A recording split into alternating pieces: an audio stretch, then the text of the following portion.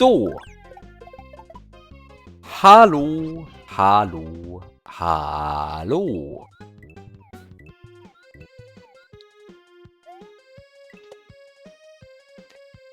Hello, everyone.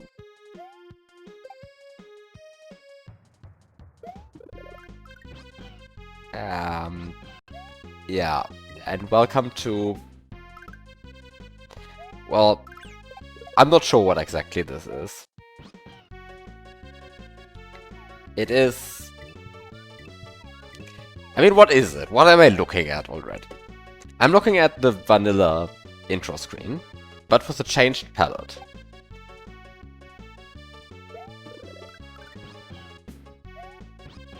And we are number one in a not so amazing sounding unsampled port. But okay, it'll be fine. Also, the port doesn't loop. Hi Biop, thanks for the raid, and hi Bucks88.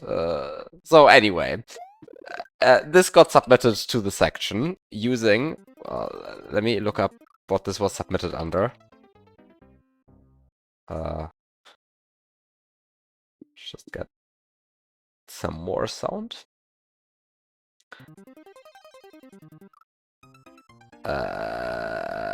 This got submitted under Standard Tool Assisted Advanced. 2 exits.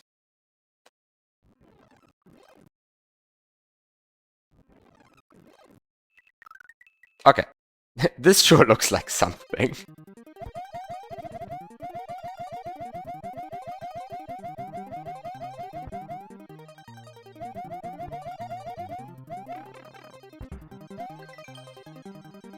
Welcome. This is a challenge. Like a task only, but have a RTA part of this if you are a big taser. If you are a big taser, do the taser part. If you can't, go to RTA.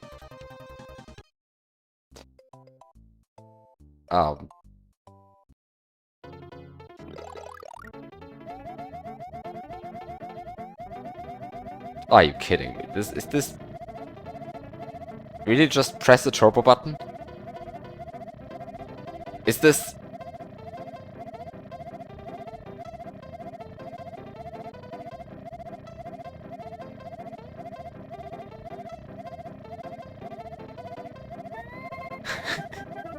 Is this really just...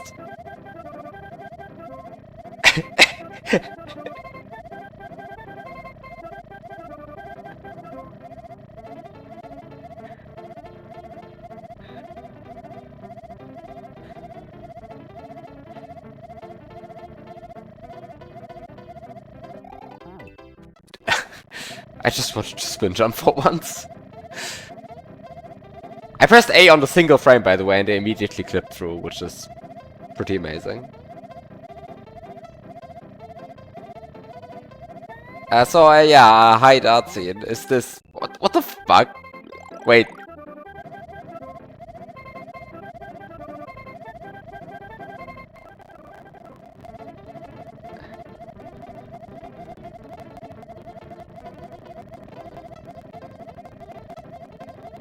It would be amazing if the turbo key is actually too slow, though. I mean, I can slightly improve, right? On just turbo key.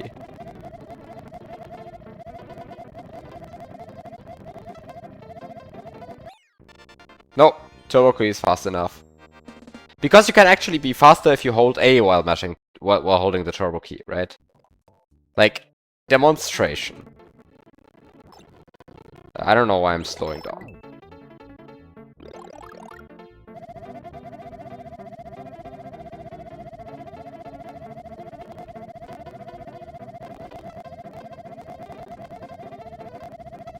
I love how BizHawk cannot decide on the frame rate. Also, yeah, hi Magicy, I would absolutely take this... I would absolutely take this as, like, the new item abuse music. One day BizHawk will decide on some frame rate. One day. Who knows?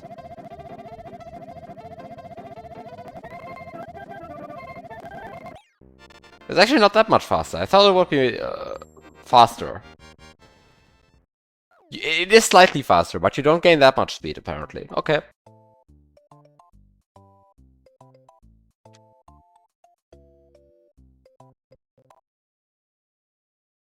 Is this really it? It doesn't even save. I read that 2 exits might be, I mean, that 2-player mode might be in order. Yeah, 2-player mode is in order. I remember that. So let's see what the other one is. Try now button RTA. Okay, let's try an RTA.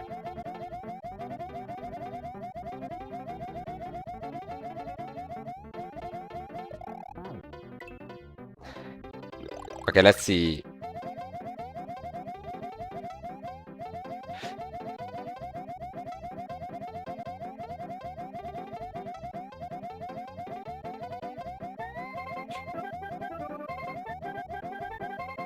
Okay, no.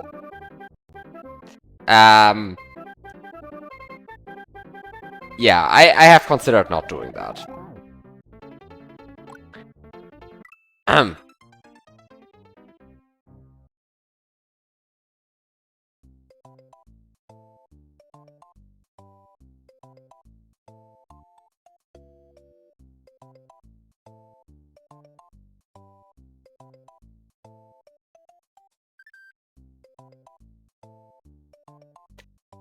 You know, that user has also submitted a different hack. I downloaded it. I forgot how it's called. Pit of GUI. Exclamation mark, exclamation mark. I hope the SMC is also called that.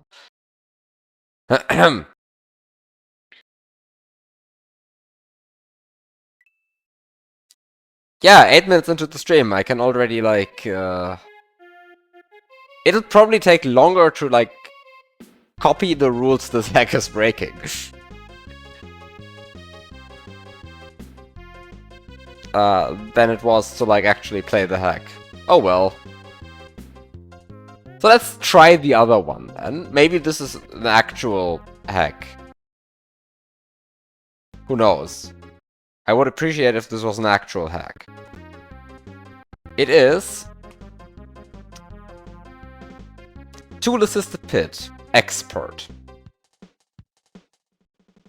I guess if it is tool-assisted pit expert, then I can try this. Right? I mean, let's assume for a second that we did think about... that creators do think about the labeling they put on it, and let's just try this. Hello there. This is my first pit hack, and I wanted to make an easy pit hack if you are a beginner in TAS. Okay, yeah, I mean, it's basically item abuse intro.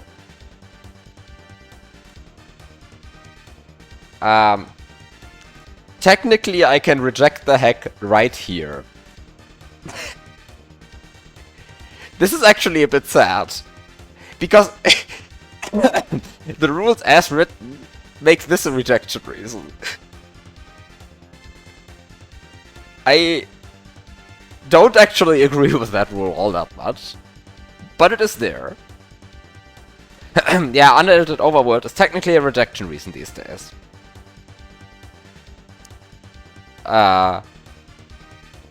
Actually, is it instant reject or is it core value, blah blah blah, can reject? Wait, now I have to look up. Now I have to look up the rules. You know, I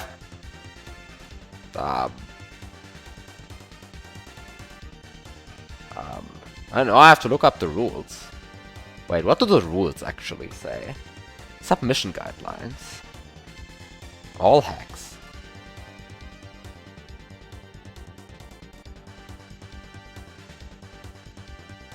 Hex should have custom overworlds as a core value. Ah, not instant reject reason, not instant reject reason. All good, all good.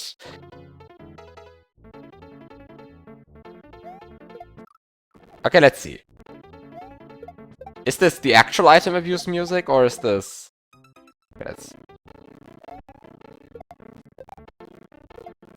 or is this the good music? Okay, I'll just get P-Speed.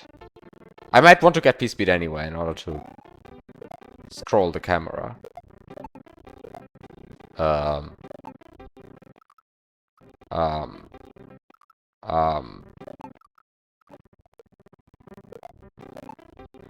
Pitex should not use the item abuse music as a core value. Yes, yes, yes, yes. Definitely for that.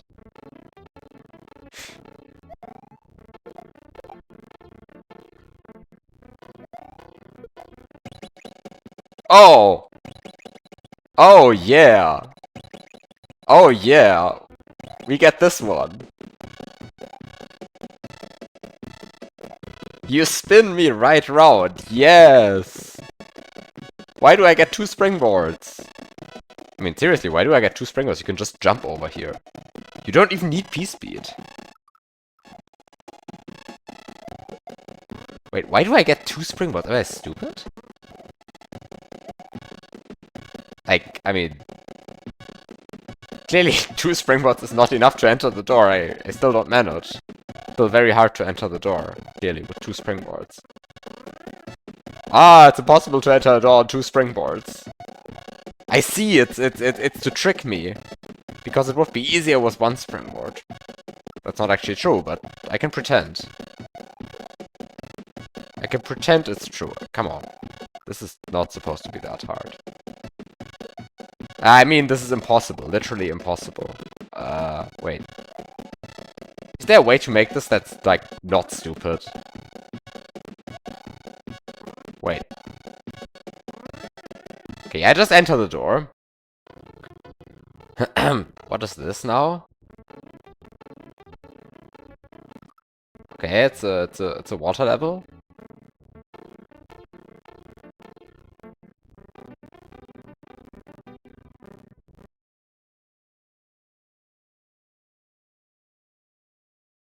Mantra's not synchronized. Unplayable.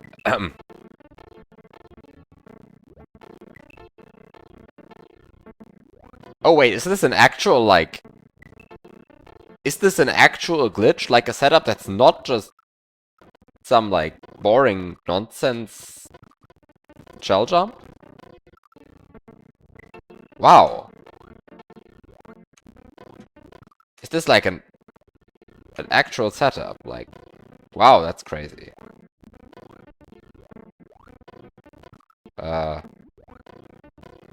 Unfortunately, because it is an actual setup, I'm unable to beat it. I can only beat the easy stuff. I don't know how to do glitches. Sorry. No sprite buoyancy.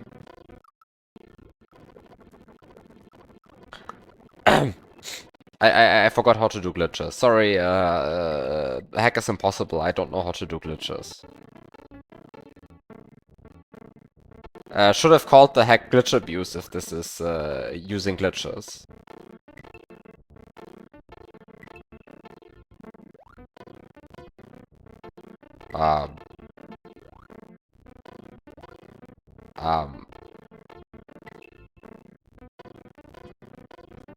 Okay, successfully abused the glitch. What's up here? Nothing.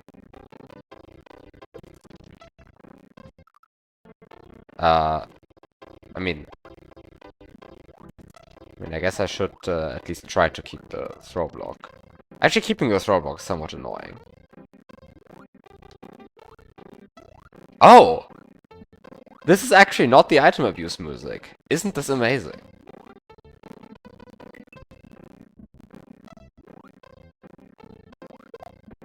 I feel like this setup had the potential to be really annoying. And then it just didn't, right? Because, like, you could totally make a setup where there's an invisible one here, an invisible one here, an invisible one here, right? And then this becomes, like, actually reasonably difficult. By which I mean, like, not completely trivial. But if you just put 2 here, then you can just activate this one and just swim past the other one. The end. No challenge. Like, the other one wouldn't have been terribly complicated either, but it at least wouldn't have been, like, completely boring. What is this? Who knows? Let's see what happens if I press this one. Who would have thunk?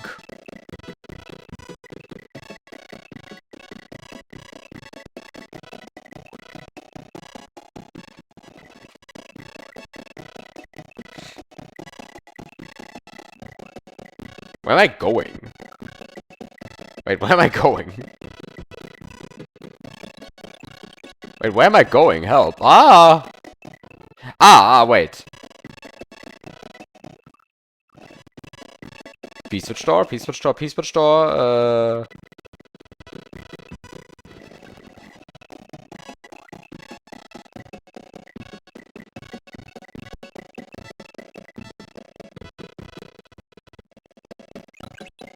yeah.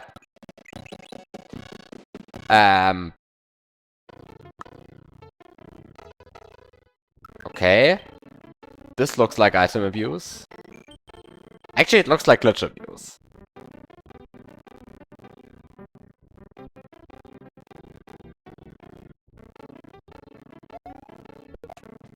Yeah, maybe it's item abuse too. But it's definitely not item abuse 1. This is... Oh, I think this is more like glitch abuse. 1.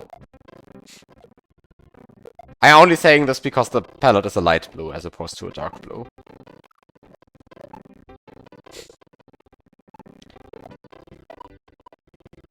I think the item abuse 1 blue is darker than this. By the way, I'm loving that I don't see the obstacle half of the time. I mean, good thing they're easy.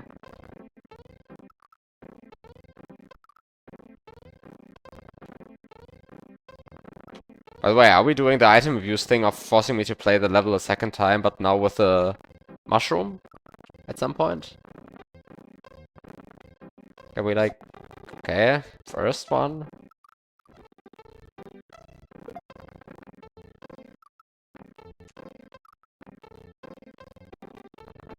Okay, let's see.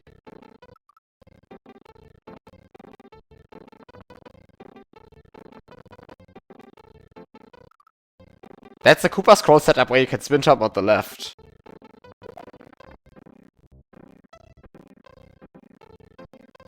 This one looks like it's literally an item abuse.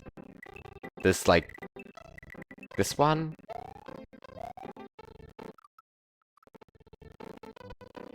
I've definitely seen this, like, coins into whatever thing. I'm not sure which hack that was. Is that item abuse? This bunch of shells up there is reminiscent of something that's in the blue room of item abuse as well, though. Like this retrieve 2 shells thing.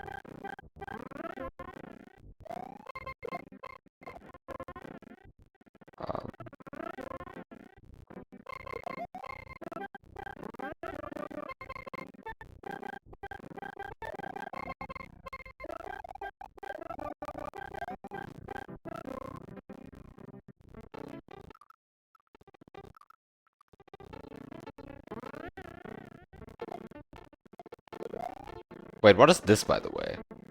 Ah. Wait, why am I getting the shells? I have a springboard. I'm unhappy with how I positioned the springboard. Let's just ignore the shells for now. Right? I mean, I'm taking this hack too seriously if I get the shells. Because, like, I'm already getting another shell and a P-switch there.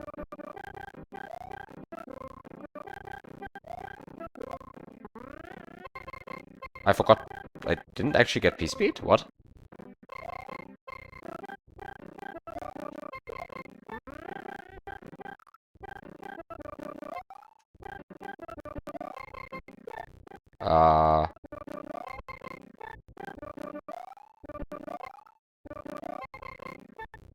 The coins and coin block and the Koopa scroll setup is Glitch Abuse 1.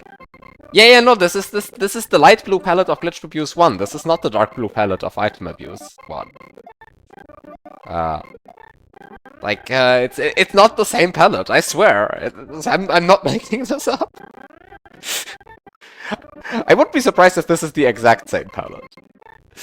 It probably isn't.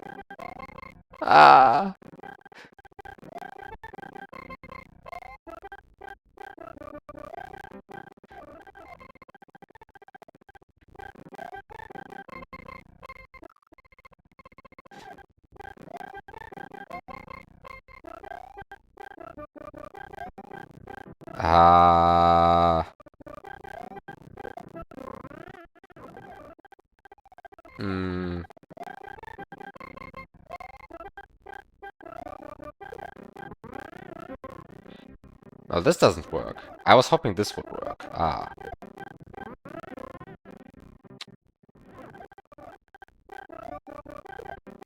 Yeah, no, this doesn't work. Can you, like...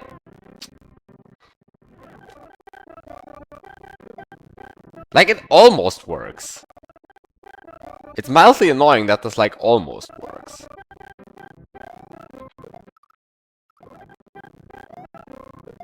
Like, it probably works if you force it a bit harder. It might work if you, like... Wait. It might work if you do, like...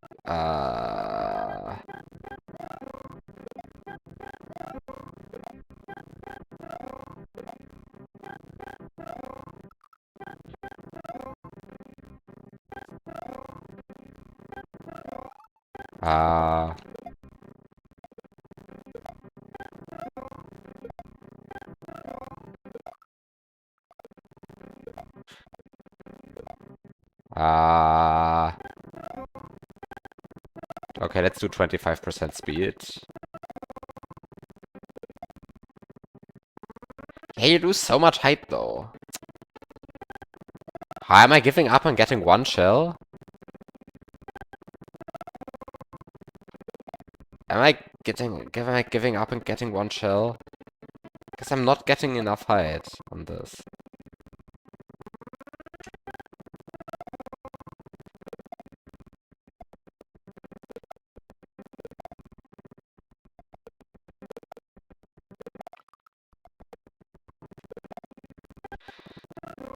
Okay, I'm not getting enough height on this. Let's just get one shell. Definitely not getting both shells. That's ridiculous. What do I want with both shells? That's going too far. Unless I want to start keeping them, but I feel like juggling the shells is going too far for this.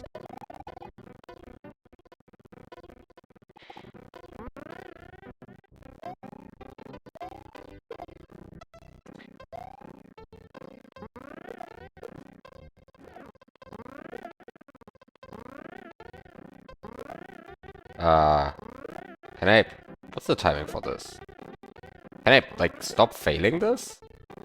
Oh, I'm actually too close to the wall. That's why it doesn't work. Okay.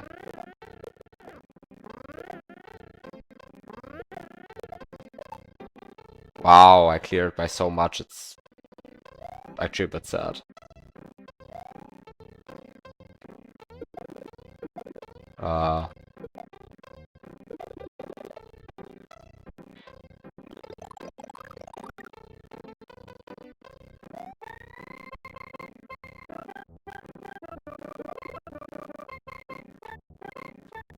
The worst way of duplicating the blocks here. We're going for it.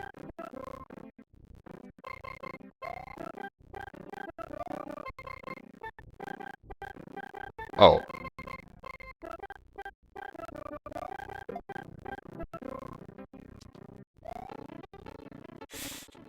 Can you, like...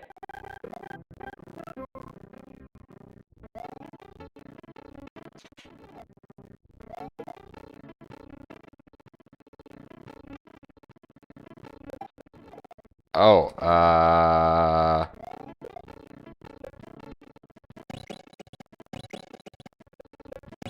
this does not work.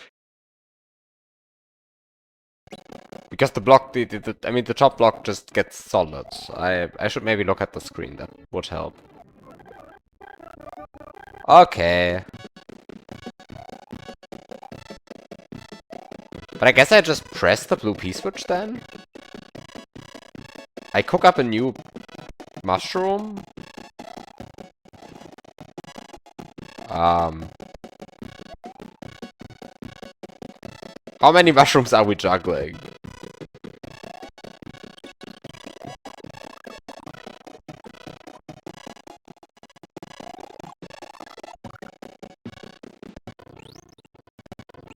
Oh, really? I was too slow.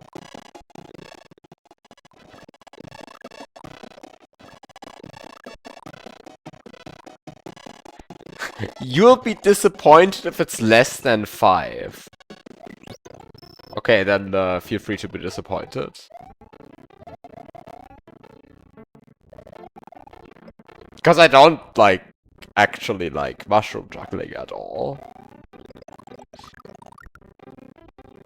It's like, the kind of thing that I would just not do. By the way, what the hell is this? It's an invisible solid block, I know, but like, wow. Why am I even trying to hit this message block? To pick up a shell, use the X or Y button. To throw a shell upwards, look up and let go of the button. Wow. Thank you for the point of advice. I needed that. Wait, I'm supposed to be small?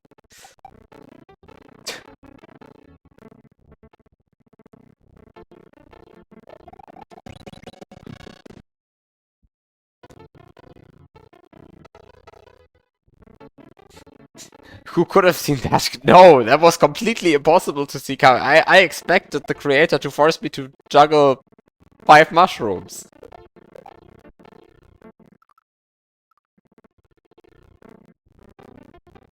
Wait, what did I die to here?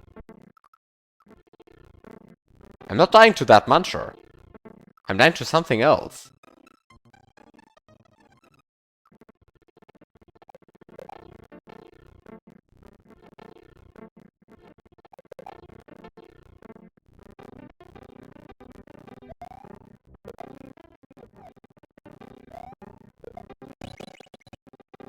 This feels a lot like the first room I've been playing.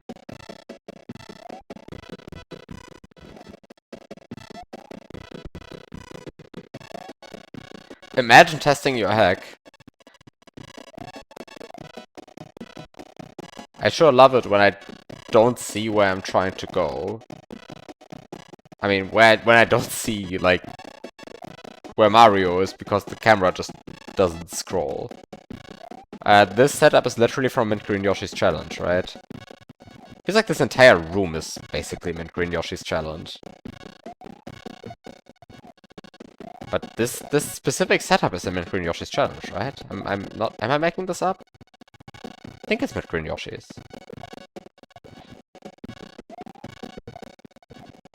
I might just be saying this because of the palette and because You Spin Me Right Round is playing.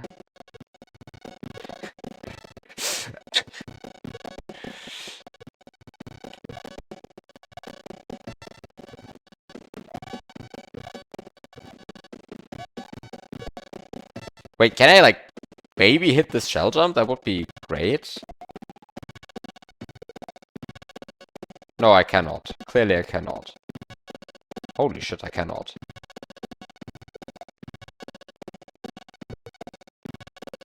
Wow! That took a lot of attempts.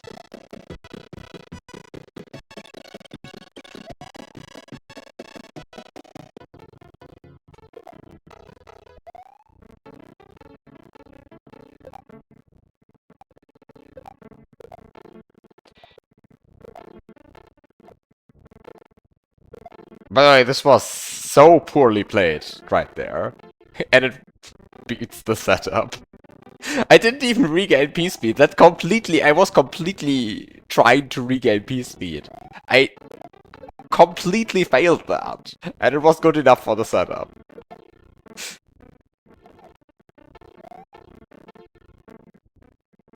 Drop midair. Oh, you have to actually delay the drop a bit.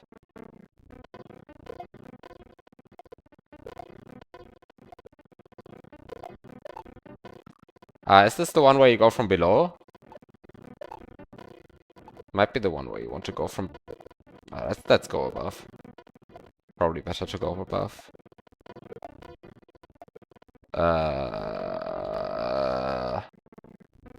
The fast thread is to go below. Why do I know this? I think because this shell jump is also in Mid-Green Yoshi's challenge. The classic item abuse trap.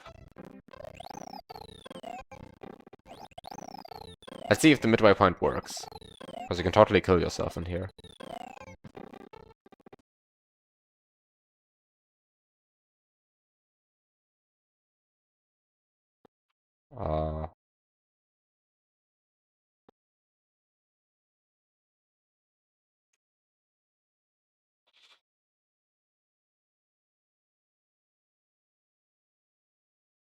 Let's try it.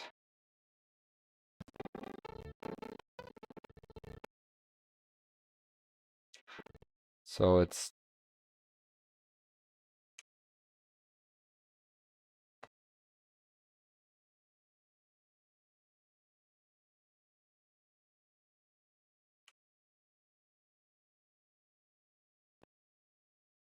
worked.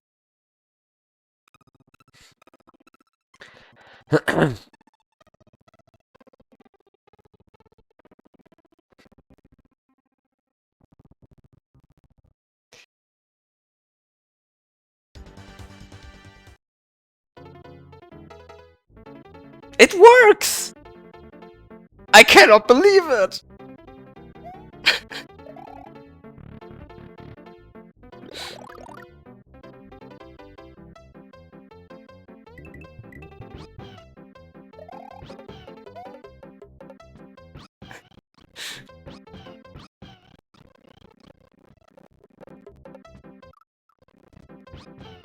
What the hell is up with this lava?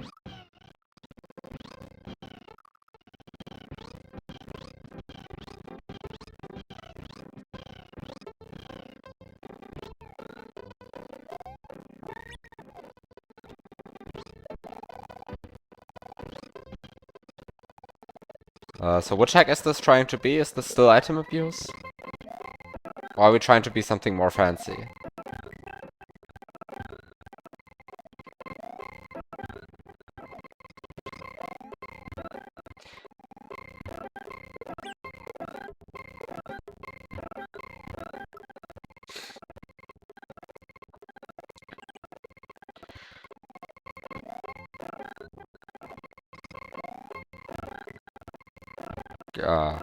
No, I had it. I think one of these had it.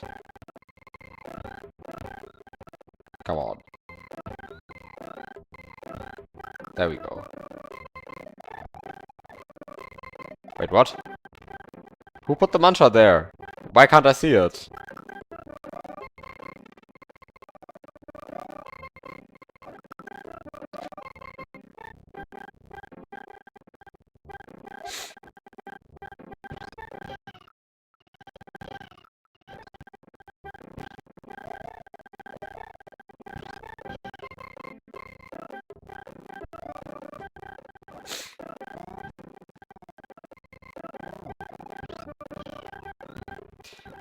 Uh...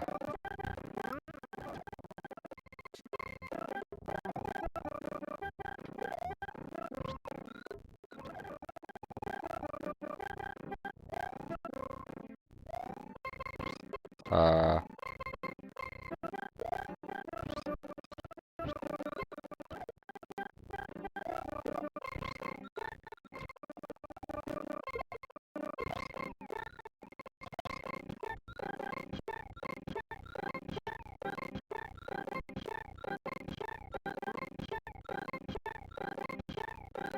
Wait. What is so...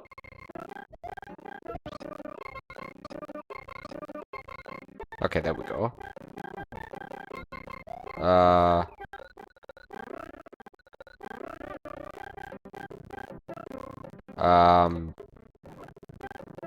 Is it time for... Oh no, it's time for this.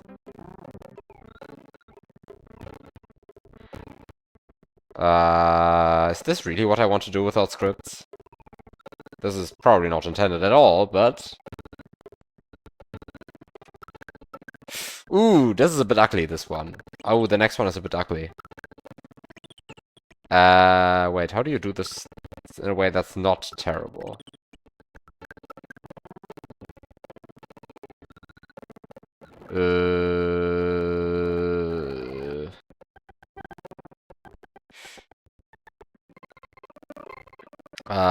Wait, how do you do this in a way that you don't hate yourself afterwards?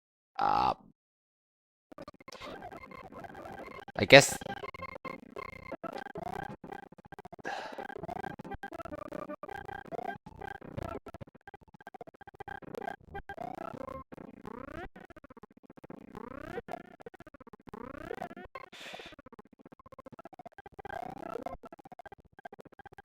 Can I grab this on... No, I cannot grab this on Yoshi.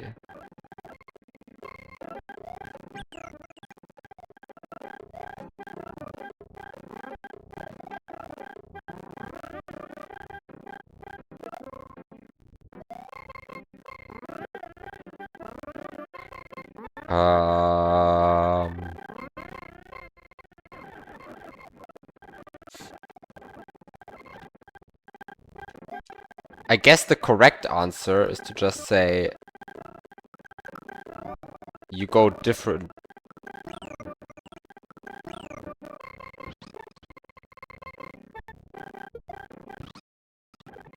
You do not actually want to get the Koopa in this scenario.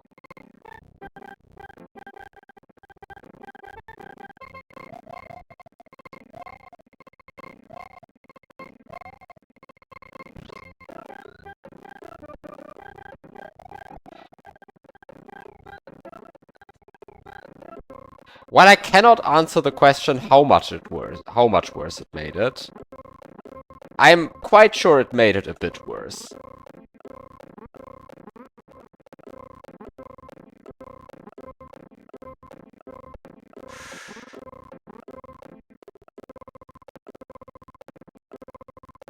Because it must have made everything worse. By the way, this is a terrible tongue.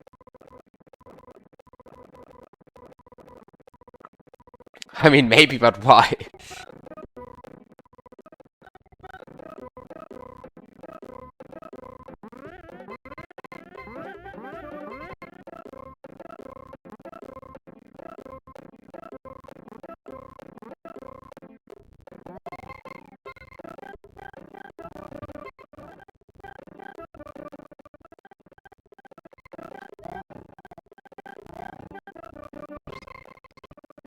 Okay, let's do this.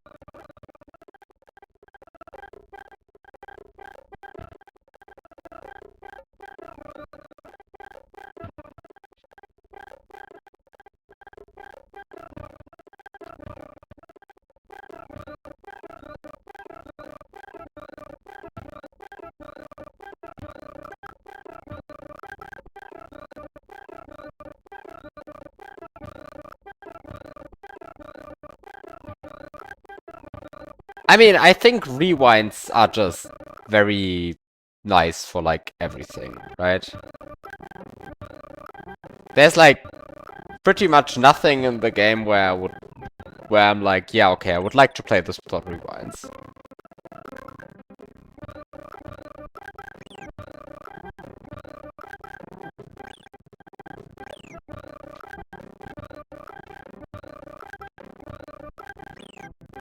Uh...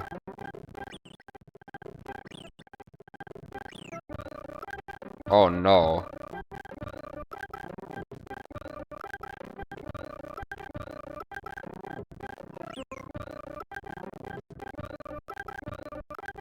The script just doesn't boot on it. Yeah. I mean, that sounds pretty unusable to me then, but sure. Wait, why is this so terrible? I mean, you can go up here, but like...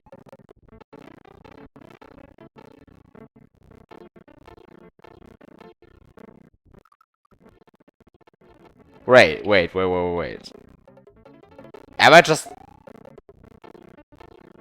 allowed to throw all of this away? Am I just allowed to do that?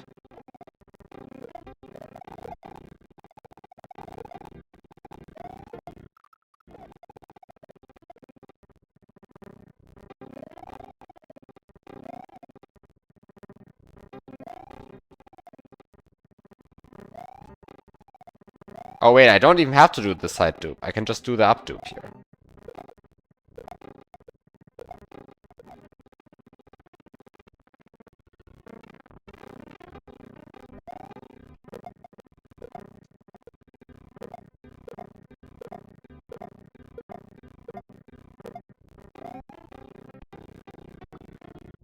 Am I really just allowed to do that?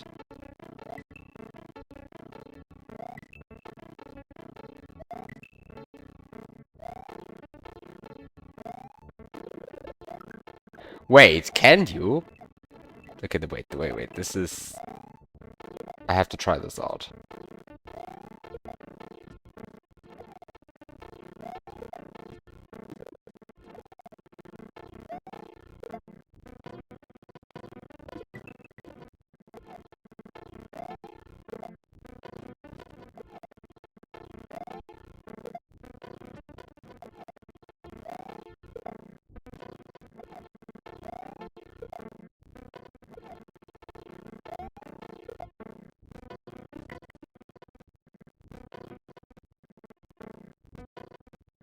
Wait, can you?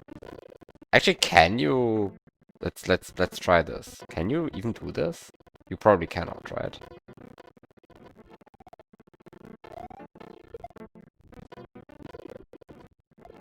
Okay, anyway. That's of course the much more natural way to just get two Yoshis, which is this.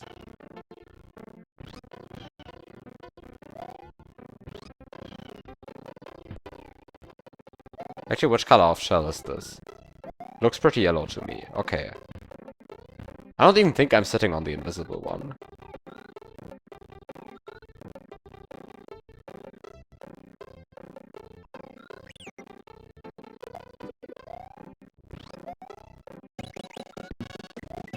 Wow. What am I even trying to do it here?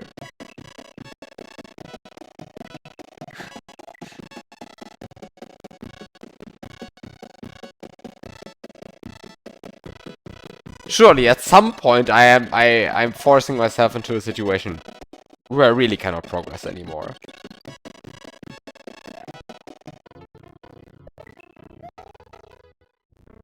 Surely this is it, right? Like, surely this is where I went too far. But did I? Did I go too far?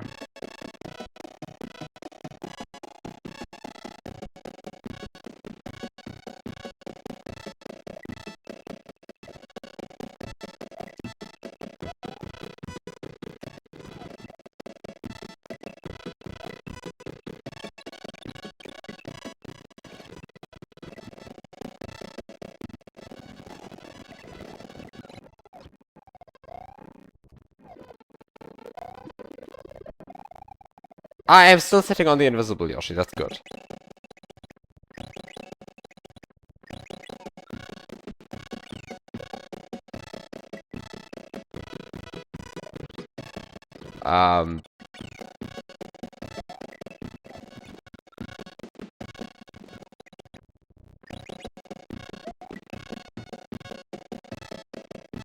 Yes, this is exactly the way you're supposed to play this. What am I doing? What am I doing? I mean, I'm playing a beginner attack.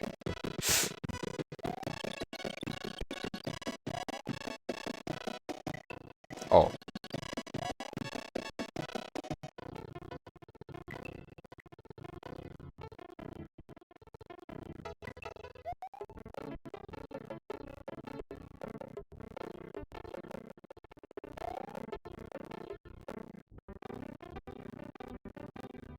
The efficient way of solving your problems.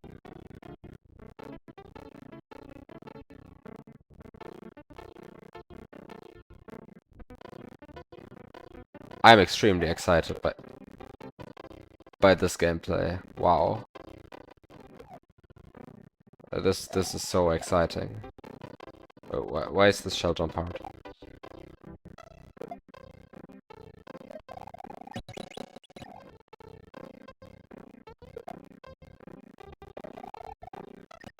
Okay, let's do this properly.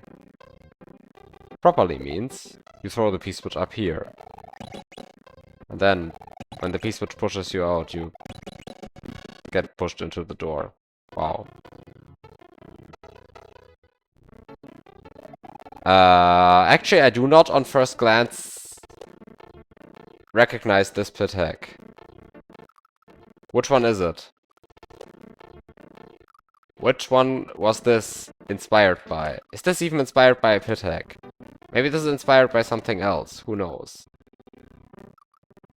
I do not know. It probably is some pit hack, but I don't actually recognize it.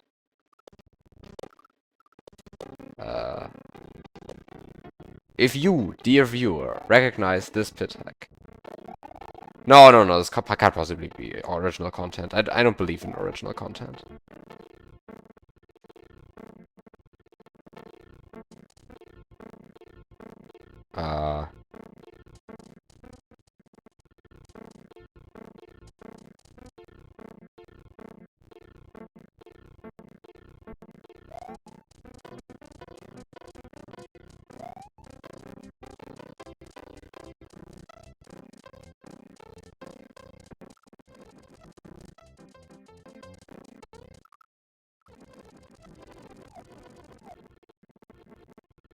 I do not know what this setup is supposed to be.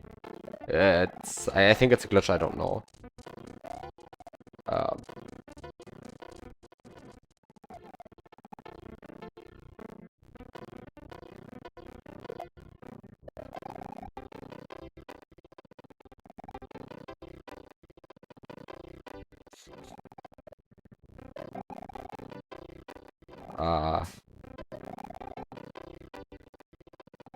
You can do this, right? What I'm doing here is not completely stupid.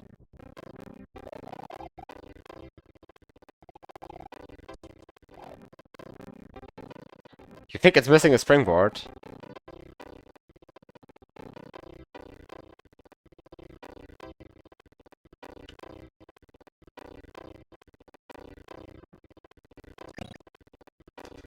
I don't think I want to do this without the script. I do want to do it, you know? There's like really a part of me who wants to do it, who like wants to really do this.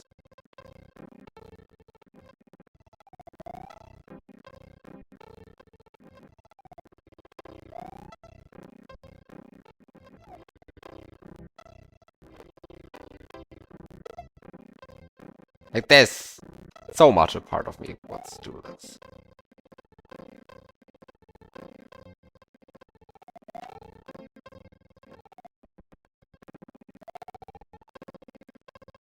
I have to jump earlier though.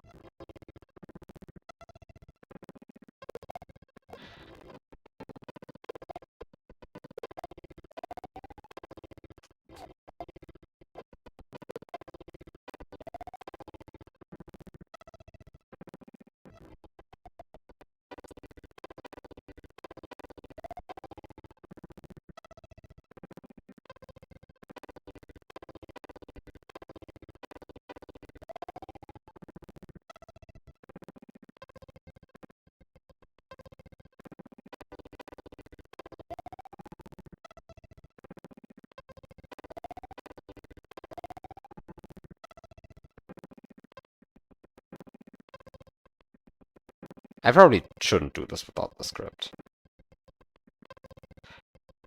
Oh, this is the red room of Mint Green Yoshi's challenge. Just not red?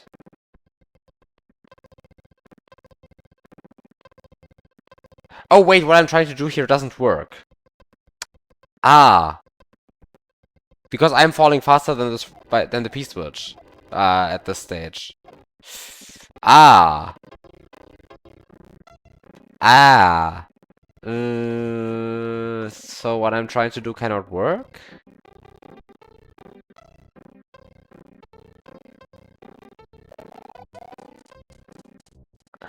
Unless I do this.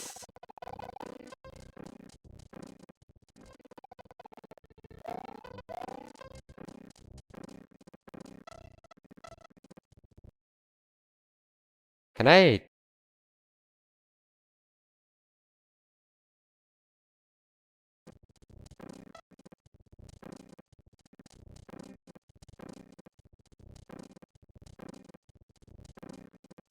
Okay, let's do this.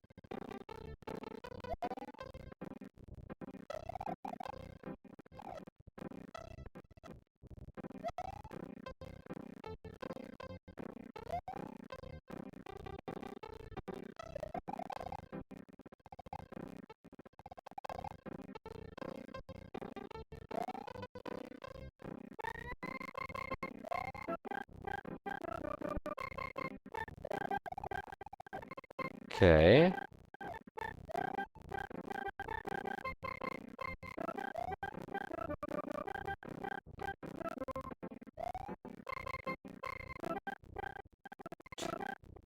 I probably don't get 49 this way, right?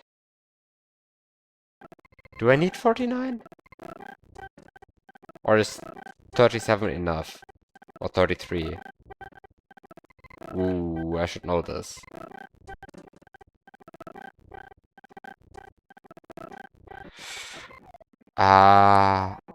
I have done this RTA once. So I can't believe if it's actually 49. I like randomly hit that trick once. Ah.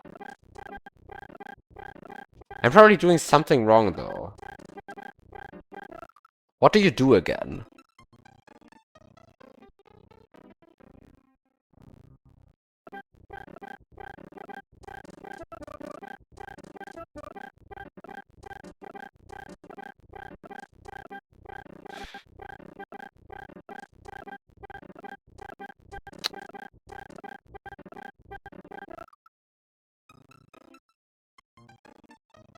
How do you do this again?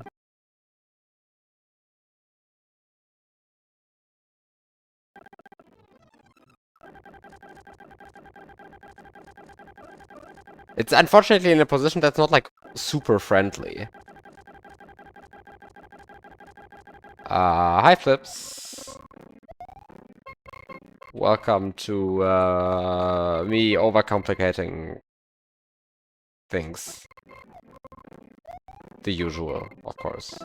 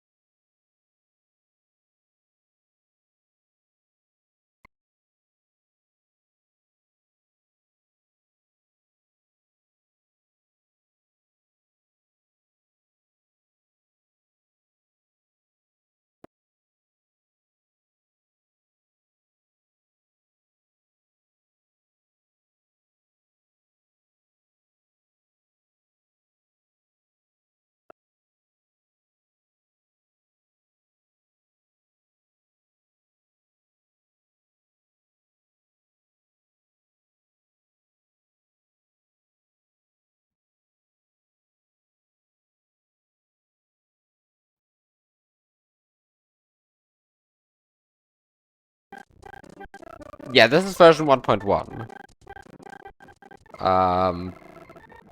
Okay, I unfortunately forgot how this trick works. It's not the nicest setup for it anyway.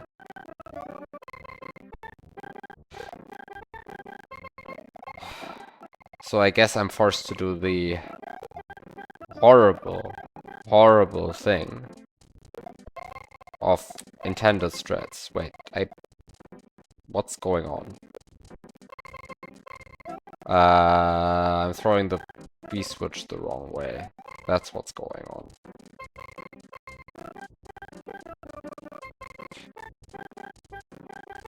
Hello?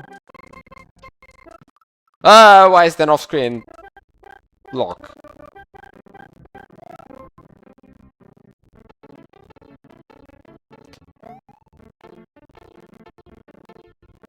Wow. Wow.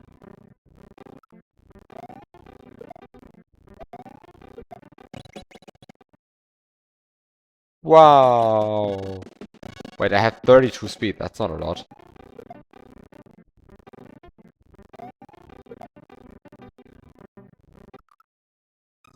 I don't need the script anymore.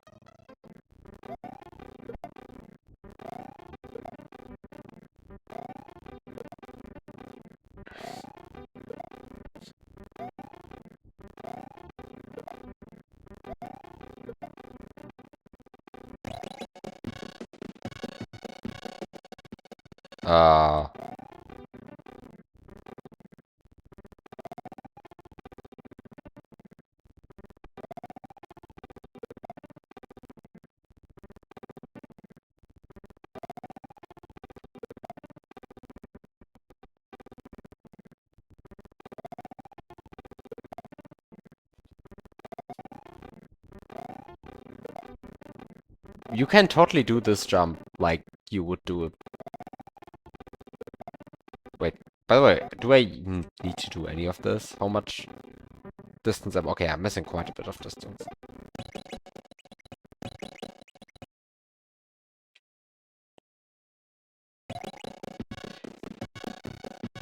Ah, this is enough distance.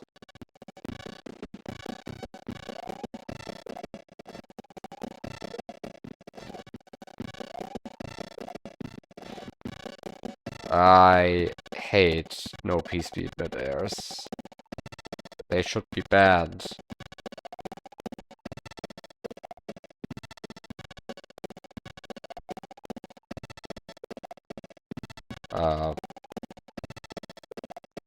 Okay, I should stop being terrible at them, though. Like, hello? Okay, now this was just being unlucky. And this was fine. Okay. Can you just bounce off the right wall? Ah, you might be able to.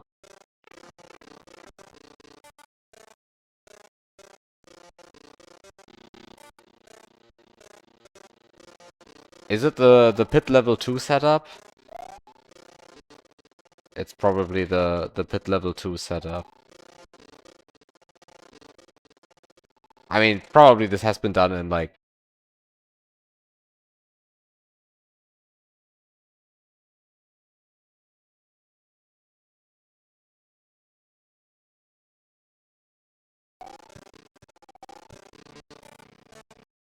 Oh, hell yeah! It's actually on the screen border.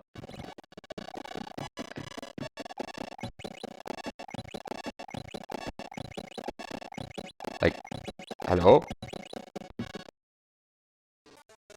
Oh! I have to enter on the right side.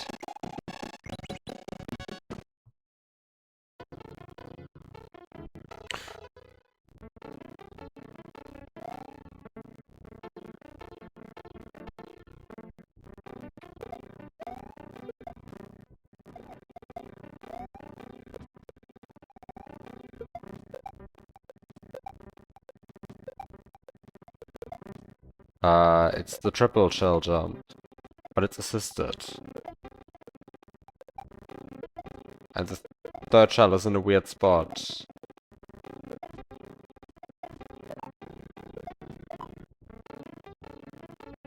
I think you technically don't even need to interact with the third shell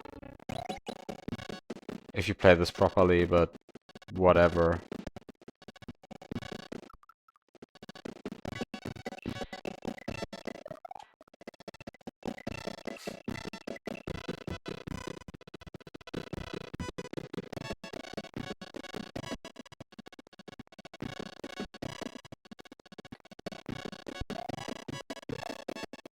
My Twitch chat just decided to reconnect, so maybe I missed a message or two, or maybe 0.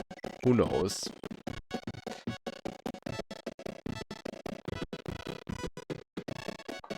Point of advice! You can hold an extra item in the box at the top of the screen. To use it, press the select button.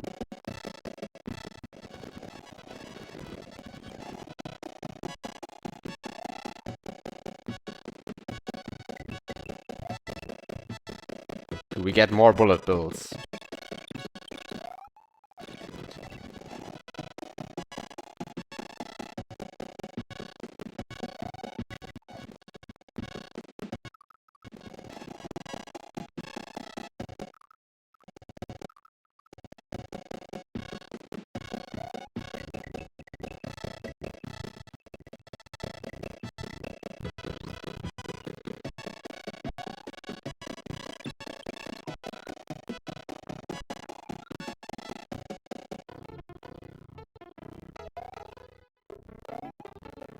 Yeah, right. Last time I used the item box, I ended up as Big Mario in front of a small P-switch door.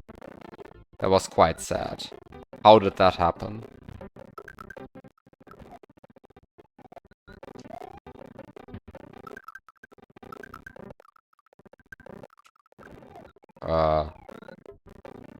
Wait. How much higher does this go?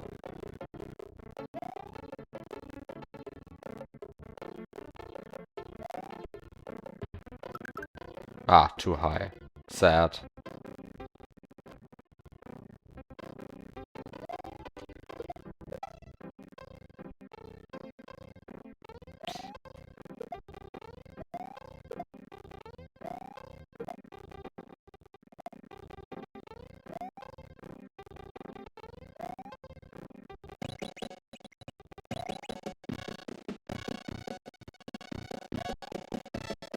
Oh, this time I only get one springboard.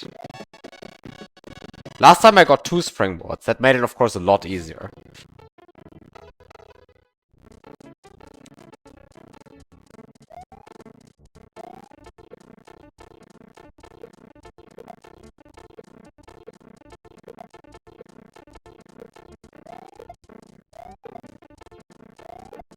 Can I maybe at some point, like, duplicate this block? That would be, like, greatly appreciated. K springboards is the door's K tiles above the floor. Yeah, I noticed that as well. I'm excited for 0 springboards and the door is just on the ground, and then -1 springboards and the door is just clipped into the cement block.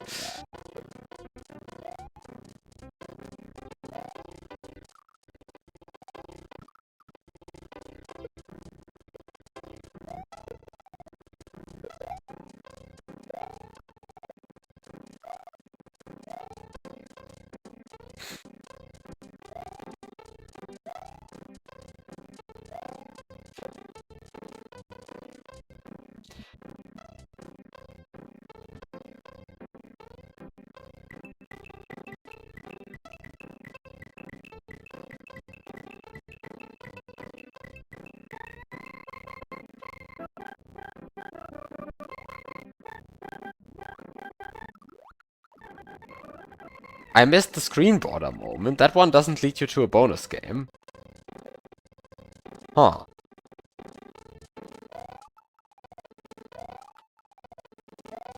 Found the 0 springboard store. Okay, exciting. Next one up is the -1 springboard store, I guess.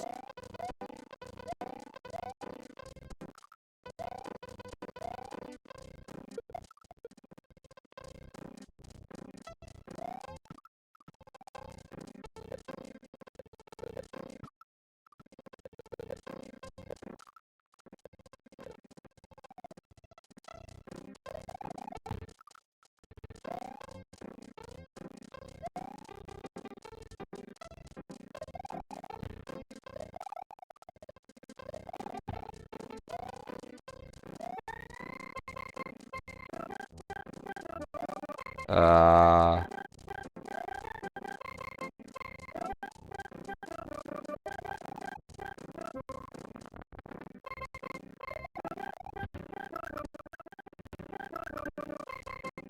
Ah, it's in the middle here.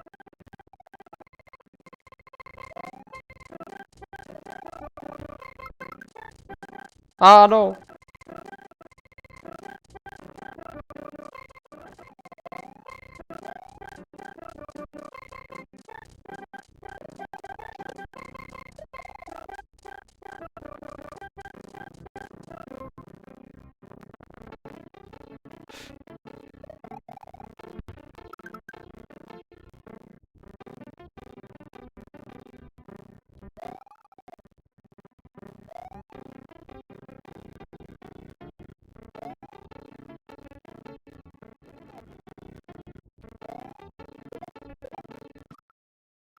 Why is there a mantra ceiling off screen that I can't see?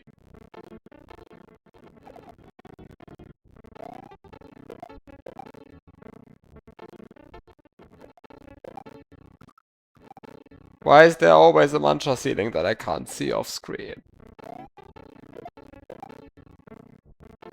Do I actually need to do a drop meter? I don't need to, right? Yeah. Oh, the classic. Wait. The classic item abuse moment. Wait a second.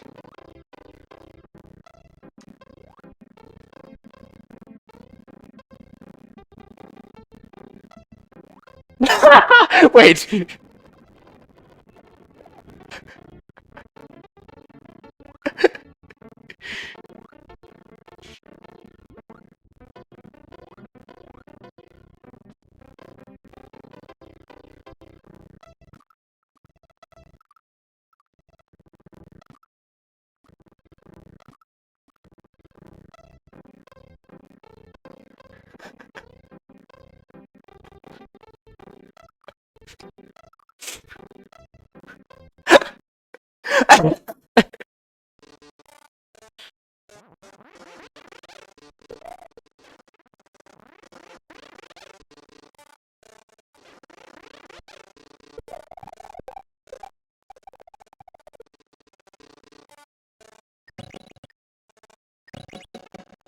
Ah, invisible P-switch.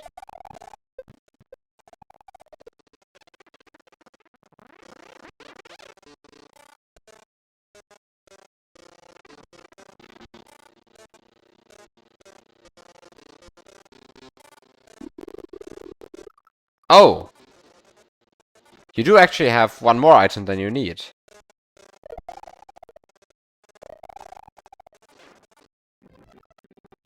Okay, sure.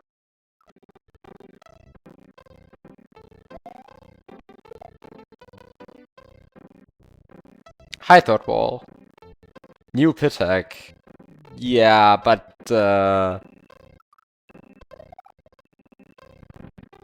whether it's really so new, who knows? This is like a lot of very item abuse, glitch abuse inspired stuff.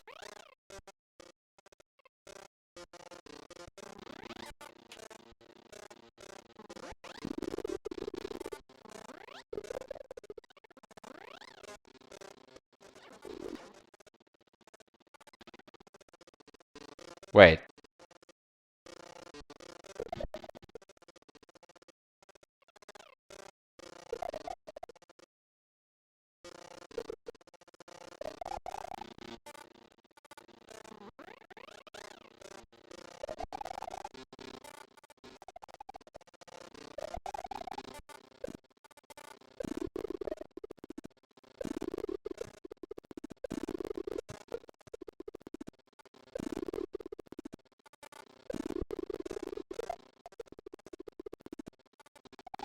Yeah, I figured the boss would be possible without it, but wait, why do I already have big air? Wait a second. This is amazing. This is how you gain spin jump. Yes, exactly. And now I can profit from the Eries. Oh, this is This is possible, so it must be intended.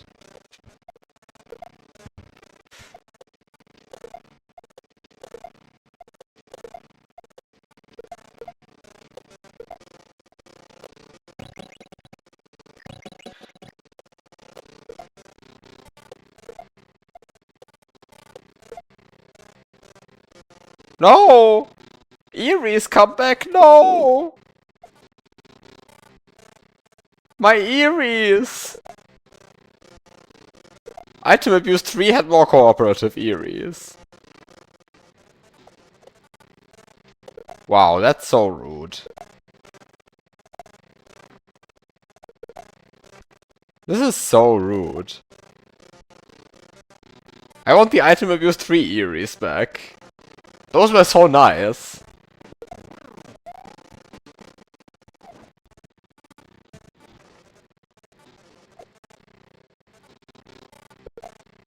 Okay, I'm flying, sure.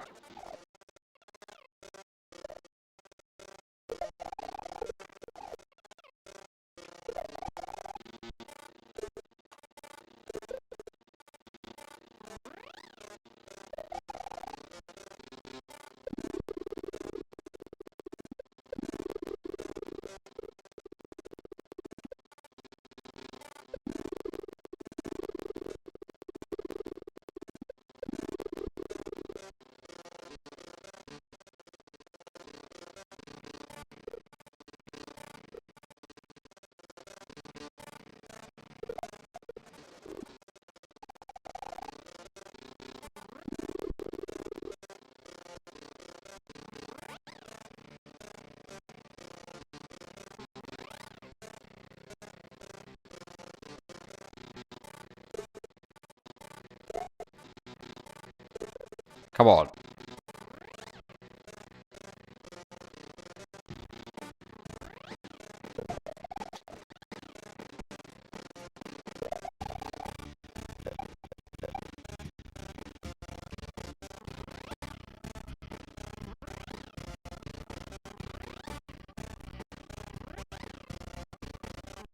Ah, of course, 0 speed. Wait, what?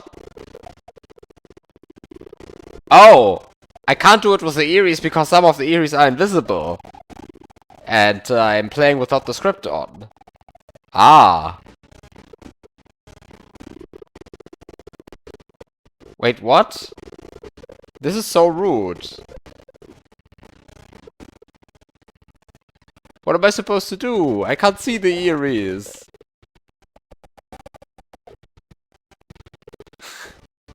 Wow. Wow. This is how the game wants to play. Wait, there is no Erie? Did I hit the Muncher? Am I stupid? No, there is an Erie. And it is... There is an invisible Erie, yes. I'm not going crazy.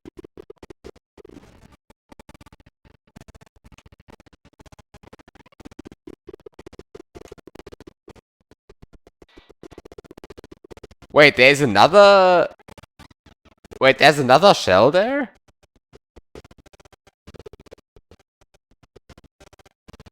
It's sprite 6, so that's a yellow shell?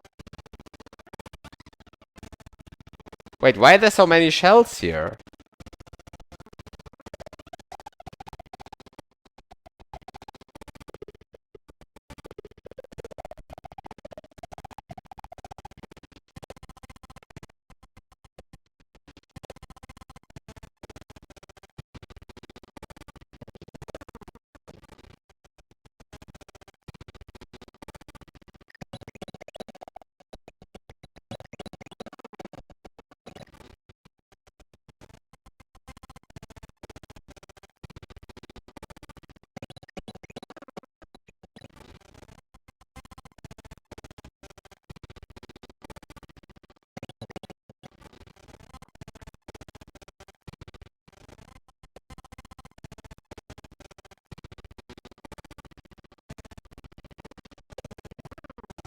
Wait, it just runs into the shell. I don't even have to do anything. I love it when the bosses play themselves. Like the boss just beats itself. Like, what the hell is this?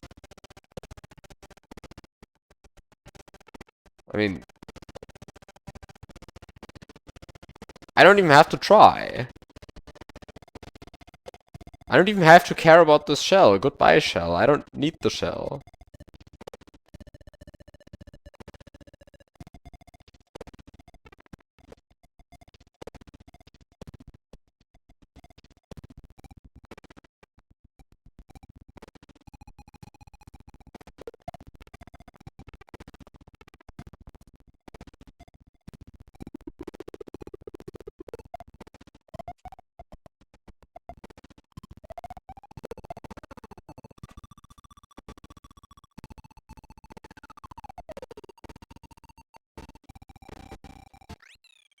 What was your break? The fact that you can just kind of chill in this corner of the level the entire time?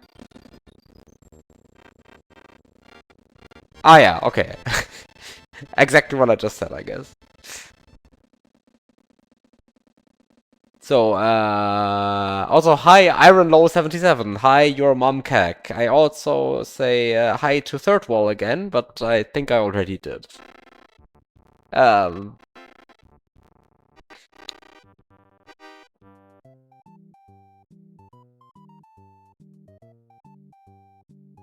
But, yeah. Well, this was a pit hack. By which I mean this was, like, item abuse. Program Director, Nintendo and Nintendo. Mario and System Programmer, Nintendo. Object Programmer, Nintendo. Background Programmer, Nintendo. Map Programmer, Nintendo. We already had that. Area Data Input, Nintendo. No, we didn't have Map Programmer, it was... Wait, what did we have already? Area Director, Map Director, okay, Map Director, Area Director, Program Director, and now we have all of the programmers, who are all Nintendo. Yeah, no Dave Brooks. Oh, it's going to be so sad when I don't see Dave Brooks in the credits. Oh, are we getting Dave Brooks?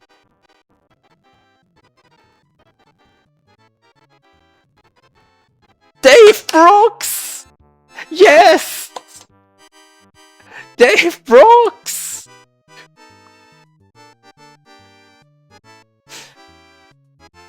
Hi, Mischievous Mark. Yeah, we have Dave Brooks!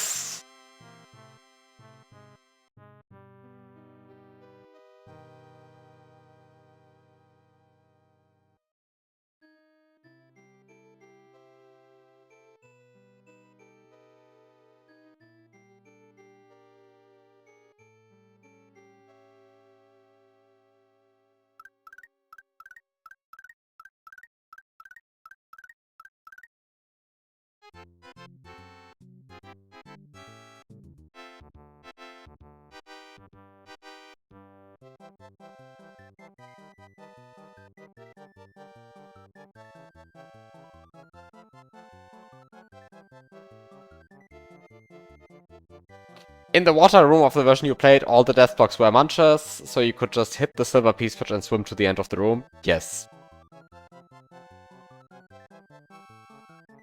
Yes, that... I just did that.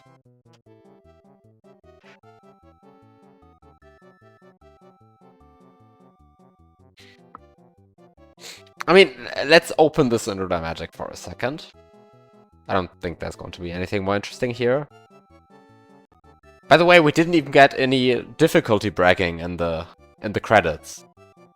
So this makes it very un-item abuse-like. Oh right, I can read all of the message boxes. That's going to be extremely exciting. How was the hack? Let's look at it in Lunar Magic and then you will see what it is.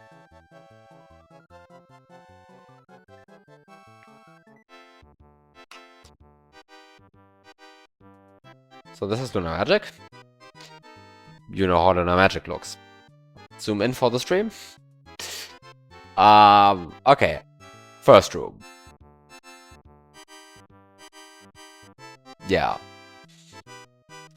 Second room. Okay, I guess this is an actual setup. And then you get a silver P-switch and you just press it and you just finish the level.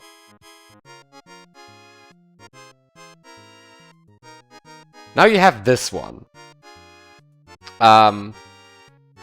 Just to be clear, let's just open a different hack for a second.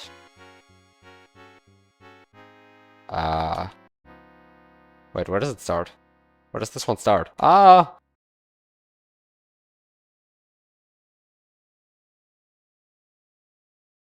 Do you see this?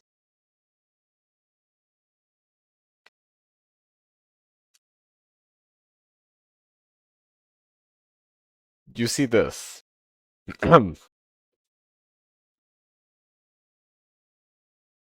Just to be clear, this right here is, I mean, I guess a good chunk of people will recognize this level. What the hell? What the hell? Come on. Come on. Yeah, I mean, they're literally unplayable. I mean, I have to add G-Breeze now.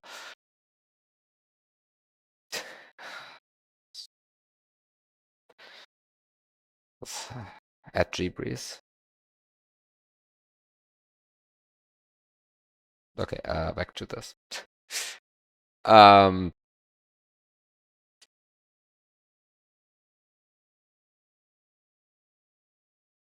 You never realized how similar it was to what?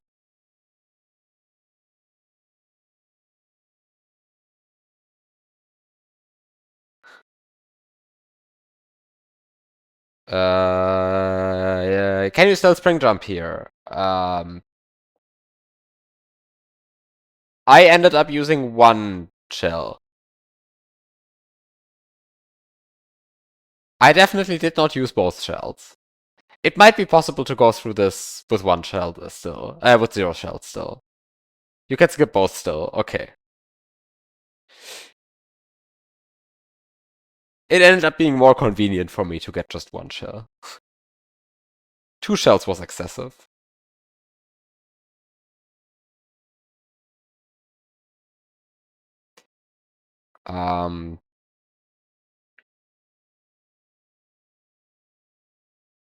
Oh, how similar this hack was to the one you just showed. Oh, this one, this one right here. This right here is a glitch abuse. Not sure if you recognize this kind of stuff. Whoops.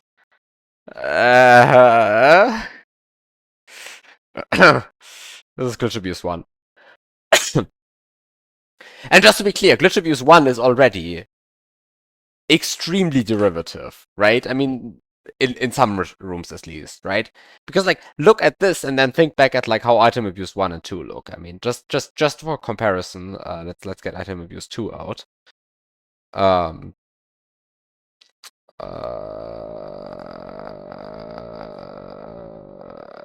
Wait, where's my unlocked version of item abuse? Oh no.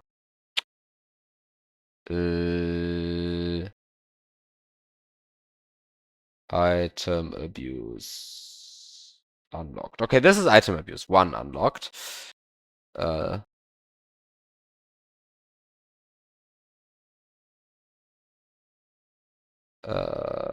Is this the room I wanted to show? I guess this is item abuse 1. I guess okay. Item abuse 1, by the way.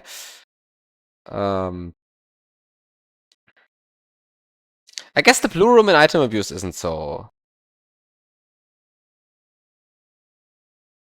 crazy similar.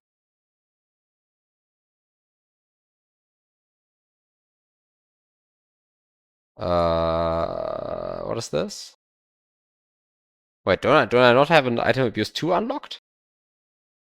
Wait, what?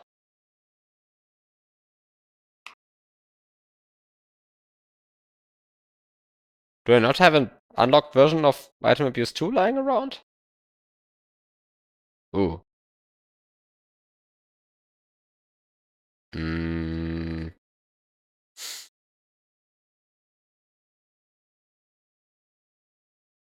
Hmm.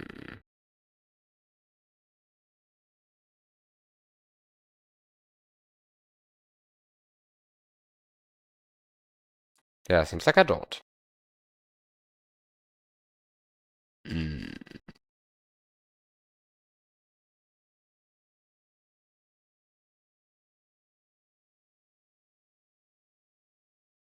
Oh well.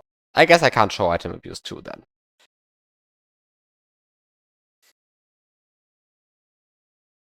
But okay, I mean, you just saw me open item abuse 1, you see this.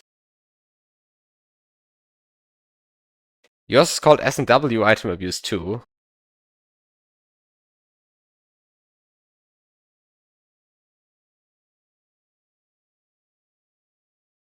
Don't have that.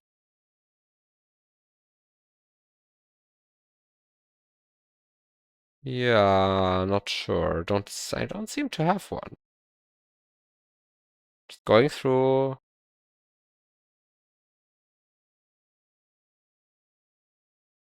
I have like a lot of stuff, unfortunately, lying around here. So if it has a non-standard name, I would never find it again.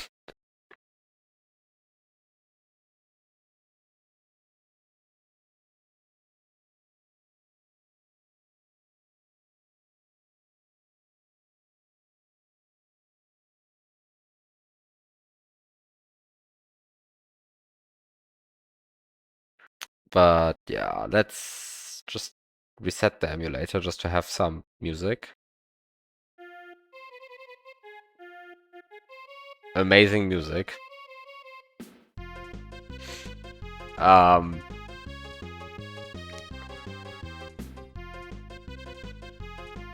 okay, yeah, no, I can't seem to find any item abuse too. Anyway, okay, let's go through the rooms in order again. So we have this, right? I mean, I just showed you glitch abuse 1. I think you see the parallels. This setup, this setup, this setup with this. Yeah. Do the new credits show of the... No. The credits credit Nintendo, Gui, and Dave Brooks.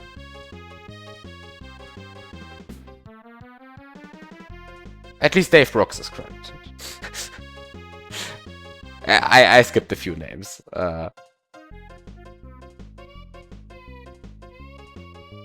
But at some point he just kind of... I mean, he started replacing everything with Nintendo. And at some point he just stopped. Like, just ran out of steam with replacing names by Nintendo. So, like, the second half of the credits just keeps going with the usual special thanks to a bunch of people, including Dave Brooks. But yeah, okay, so then we have this. I'm still quite sure this is Mint Green Yoshi's challenge, though.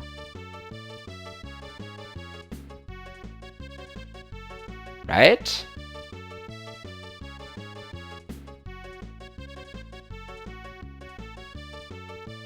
Wait, where are the Mint Green Yoshi's challenge rooms? Here.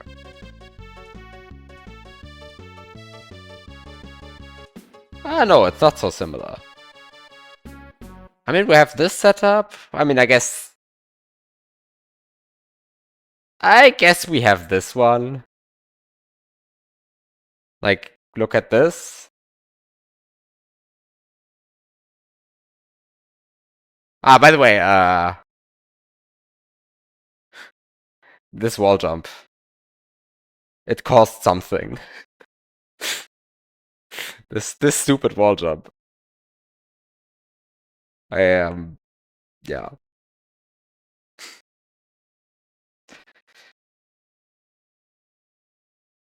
Anyway,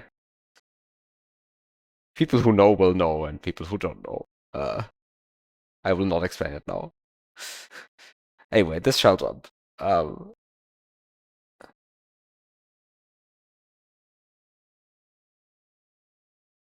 we have this shell jump here in Mid-Green Yoshi's Challenge, and if we now go to Pit of Goi, we see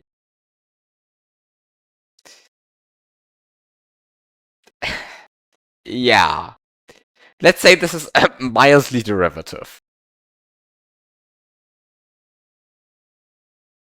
Which one is this? I've seen this jump before as well. Is this item abuse? This is item abuse, by the way, but no, this is item abuse. What heck is this that I'm thinking of? I'm pretty sure I've seen exactly that setup before. Like, exactly that. Not just similar, exactly that.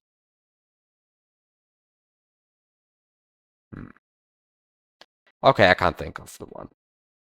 So we have this one, the classic item abuse goal, midway trap. At least the midway actually works this time.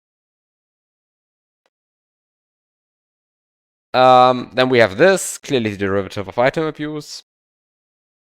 Like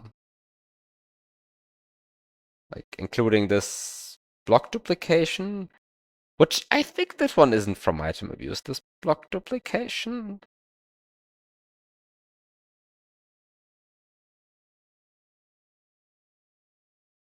But you see this? This is glitch abuse, by the way. I mean, I'm not saying this is like a super creative obstacle and you can't copy this. It's just a bit weird to have this obstacle in the same orange autoscroller lava room as all of the other ones. So for the record, this is not a particularly creative obstacle. I'm just a bit. It's just interesting to have it in this background lava, sloped lava autoscroller room as well. Anyway, we have this. Okay, sure. We have this. This setup, by the way, like, this setup I couldn't tell you if this is stolen from anywhere. I'm not saying this is ultra creative or anything. It is, however, not something that I have seen like 10 times before. This cluster of bullet builds. Of course, whether this even counts as a setup or whether this is just like a bunch of bullet builds spammed into a level, that's, I guess, up for the viewer to, like, that's for the viewer to decide now. By the way, I did not keep the Yoshi through this obstacle because I never spawned this bullet bill. But if you scroll, you can actually keep the Yoshi, because if this bullet bill spawns, you can totally just use that bullet bill to jump over here. Not that it really matters, but yeah.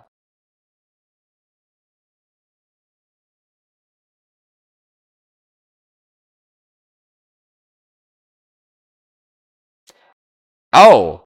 Screen border moment. If you enter this door on the left half, then you actually get put back here. You enter this room again. That's kind of funny. I guess if you then bring the Yoshi, you can try to Yoshify this rope.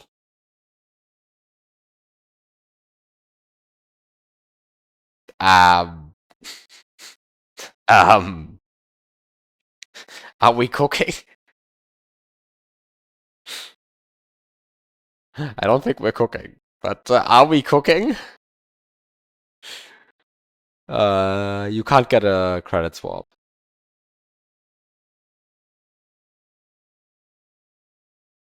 Fuzzy setups for Mid-Green Yoshi's Challenge.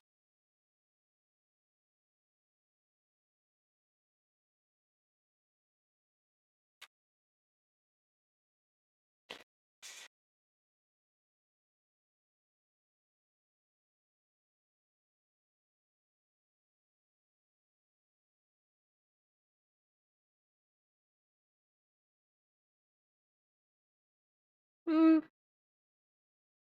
it's not completely identical, I guess. But I definitely do see your point.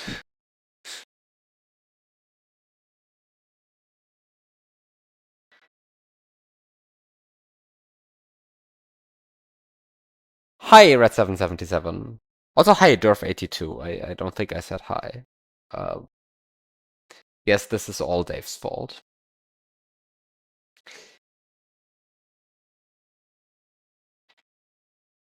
Where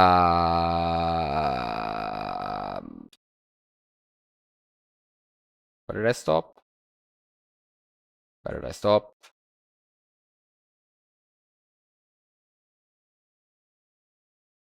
Right, so then we have this room, then we have this room, which is another one of these item abuse rooms, except, I mean, if your entire room is based on you can't jump in the water because there are coin blocks at the bottom of the screen, you can't exactly do this.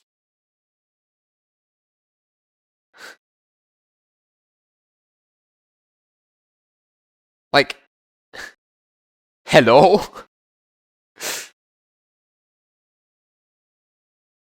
Like, what is this?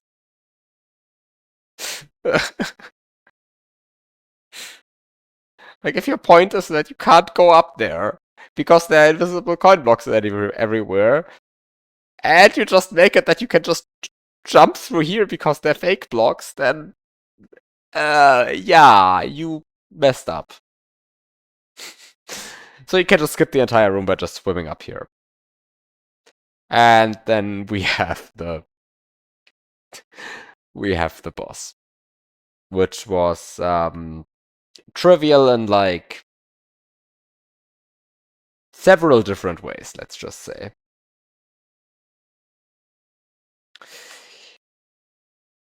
Hi, Panera Bread 64.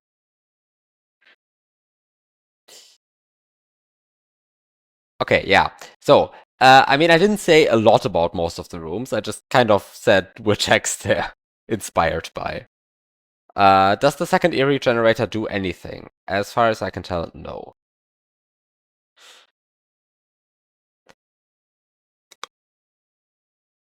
I mean, of course, increase the insert size of the level by 3 bytes. That's what it does.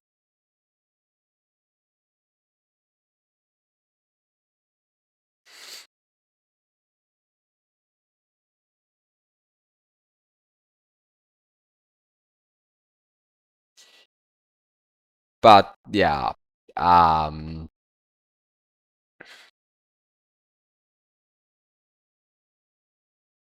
honestly, I mean, do I even care so much how derivative this hack is? I mean, I guess yes, because it is so absurdly derivative that I can literally just point to the setups and be like, they're taken from hack X, they're taken from hack Y. Like, somehow, the early pit hacks were all quite similar. And in some sense, you could really look at a lot of setups, or let's say you could at least look at a lot of rooms and be like, oh yeah, this is that hacker's take on room concept X from item abuse, right? And sort of you could do that a lot on like the early pit hacks. I mean, let's just open glitch abuse and prove this point, right? I mean, you open glitch abuse and you go like, okay, you look at this and you go like, wait a second, I've seen this setup with like, you are up here, pipe is down here, block here, you're riding an enemy to get into the pipe. I've seen this. Then you look at this and go like, oh, this looks an awful lot like a certain room from item views 2. But then you also realize that, for example, here, this setup is 4 forced wall jumps. That's not something from item abuse 2. So this room is not just trying to be an item abuse 2 copy. I mean, I guess it is trying to be, but it is actually more difficult in doing so. And then you look at this room and go like, yeah, this is not actually stolen from item abuse. Like, this is not stolen from item abuse. Like, this hack is not trying to be item abuse. I mean, I guess this is a bit lame, but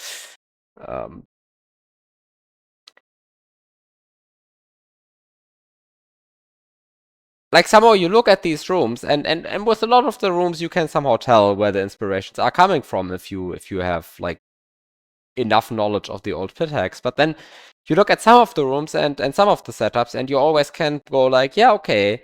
I mean the previous rooms were maybe a bit derivative, but this obstacle with like 3 Yoshis with 3 Yoshi eggs, I could not tell you where this came before, and I'm pretty sure this is actually original content from this hack.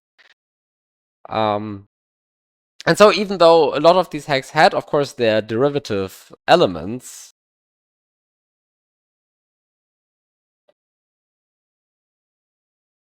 like this entire room existing, like just look at this palette, like, and the sloped lava, and you already know what this is trying to be. Or, well, whatever this disco shell section here is. But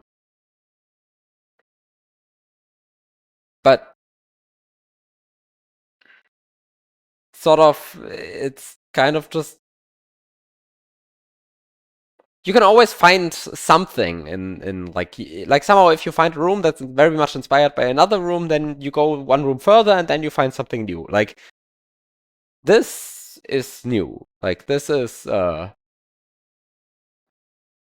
not stolen from somewhere else. No, this on the other hand, of course, I can tell you, this is an item abuse inspired room again. But the previous one wasn't, as far as I can tell, or this one, right? Like this is also not just a copy from somewhere else. And so even though, of course, like somehow these early pit hacks borrowed a lot from each other, they also had some creative juice. Of course, glitch abuse is one of the better ones, which is why we still remember it in some sense. But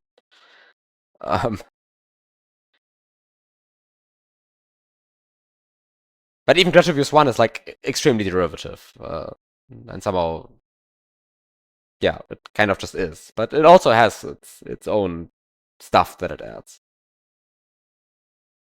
But like with this one, all of the stuff that it does add just kind of doesn't work. And so you end up playing a lot of stuff that kind of just feels like stuff you've seen in a different hack before.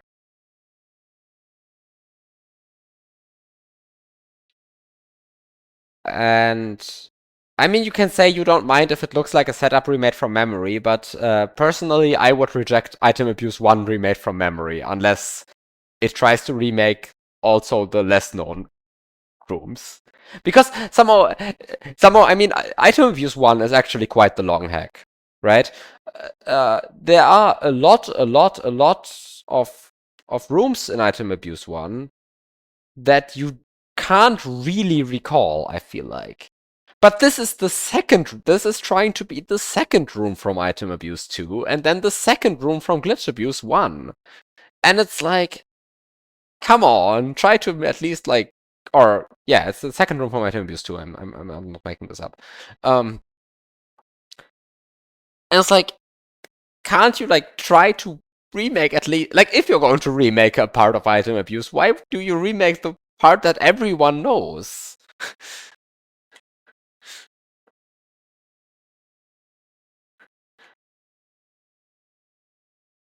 And for example, this setup is just, yeah, I mean, this is just a setup that was straight up taken from somewhere else.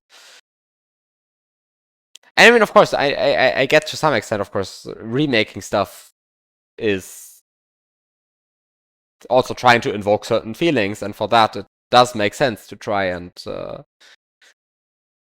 pick the more well-known rooms, but that also means you are going to remake something that has been remade over and over and over again. And at some point it gets a bit stale. And yeah. I mean, of course, this is like also just a lot of just kind of bland shell jumping with no extra spice to it. Um, and a lot of it is just, yeah, but a lot of it is just kind of like item abuse or glitch abuse setups remade in a way that makes them not work anymore. And that's, of course, something you, well, shouldn't do. But yeah, I kind of don't have a lot of interesting things to say, I think, about this hack. Um,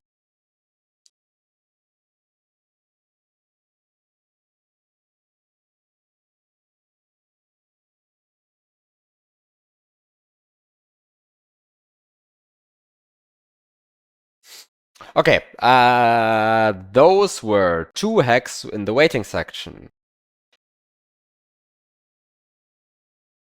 Unfortunately, that took like 1 hour and 49 minutes. I kind of expected 2 hacks to take longer than 1 hour and 49 minutes. It was fun to play GeoGuessr, I guess. Yeah, right.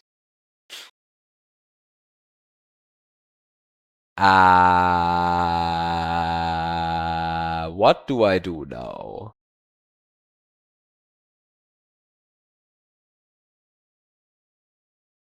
One hour 30 of that was the second tag. True. First tag was very short. Second tag had at least some amount of content, even if most of it was stolen, or I mean, copied from somewhere else. Let's just say copied.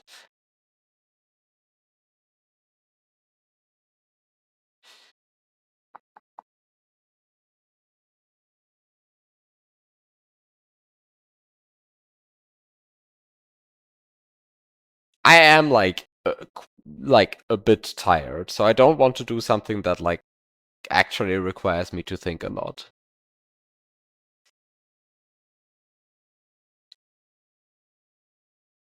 Do I have like anything downloaded where I'm like, yeah, I should probably, or I want to look into this again?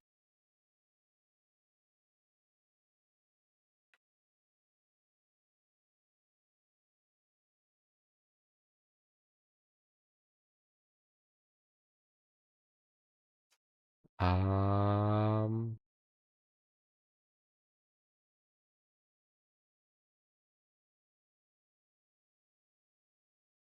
I guess there was ageVerrly World. It somehow got removed from the waiting section for root message boxes, I think. And it hasn't gotten resubmitted. But the hack was like actually legit, if you ignore maybe a few of the root message boxes. Um,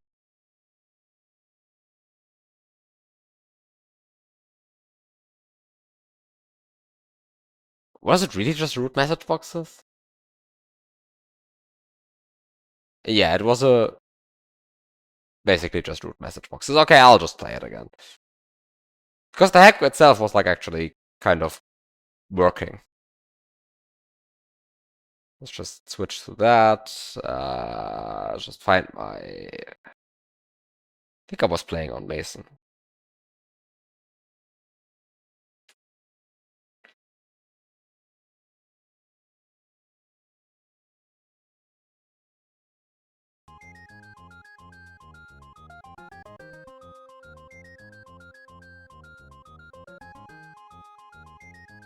Okay.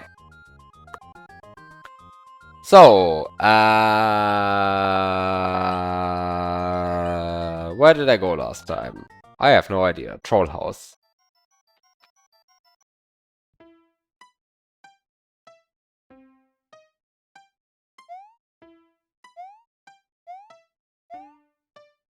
Do I have a save state? Did I just load that save state, or did I... Wait.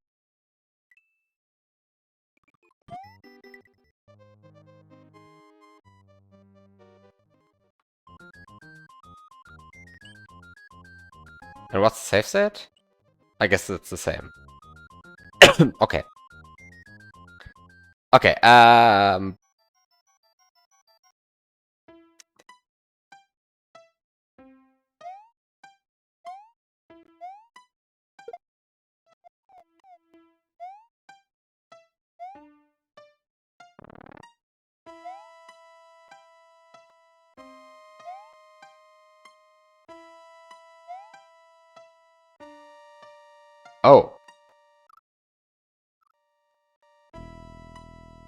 Uh...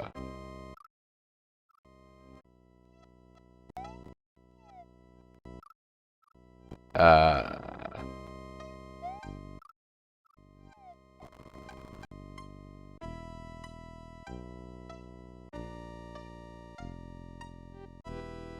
Is this a perfect loop?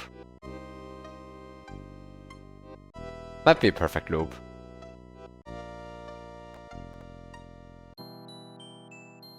But what do I gain from this?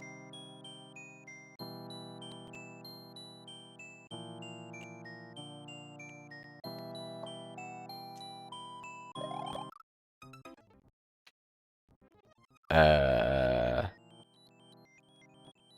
mean, I guess I can, like, do some stupid shell jump, but...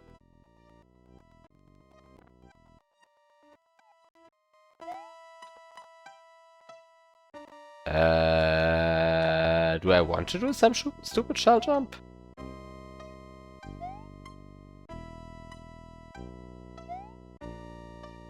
Ah, I guess the fact that this turned into a Paracooper tells me that I can bounce on this shell twice.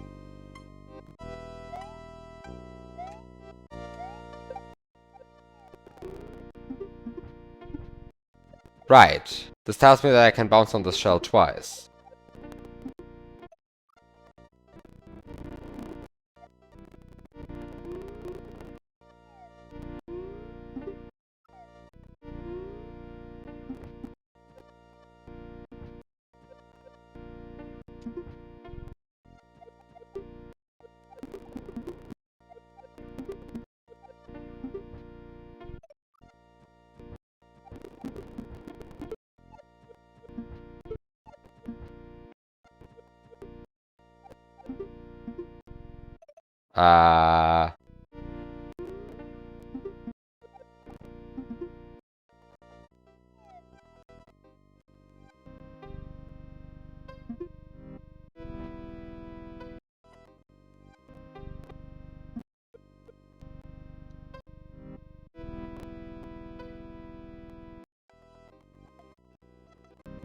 Well, you hope the shell jump doesn't work.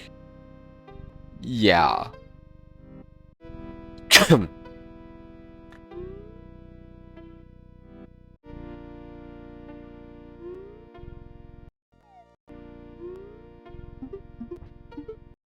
I sure also hope it doesn't work, because that would be a bit stupid.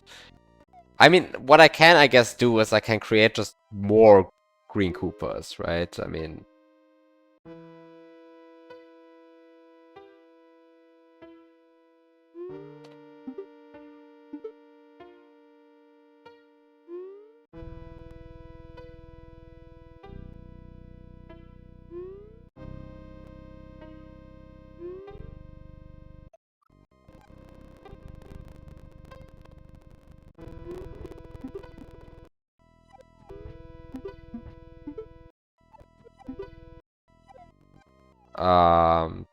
But how do I make more green Koopas then?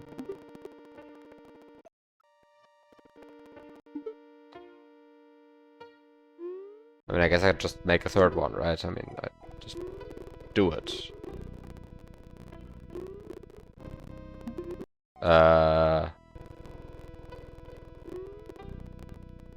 Wait.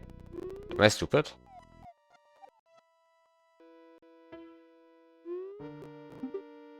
Yes, I am. I have to first get this one in here. And now I have 2 of them. Now I have 3 of them.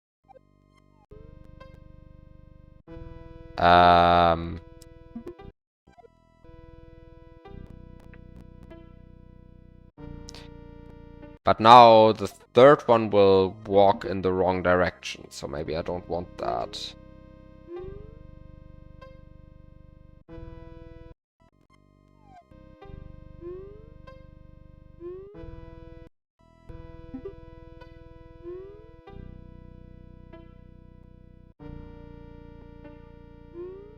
Is this good?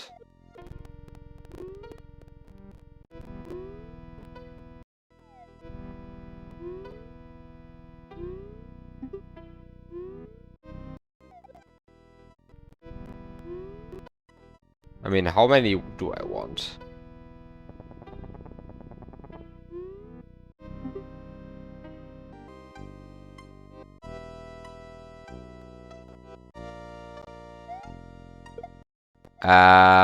Wait. I have 4 now.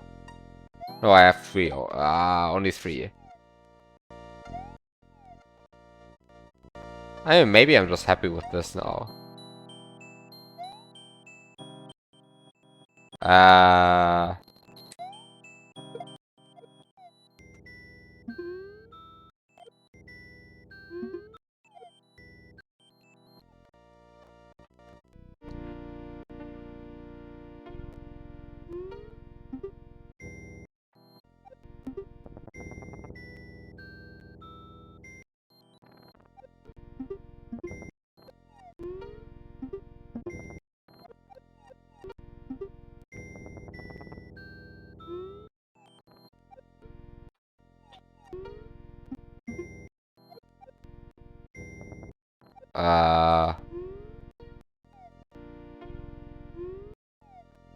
This is such a bad way of solving this problem right now.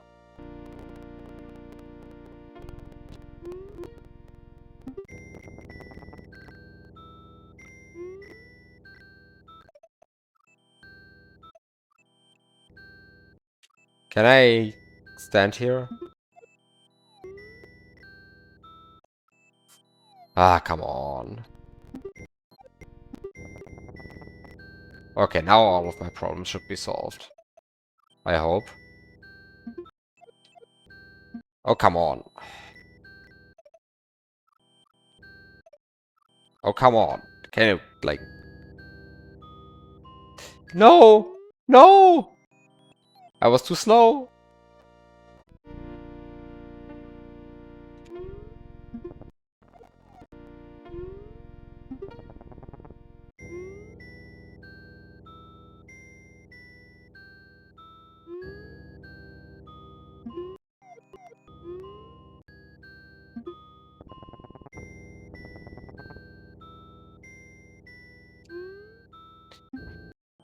Okay.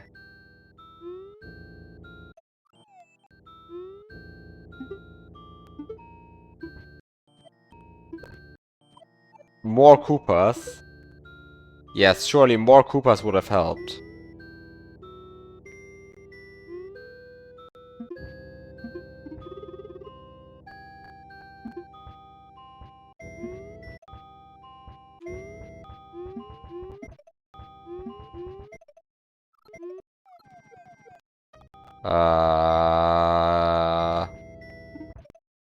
That's good enough. I mean, I guess this just works, so it must be good enough.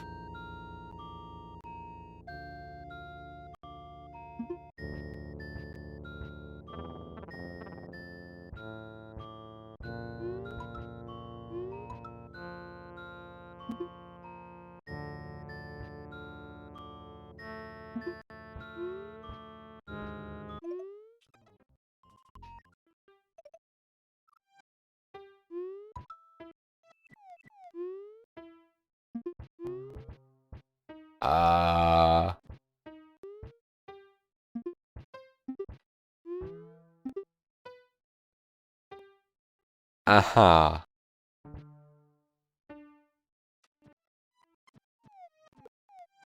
Aha.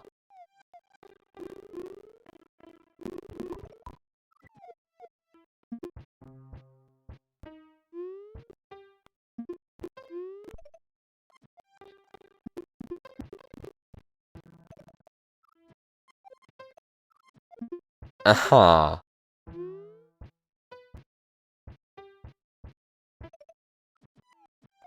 Well, I guess I just don't collect the midway then? I mean, I guess nobody forced me to collect this midway. So I just don't?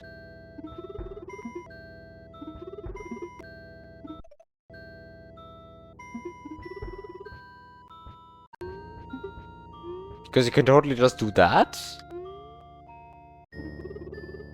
Sure. I just don't collect the midway then.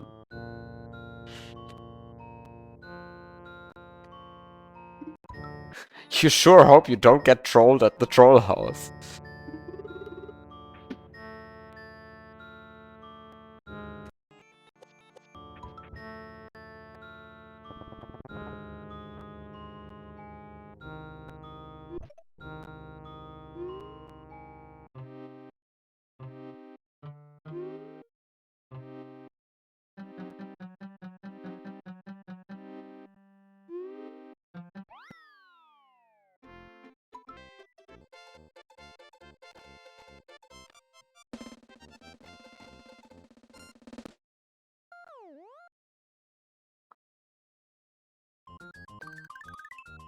That wasn't so trolly.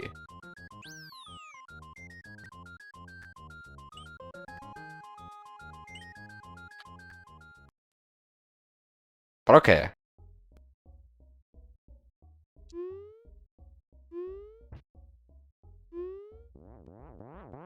I see a feather, I want to get the feather. I'm not sure if this is smart.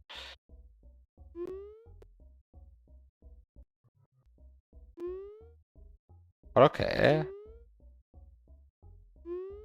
I mean, I guess this is a P-speed setup.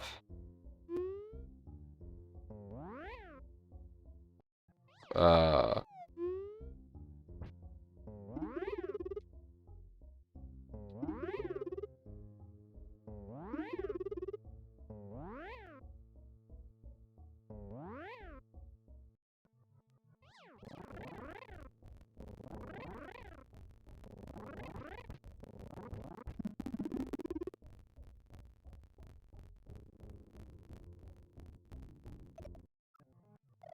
I mean, I guess...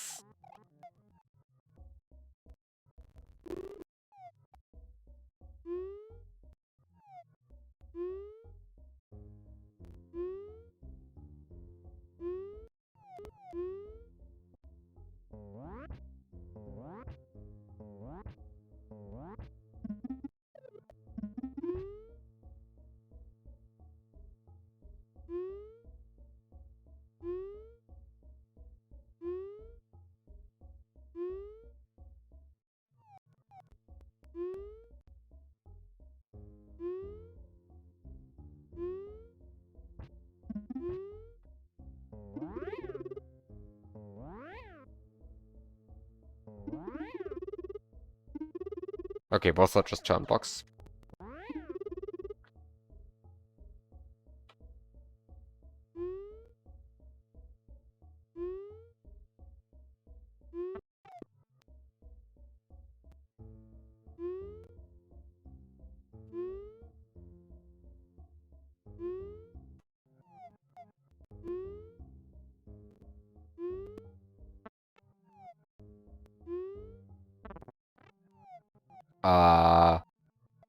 I mean, I guess technically nobody forced me to stop flying, so I guess I can just keep flying.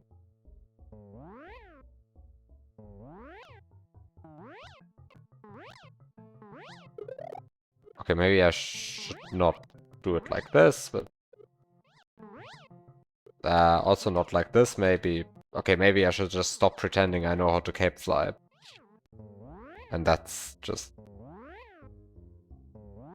the real lesson here.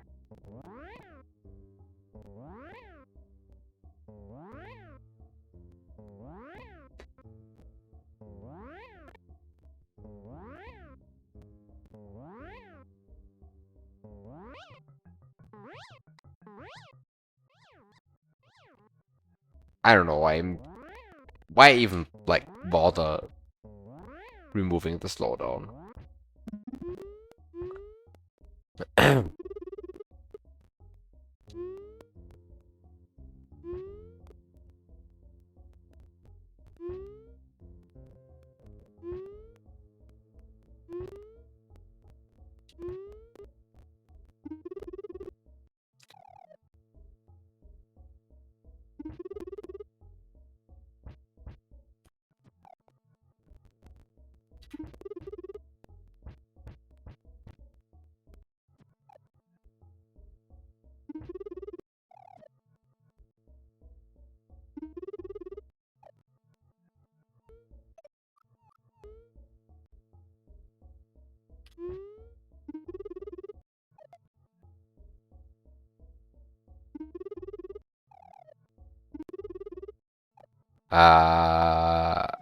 Is there like a way to ensure that I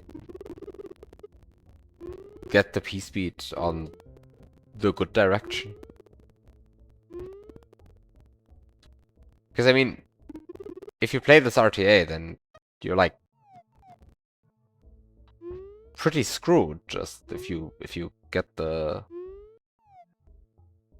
P-speed while the raft is moving to the... I mean, while Mario's moving to the left like this. Right? I feel like it's not so easy to control that. Maybe I just have a massive skill issue and other people would know how to control that.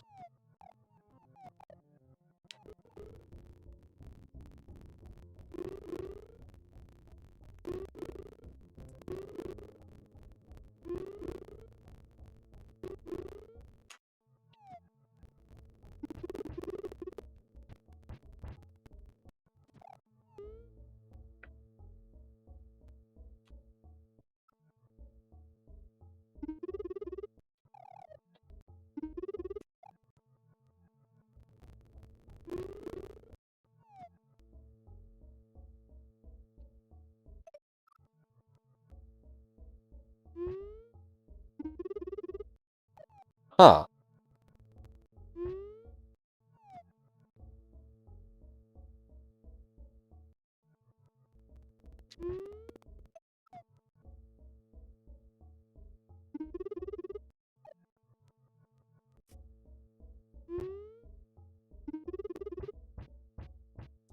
I mean, I guess that works, but is it nice? Not really.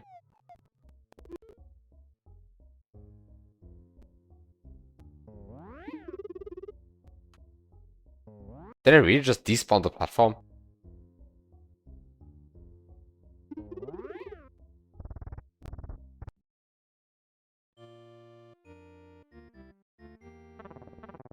Ah, of course.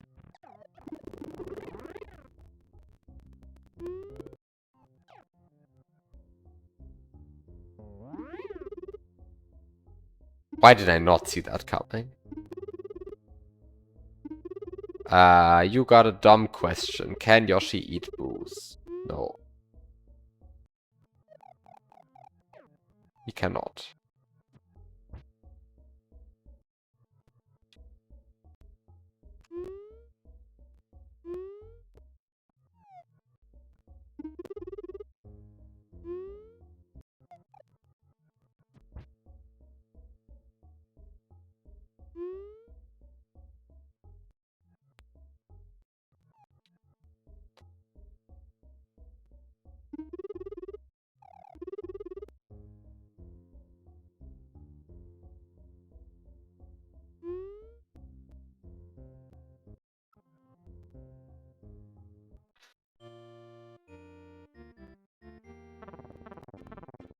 Wait, what? Did I lose all of my takeoff meter already? Wow.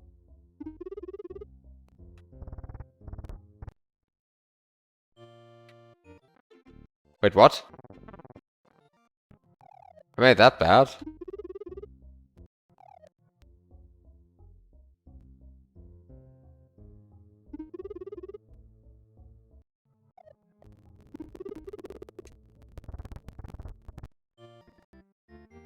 This should work, right? Yeah, it does work.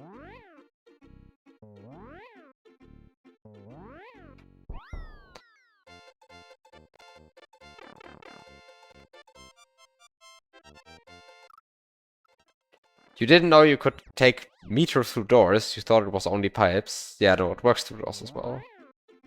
I mean, evidently it does, but this is not some custom whatever behavior. Hi, Shadowboxer Sancho, in any case. And thanks for the luck. So far, I kind of like this hack. I mean, it has some weird levels in it on some of them, but it has some nice ideas. Oh, I'm saying that and...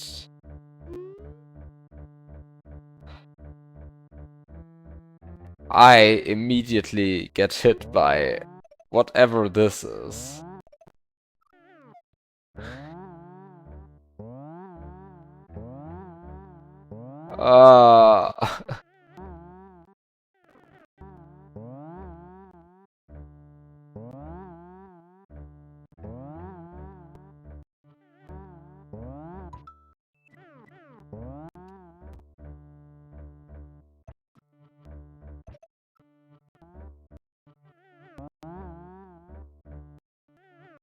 Like, really?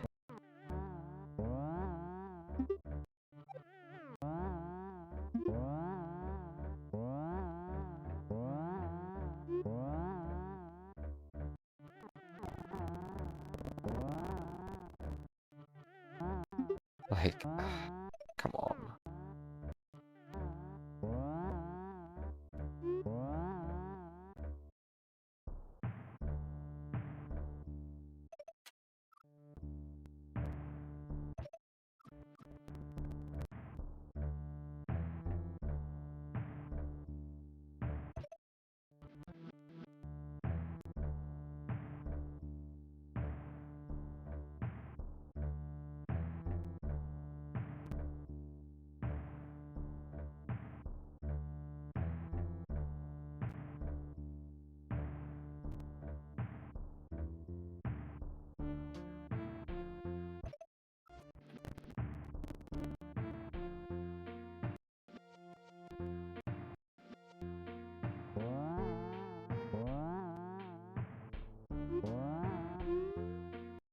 Okay, I presume I'm not allowed to go up there.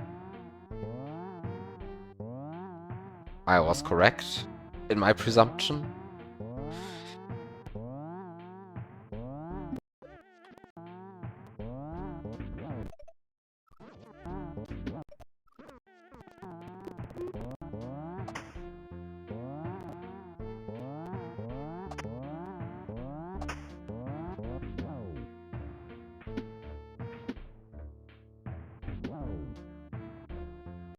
Oh, do I actually need to like...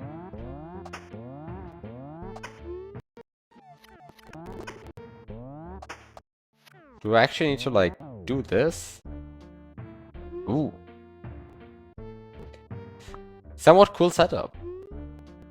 Honestly. Has nothing to do with the Lakitu though.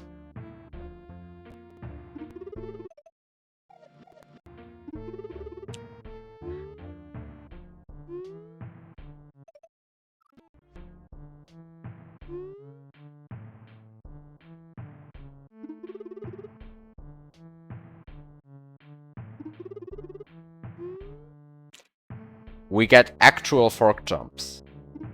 Like premium fork jumps. You see these? Premium fork jumps.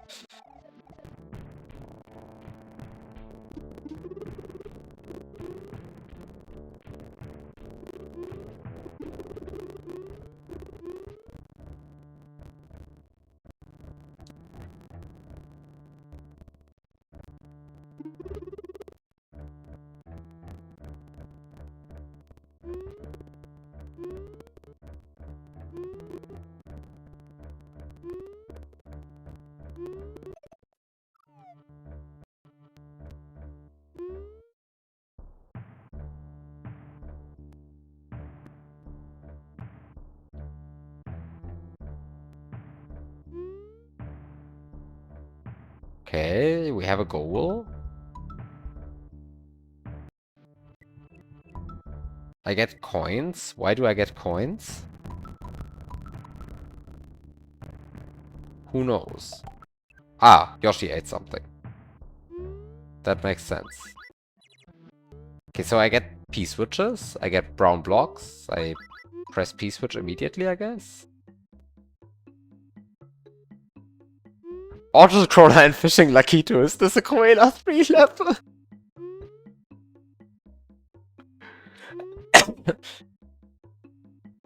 Yes, must be it.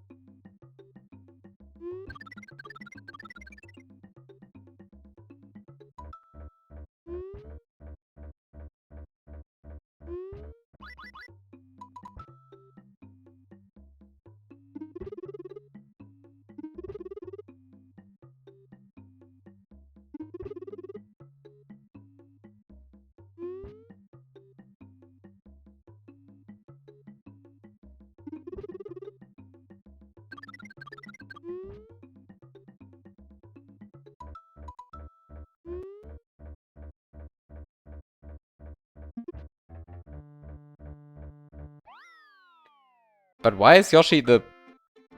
Wait, why is Yoshi the Fishing Lakitu check? Am I stupid?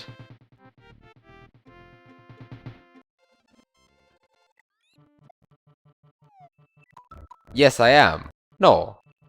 Am I? How stupid am I?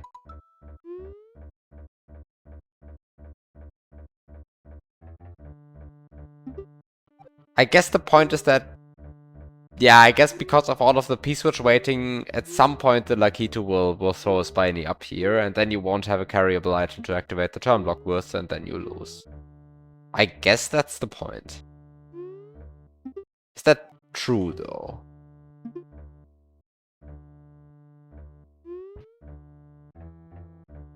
Yeah, Spiny leads to Yoshi growing up. Okay, sure.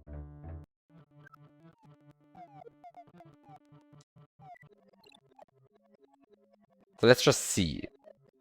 How well does this filter actually work?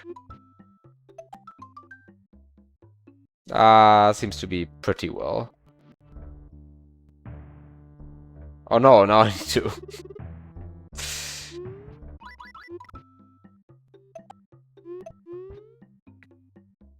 Now I need to do this again. Oops.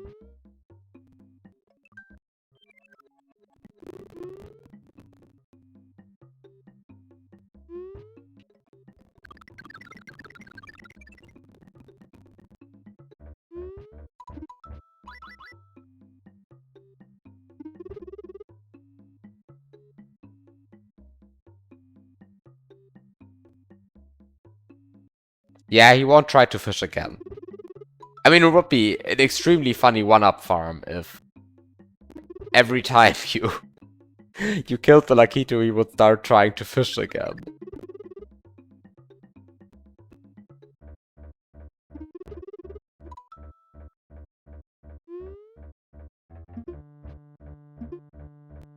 So what happens if I...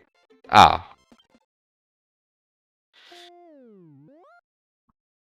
Okay.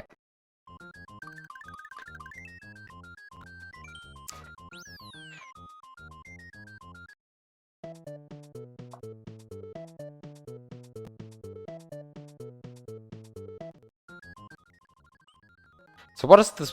What is up with this level again? Oh, that was this water level. Oh no.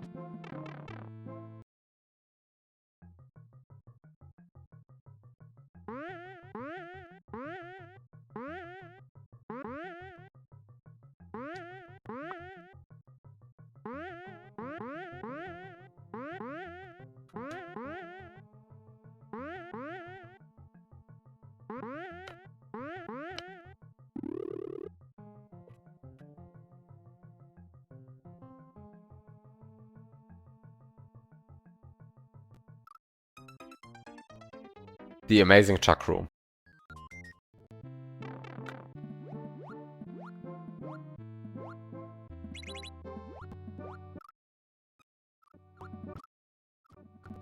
Okay, so let's see. Water level.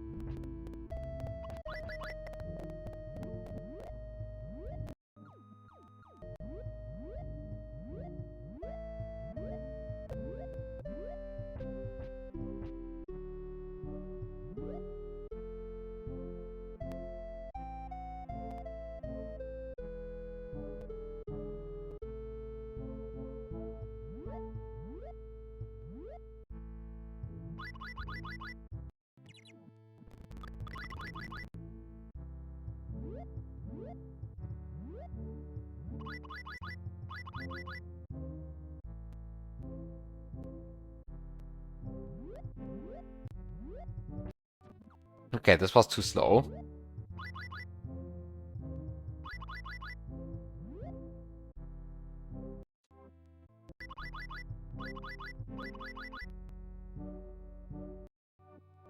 Does this say... Oh, it has sideways collision.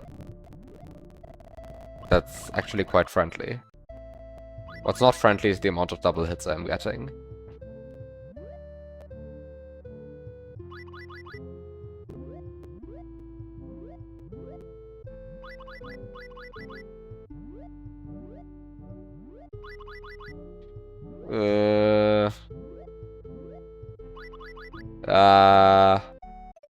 Okay, that's pretty good. That's pretty good.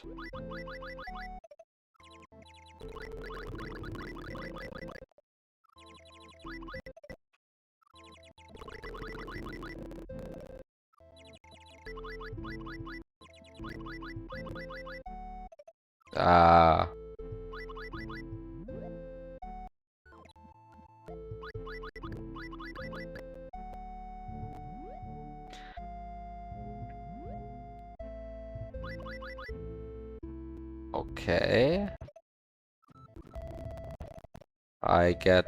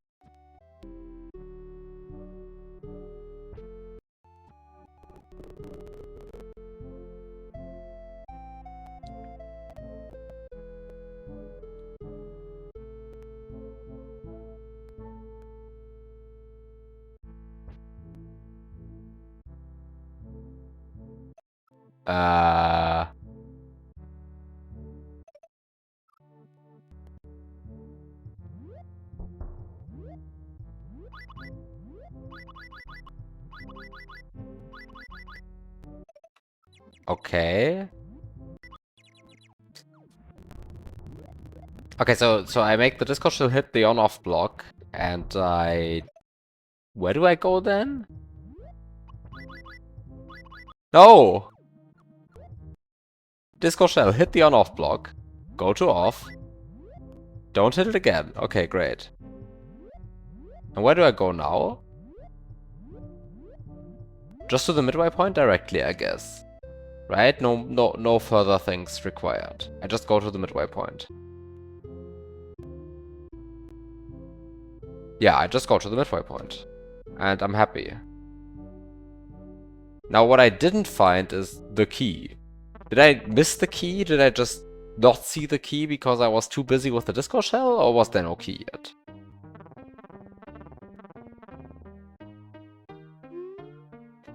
Flopping fish. Probably 3 turn blocks? 3 turn blocks, flopping fish.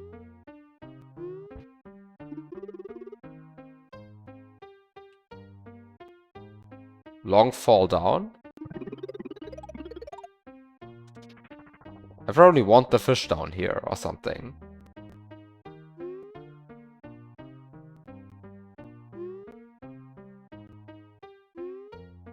This is amazing.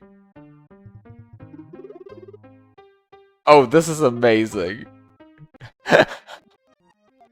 Oh, this is great.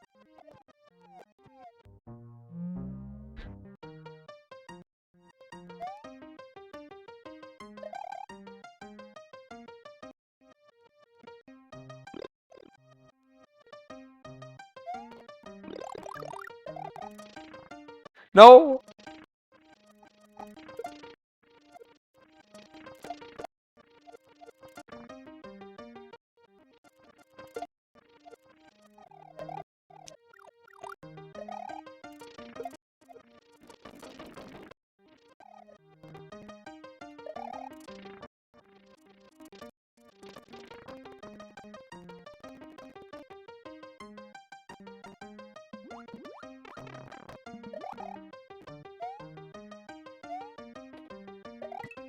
Imagine having to do this RTA and then failing the draw entry here.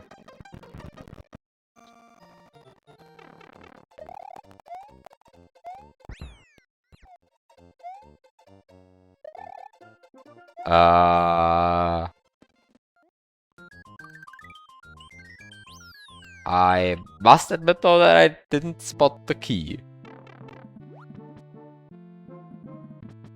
And before the key is just like here.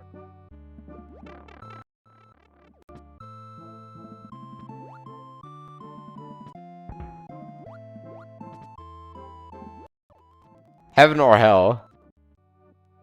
I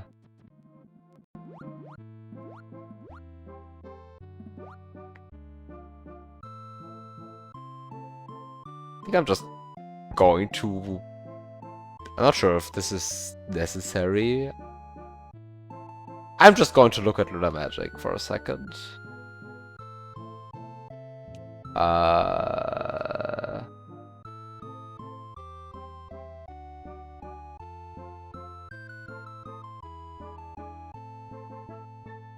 Not sure if this is necessary at all.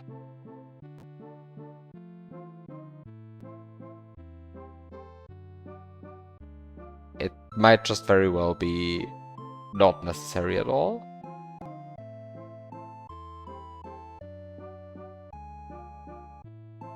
It was necessary.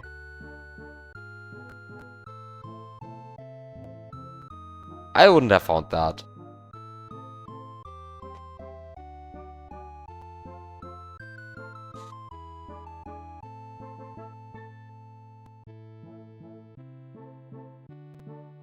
Wait, how do I even get there?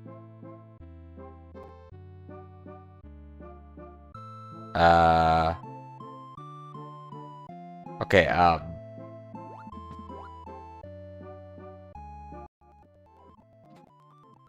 let's rewind a bit.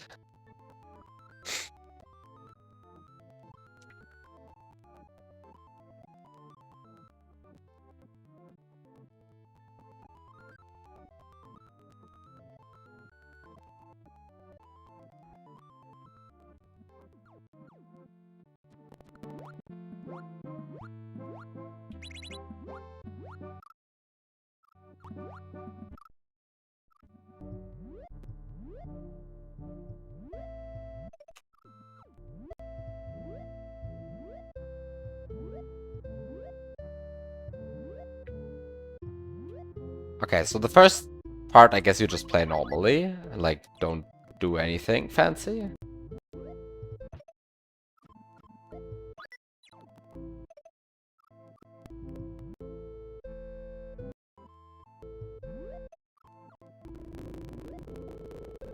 You don't do anything fancy, you just go here and you just stall out this urchin as before.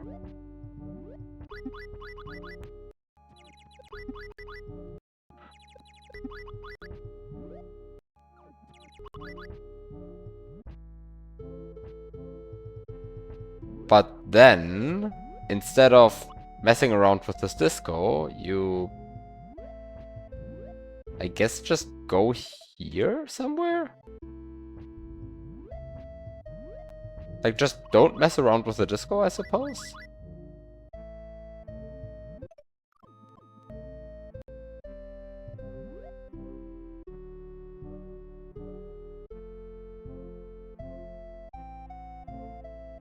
I mean, this question mark block here that's descending here. That's the key.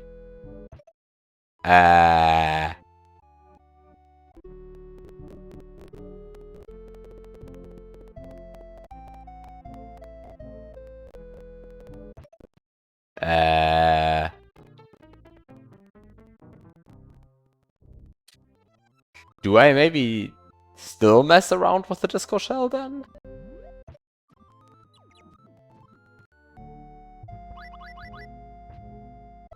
I guess what I can do is just this. Just get rid of everything.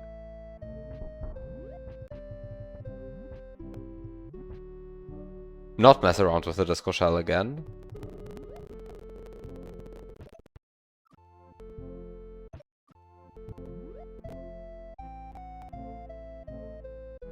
And just...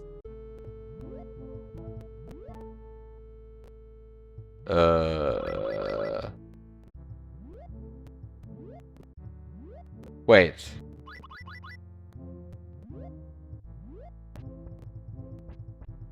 Where's the key block? It ends here. Ah, maybe I can activate it with a... I will probably just activate it with a throw block, right?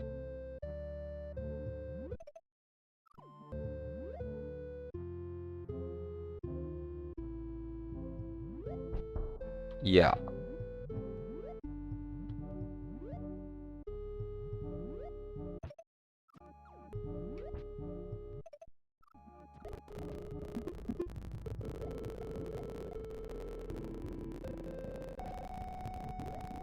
And now I just swim back.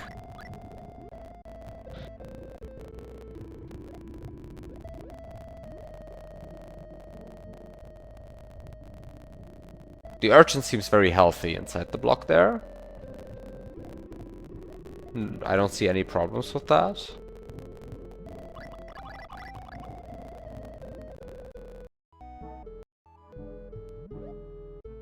I probably do not want the on-off switch on, though. It should be off. It's going to be on soon enough again.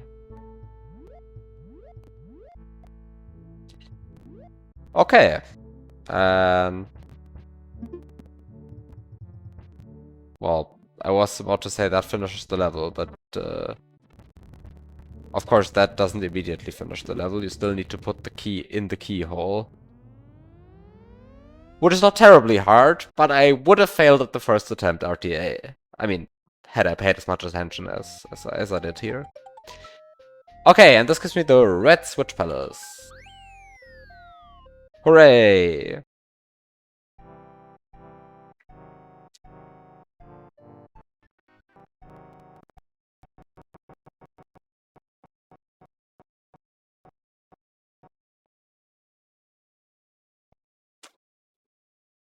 This is amazing.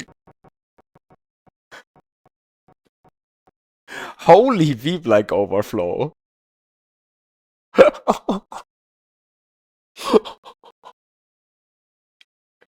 What the hell?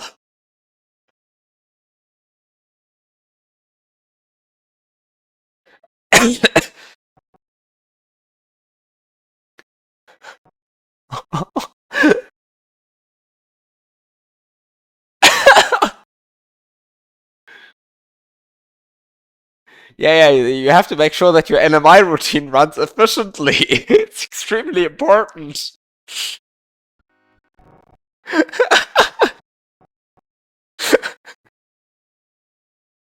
Oh, this is good. This is an amount of V-Blank overflow.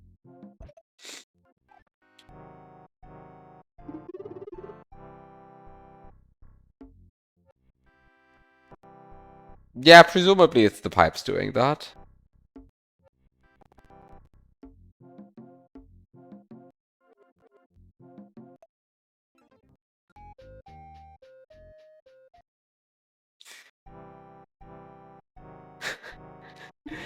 Exactly, why optimize your NMI if you can just not use half your screen? Yes. I agree with you. Why would you want to use your screen if you can just not use your screen?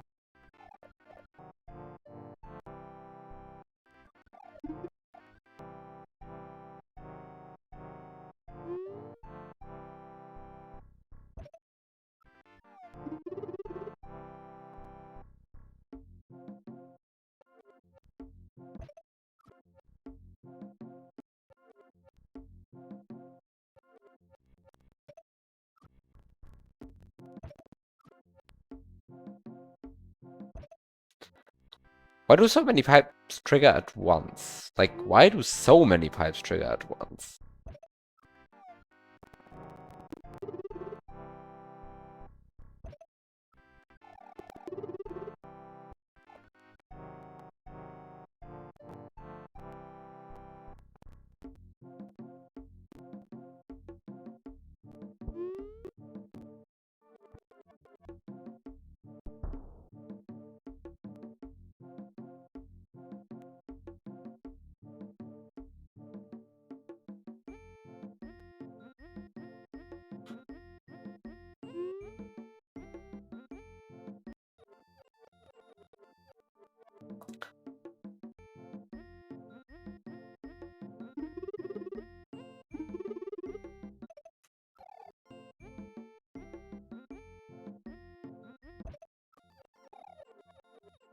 Wait, how did I manage to desync the leftmost and the... Oh.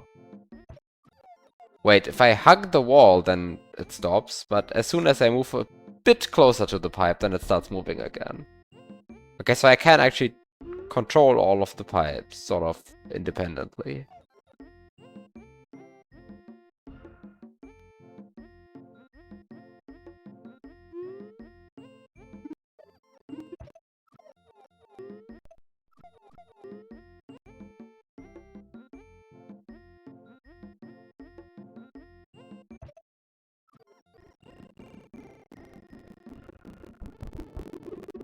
You downloaded Dartzin's Lua script and BizHawk the other day.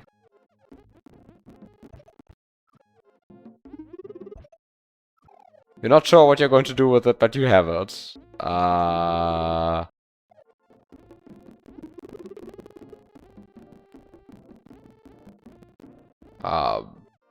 I mean, I can't tell you what you should do with it. But of course there are a lot of things you can now do with it.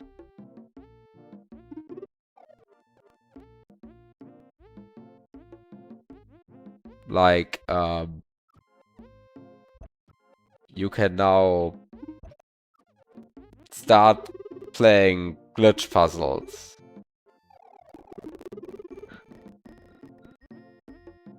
Completely unrelated, what are some good pit hacks to start with? What is a good pit hack to start with? I mean, the obvious answer is item abuse 1.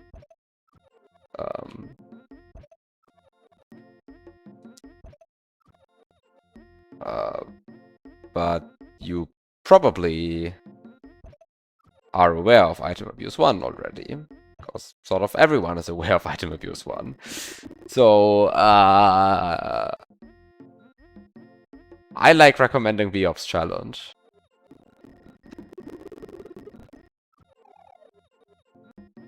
It's a bit different than other pit hacks, but that makes it good. It's also not terribly hard.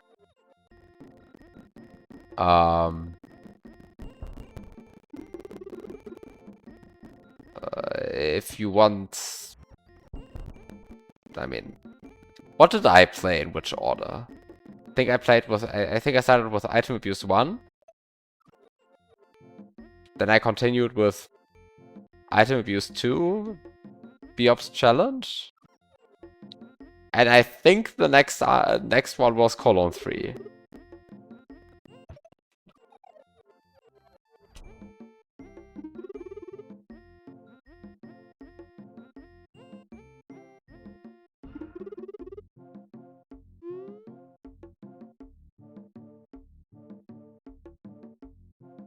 So, but I think skipping straight from item abuse to colon 3 is a stupid idea. Don't do that. So, play something, play like at least 1 or 2 in between.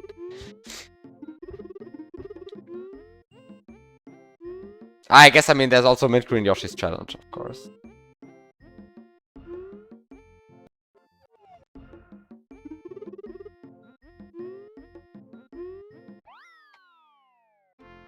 Actually,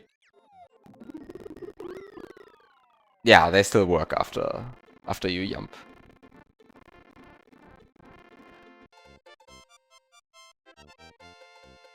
You've been having a blast with Mario and Lucid Dream. Yeah, Mario and Lucid Dream is really good, but Mario and Lucid Dream I think is a bit hard as like a first glitch puzzle.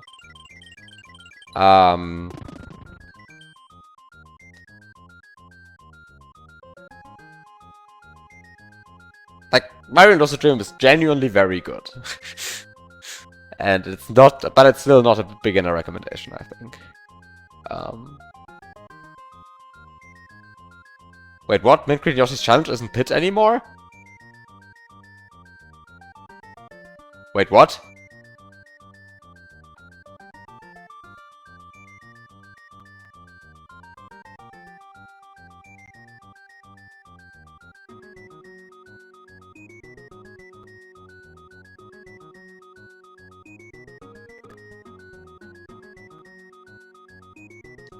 Wait, what?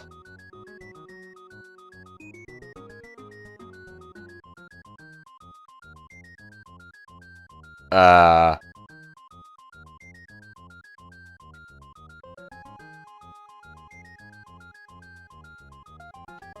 Would you recommend Cruella 2? I would recommend Cruella 2 to everyone. I think Cruella 2 is the best hack I ever made. Unironically.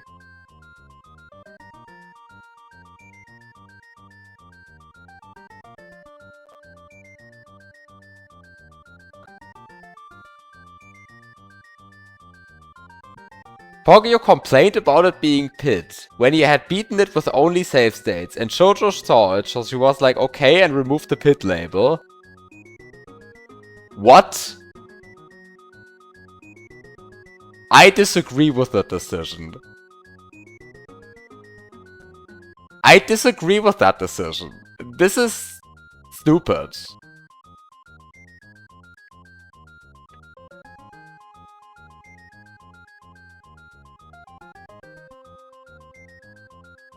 Like,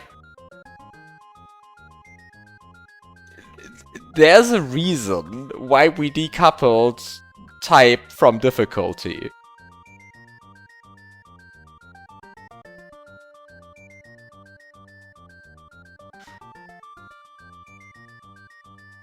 And there's a reason why it was listed as an advanced tool-assisted pit hack.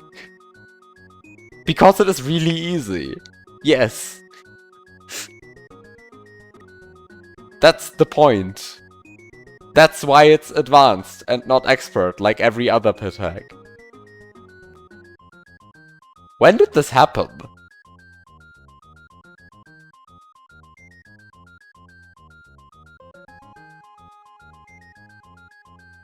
I mean, I guess I can just check when this happened. Because this should be logged, right?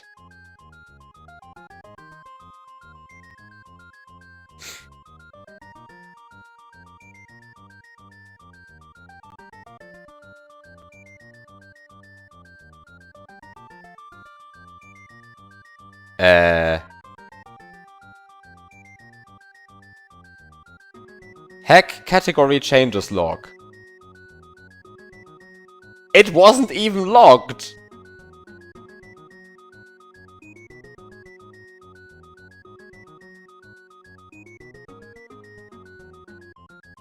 It wasn't even logged!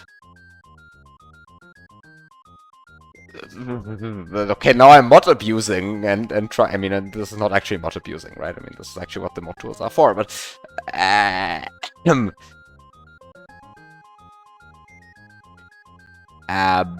How do I figure out when this happened?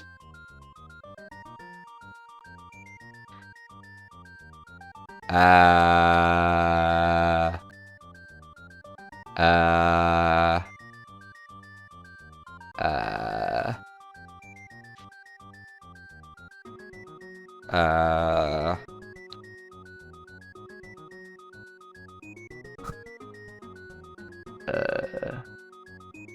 27.1 days ago, 26th of March 2026.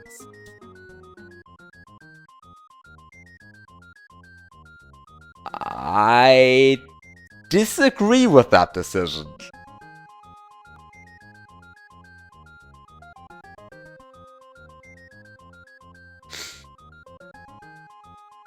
Yeah. 26th of March. Okay.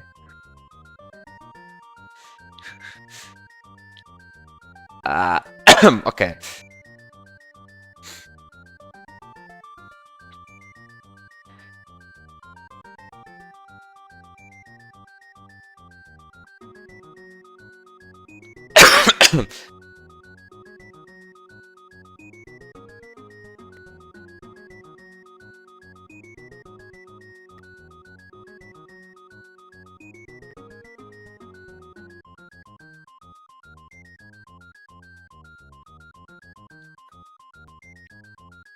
You have just learned that you apparently gave Mint Green Yoshi's challenge a rating.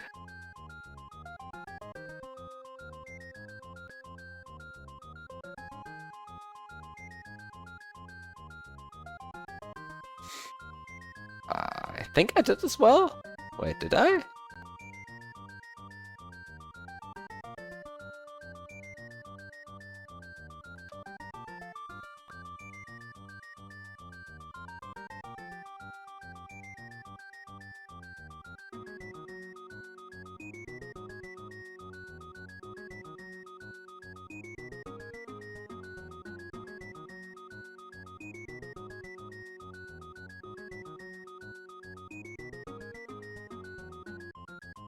Um,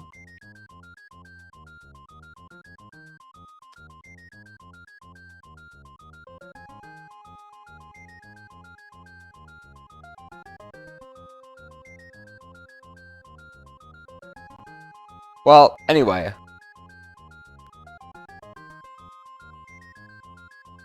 Yeah, fuck. Yes, I saw that comment as well. But like, my opinion on what constitutes a pit hack has quite significantly changed since 2017. Let's just say that. But yes, you are of course correct for calling me out on this. You are correct. It is 2017. I had been playing pit hacks for literally less than a month at that point. Right? Because the first time I ever touched a pit hack was in April 2017. Which is also the first time I streamed.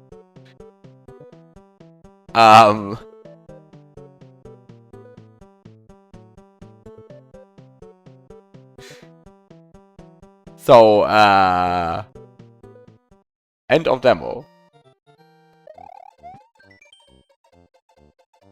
Thanks for playing. The next update will include SMB pipes and custom power-ups.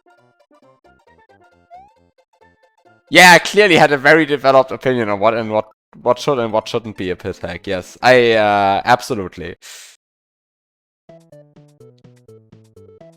I think this is a troll message.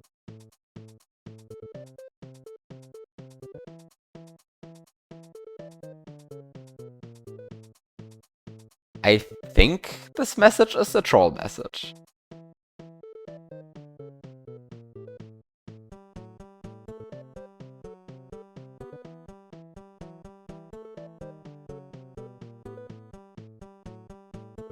I think?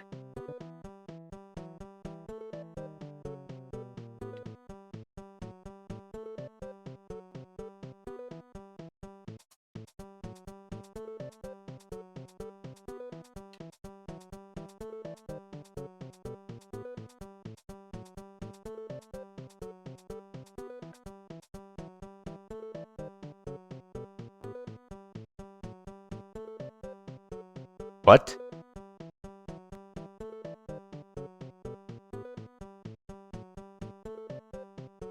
Does this not have counter break? Can you just like bring a cape into here? This has counter break, right? Let me just open a random level way. I know you can get a power up.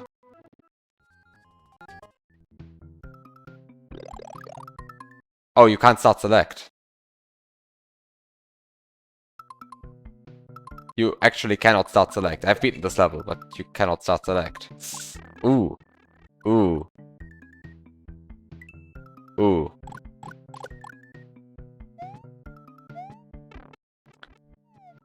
The thing is, Flips, if this is your definition of what any category on the site means, then this means that you have to start changing hacks around depending on whether people beat them RTA or not.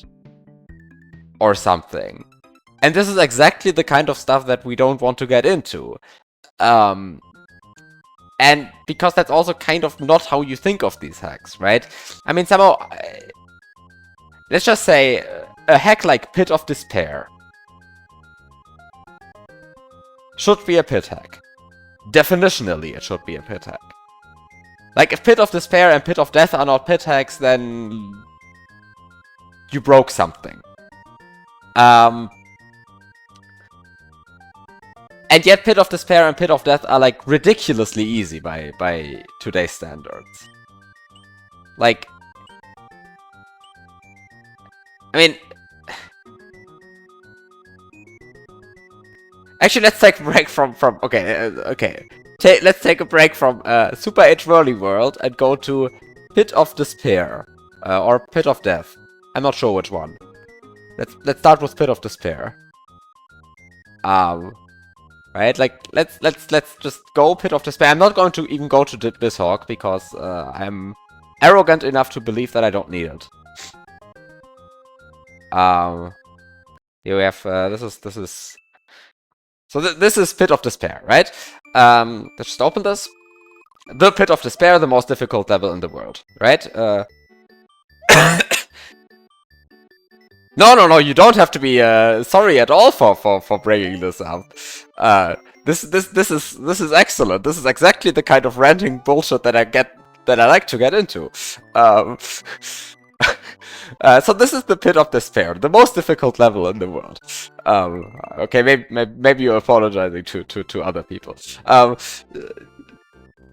So it starts with, I have made the most difficult level in the world. You will cry and wish you were not alive if you play this hack, right? I mean, somehow, if you haven't seen this message before, this is the opening message of Pit of Despair. So, in case you are not aware of what this actually is, this is the literal first pit hack. This is why pit hacks are called pit hacks, because this level is called Pit of Despair. That's the point, right? So definitionally, this is a pit hack. If your definition doesn't include this level, it's wrong.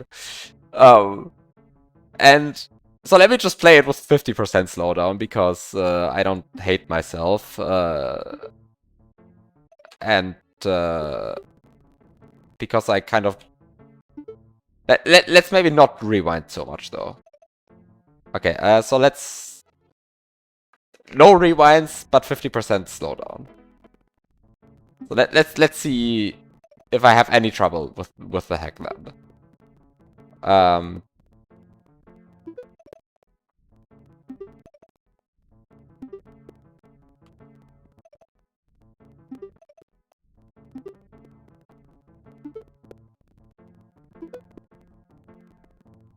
Okay, right, it's the... I said no rewinds. I said no rewinds. Oops, I keep forgetting.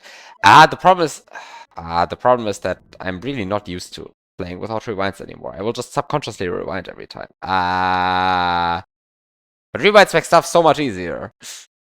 Smooth rewinds are like so broken. It's like the most strong tool of all of them. Well, except for frame advance and Lua scripting and all of the other stuff. So maybe it's still fair if I just... No, I should just like unbind rewinds. Wait, where do I do this? Am I stupid? Wait, where do I do this? Input? Emulation? Or what? Preferences? Shortcut keys. Ah. Okay, so I unbound rewinds.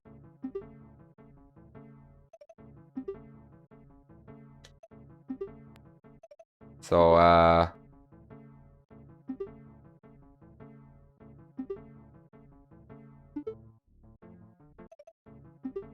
okay, so let's just see.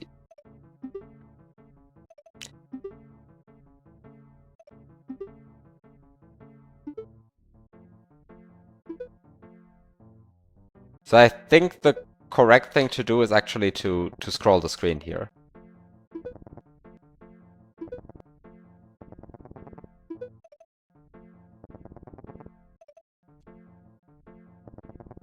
I don't know when you should scroll the screen though. Maybe I should have scrolled the screen one earlier.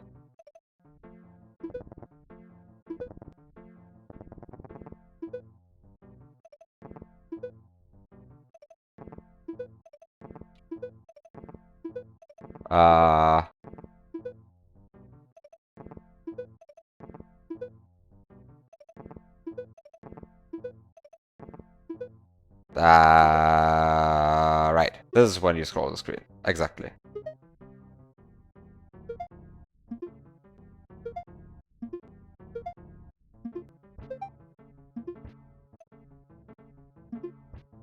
And this is like pretty much where the level just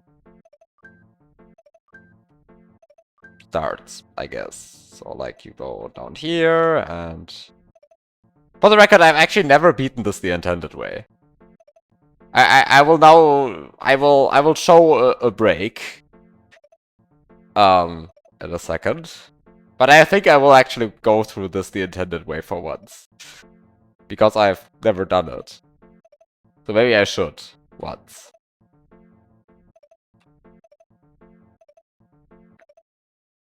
Also, because I'm playing without rewinds, I should actually make some backup save states, because that's actually like the correct thing to do.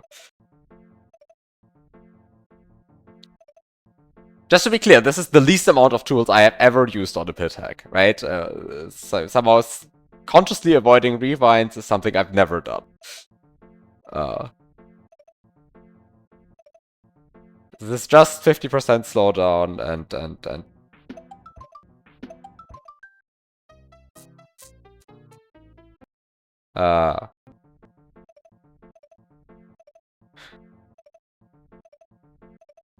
and this is Mason, right? This is I don't even have access to all of the really fancy tools. So let's just go through this, and I'm going to make my point while playing through this. So the point is, whatever you think of this hack, and however difficult I'm making it look,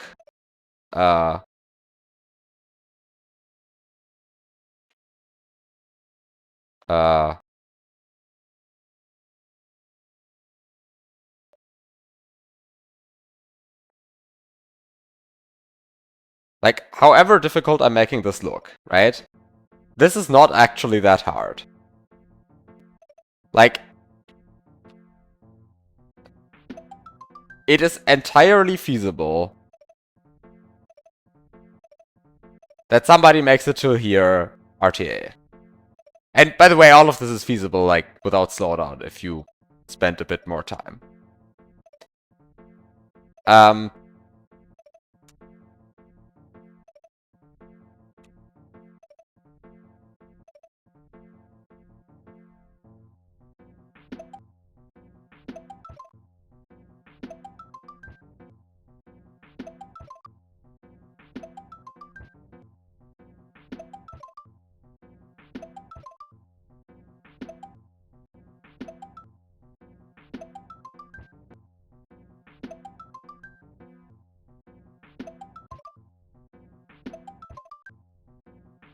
Oh, I'm not saying this is like a terribly interesting hack, right? I'm just saying this is the first pit hack. I mean, should be clear that, like,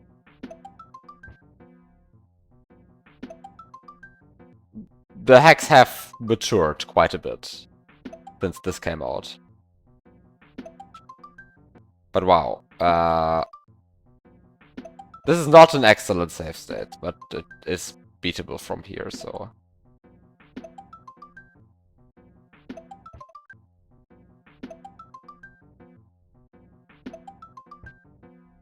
Maybe I should try and, like...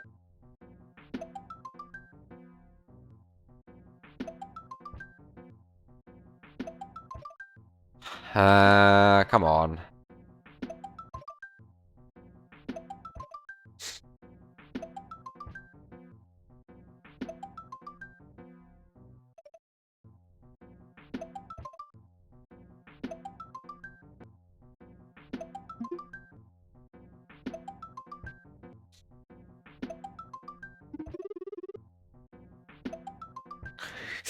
You should play it without slowdown, and yeah, totally, I should do that.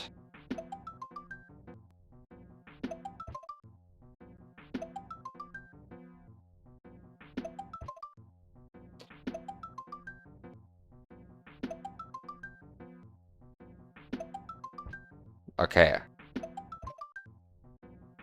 I can do this.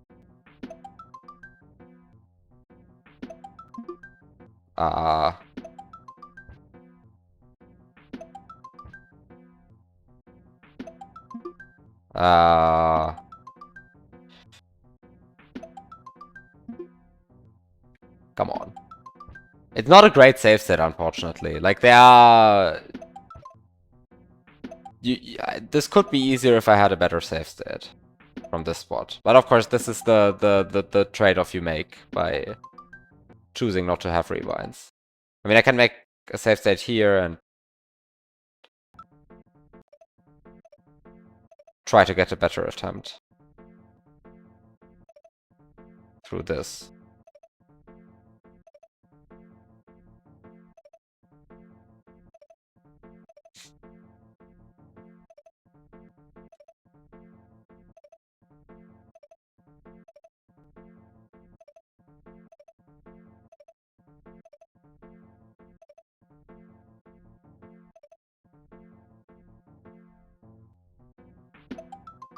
Fuck.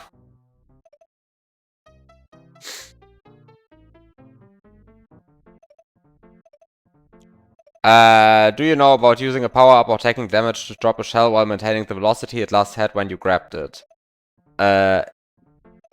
Yes. I mean, the fact that it maintains the velocity as an object in Mario's hands is known and has some interesting consequences when it comes to how things interact with custom blocks. Or rather, not interact with custom blocks while in Mario's hands. The fact that you can reactivate the speed to...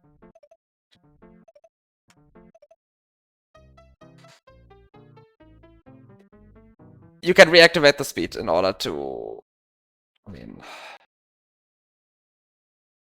the fact that you can reactivate the speed by dropping it, yeah, that makes sense. But... hi, Jojo.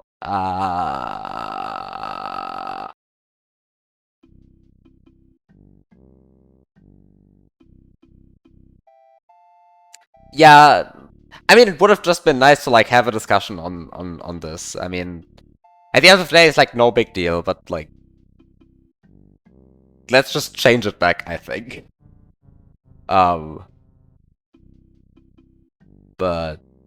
yeah. Like, I'll just change it back now. Because...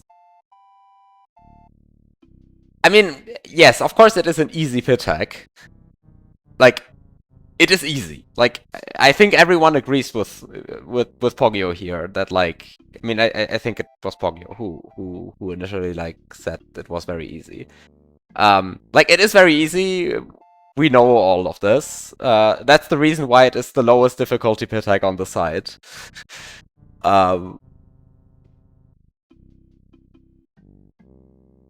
And because of that, it is not listed as expert like all the other, or master or grandmaster, like all of the other pit hacks. But it is still, like, very much designed like a pit hack.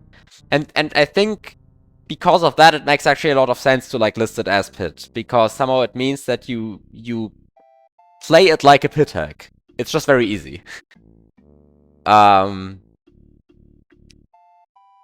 I will admit that with my comment below, where I say, oh yeah, this is not a pit hack, it looks a bit stupid that I say this now. But I do want to point out that that comment is from 2017, and I do not agree with that anymore. Like... yeah, I've changed my stance on what a pit hack is since 2017. Are there any legacy difficulties? What do you mean?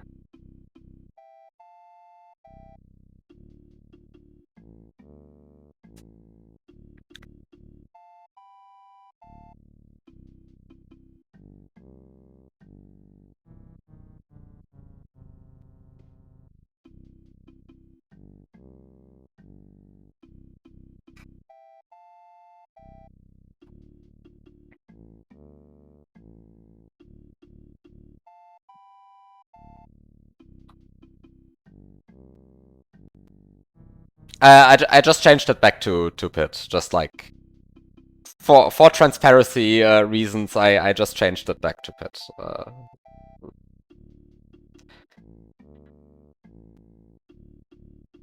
But yeah, okay. Back to trying to get a good save state on this jump.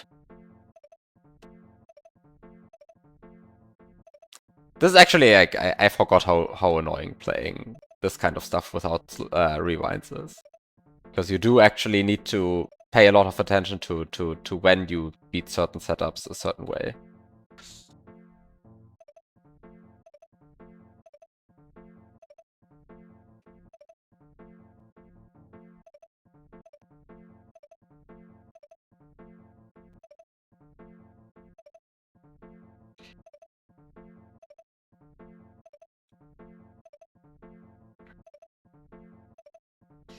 I mean, the thing is, like,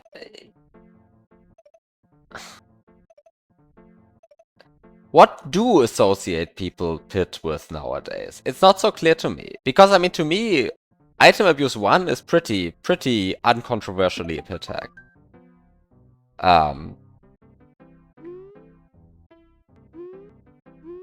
Right? But also, it is, by modern standards, quite easy. But it is still true that when Item Abuse 1 got released, it was probably, possibly, the hardest S&W hack in existence. Like, as ridiculous as that claim may sound nowadays, that was probably actually true back then.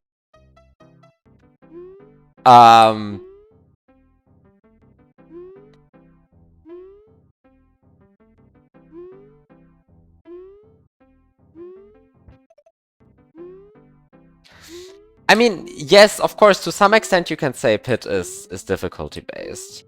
But and of course, historically, this is absolutely where it came from, right? I mean, pit hacks historically were just trying to be as difficult as possible. I mean, if you looked at the title screen of this and the opening message, it's extremely clear that this was made with no other intent than to be difficult.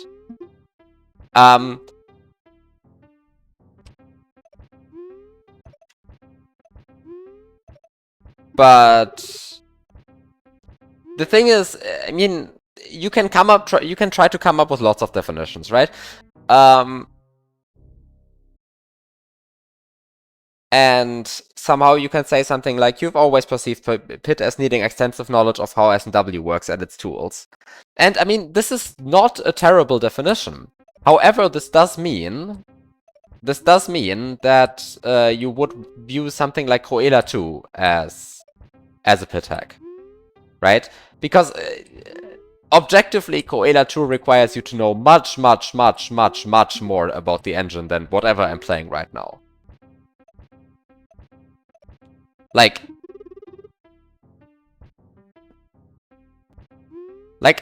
the entire glitch puzzle, the entire thing of glitch puzzles is very much like knowledge testing, right? Like, arguably, you could say they're not really puzzles because they're just knowledge tests. And to some extent you would be right, to some other extent you would be wrong.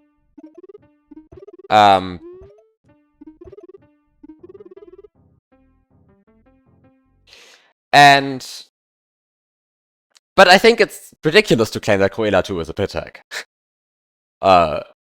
I will just straight up tell you this. Like, I think Cruella 2 is not a pit hack by any stretch of the imagination. By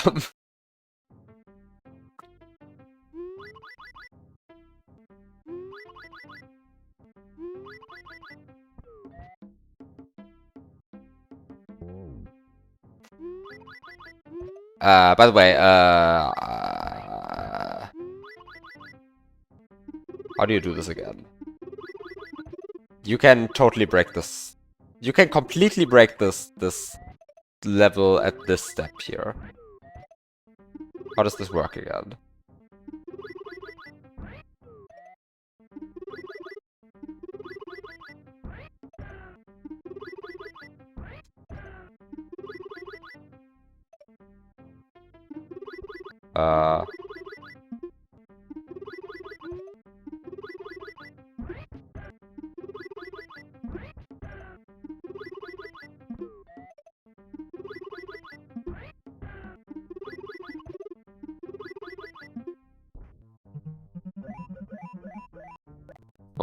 For the break, do I need 25% slowdown?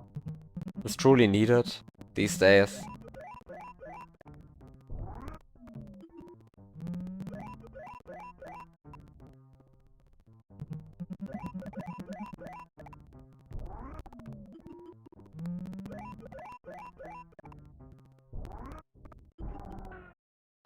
Okay, wait, how do you break this again? You can... The point is you can keep the Yoshi. You can, like, preserve the Yoshi onto the matcha column, while also having the key.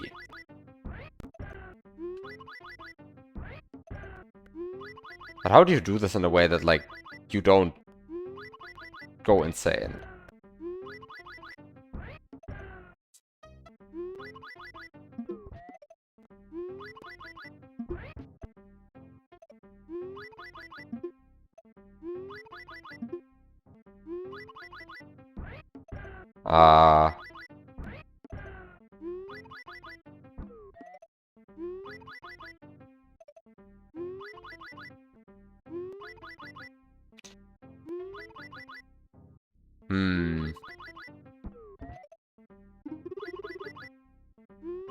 I must admit, breaking this is not so easy. I remembered the break being easier. Presumably because I used more tools for it. Like, of course, if you are willing to just play the level normally at this stage, then this becomes a lot more reasonable again.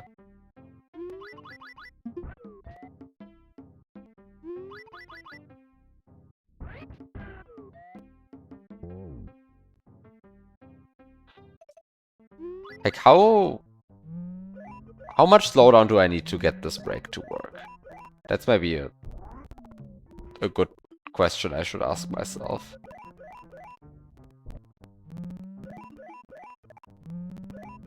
At some point I was convinced that you could actually do this RTA, but I forgot what I convinced myself of what the suitable setup for this is, because whatever I'm doing here is definitely not a suitable setup for an RTA break. Like, this is quite precise, whatever I'm doing here. But is the problem that the key is here? Oh! Is this what you do? No. No way this is what you do.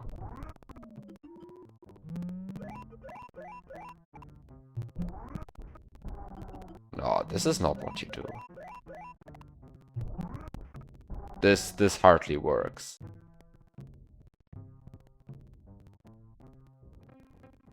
Okay, can't seem to break it.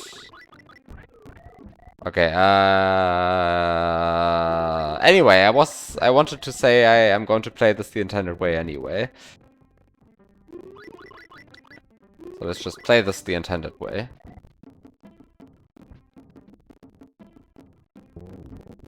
So, what actually is the intended way? I don't really know. I mean, somehow, of course, the intended way is to somehow grab the key here and do key jumps.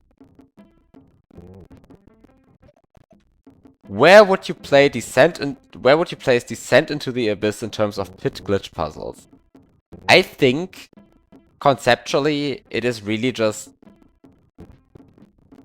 a very precise glitch puzzle. I don't think... okay, so the thing is, I have no idea what Dartsin has cooked up beyond the one level. The one level he cooked up, I don't really see the necessity for a pit label. Especially because, like, the classical pit stuff, like wall jumping, corner clipping, that kind of bullshit, that is completely absent from the hack, right? It's so much absent from the hack that he literally patched it out. On the other hand, the last room was quite fiddly. I will say that. The last room was quite fiddly. So I can see why you would say, okay, I'm labeling this pit so that people go into this with the expectation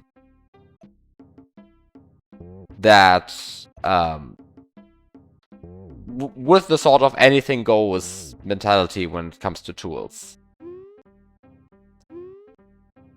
Which, I mean, I can see why you would say that.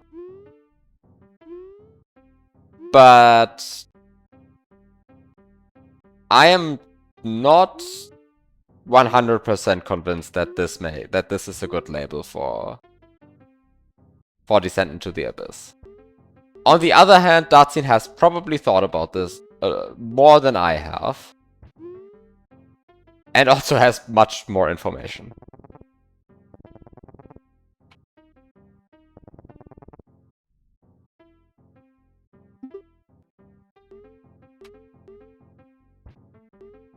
So, but okay, so based on the one level, I don't see the necessity for the pit label. Let's just say that.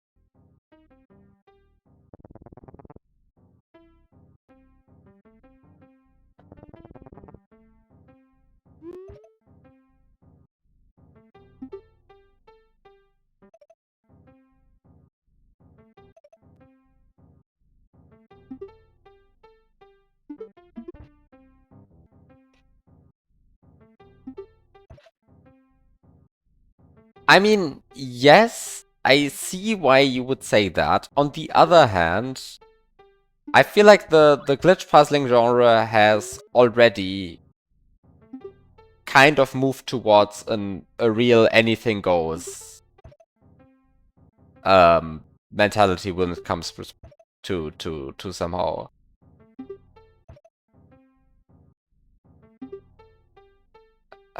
tool usage, right? I mean, somehow, if people want to use Frame Advance to play Koela 2, then they're happy. Then that's sort of the intended way to play it. Like, I've been using Frame Advance to time stun glitches since, like, forever. And as soon as you play something like Green Cavern, like, wow, would I not want to play Green Cavern while restricting myself to, like, 50% slowdown? Even if I have a Lua script running. Like, I would just get very tilted if I played something like Green Cavern with 50% slowdown, no frame advance. And the Lua script is on anyway, by default, because it's a glitch puzzle, right? Of course, it might be that Descent into the Abyss has some, like, very nasty stuff deeper into it.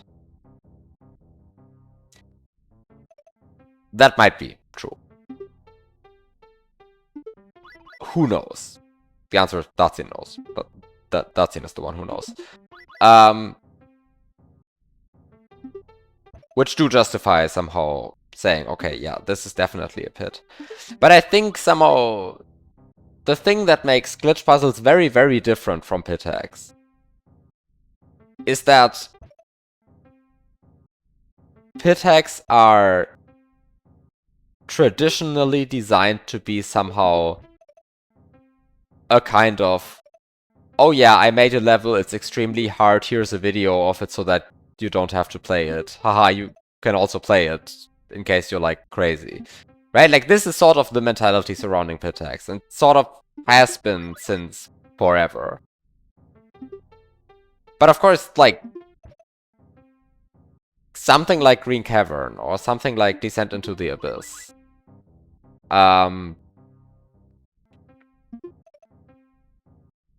that didn't have a clear video shipped with it. Of course it didn't. It's a puzzle. What are you talking about? So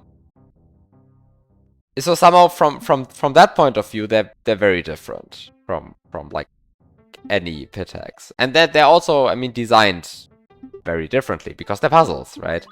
Of course you can say they're pit puzzles, and in that case, okay, sure. If that's a genre you want to make up, then sure. And I'd argue if there's any hack that deserves to be called a pit puzzle right now, it's sort of easy 2-screen puzzle and easy 3-screen puzzle. I mean, like, out of all hacks out there that deserve to be called pit puzzles, those two are probably it. With Descent into the Abyss, I'm a lot less sure.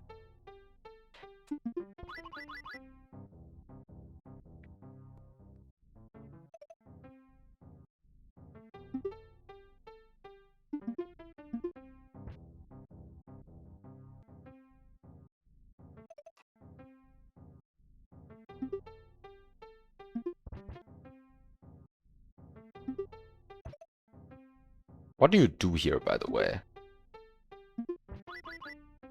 Do you just, like, ignore the key? Do you just, like, get rid of the key? Is that just it? Like...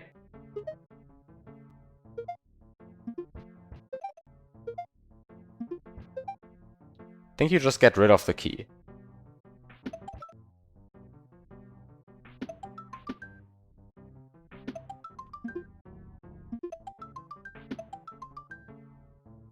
Ah, okay, so this is the part where you juggle 2 shells.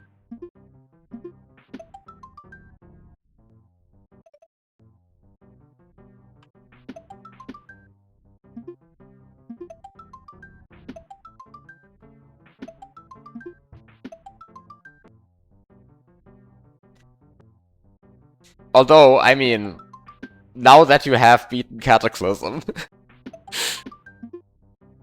I think it's difficult to argue that, like,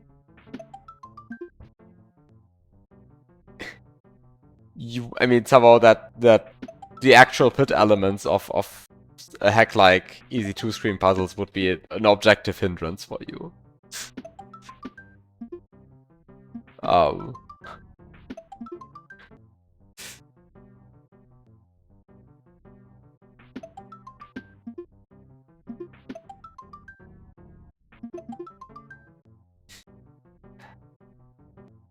But yeah, I mean, of course the question is also a bit like, do you enjoy solving a puzzle? Do you enjoy solving a puzzle when, like, actually executing the steps is mechanically non-trivial?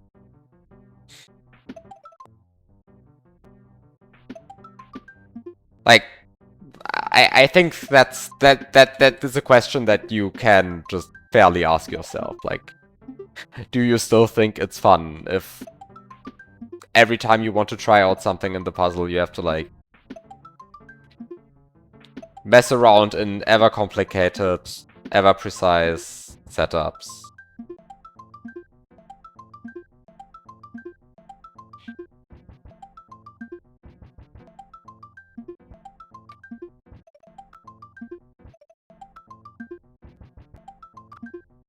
I want to point out that this is probably a bad save state.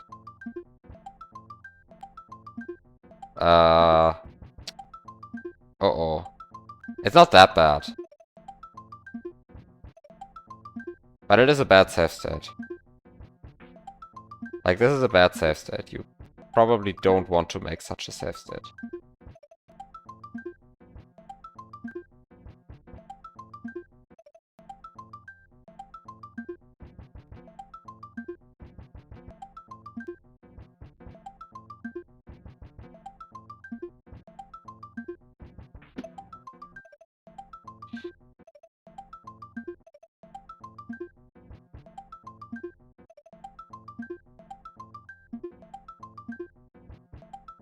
Yeah, and I mean, that's completely fair, right? I mean, somehow like, there does come a point in anything where somehow... where there's so much, like, required precision that it becomes annoying. And where that point lies is a bit different for everyone.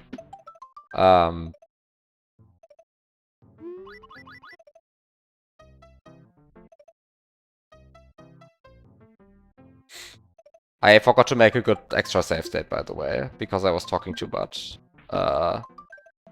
That's terrible. That's, like, actually terrible. I fucked up the save state really badly.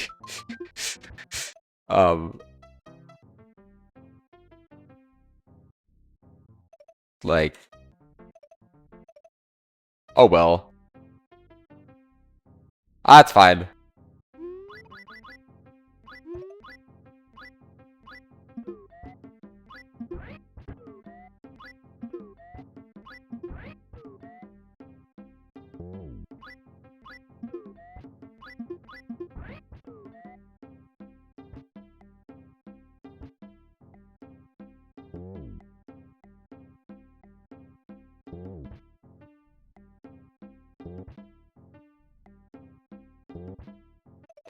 I guess the only actual, like, difficult jump is, this. Time to frame rule pause? No, I'm not doing that. Not for this hack. Like, the entire point is that I want to play this hack sort of with the minimum amount of tools that I can. Right? And, frame rule pausing... I feel like frame rule pausing is actually in another tool. It's the kind of stuff that... It feels like cheating, honestly. The pause button is too powerful.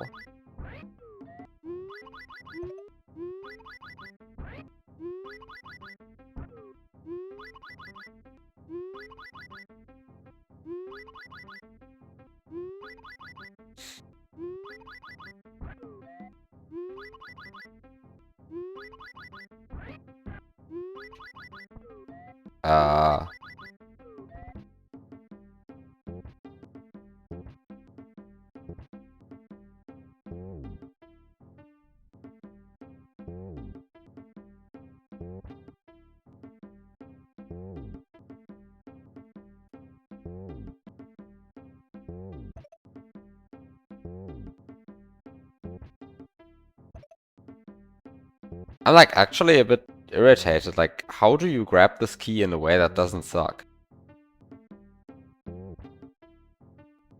Like, how do you grab this key in a way that doesn't suck?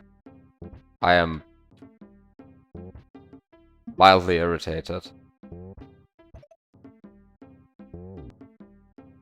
Like, I did it, but sort of, I am not convinced that I did it in a way that didn't suck, I guess. Like, what did I do?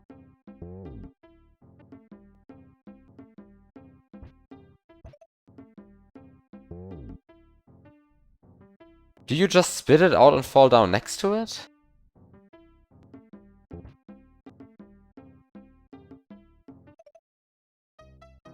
What do you mean?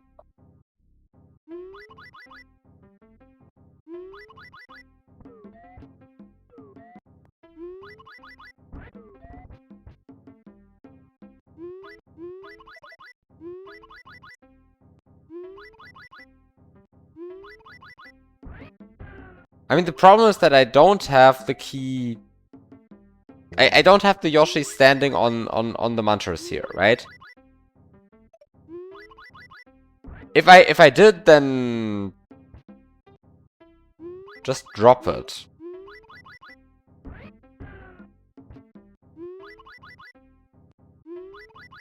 I mean, I guess... that is an option.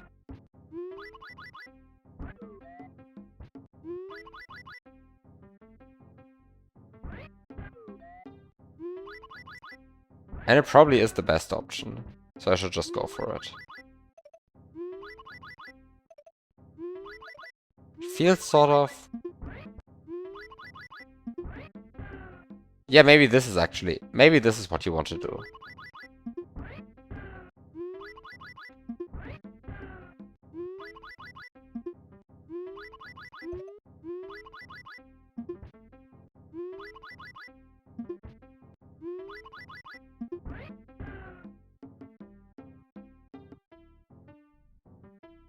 Yeah, this is definitely it, though.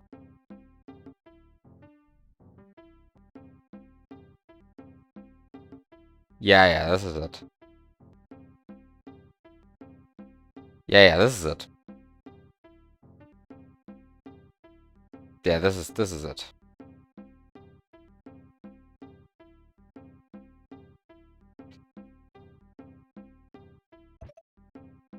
Yeah, this is it. Okay.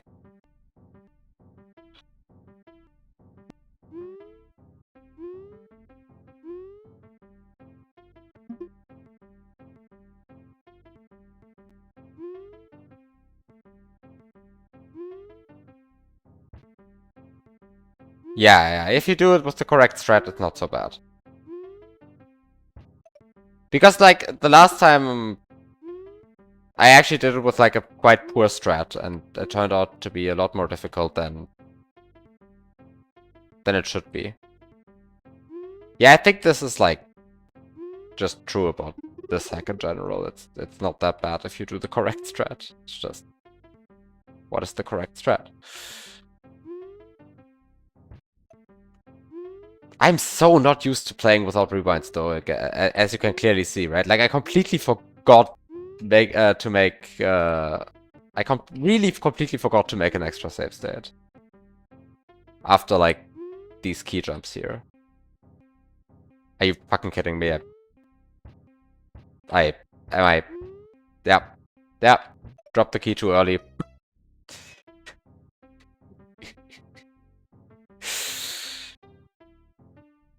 I was like literally speaking of it, like I forgot to make an extra save state, and what did I do? I set a bad save state. Yeah, I mean, I think it's good training to like be playing without rewinds for once. No mistakes were made, yeah. Absolutely no mistakes were made.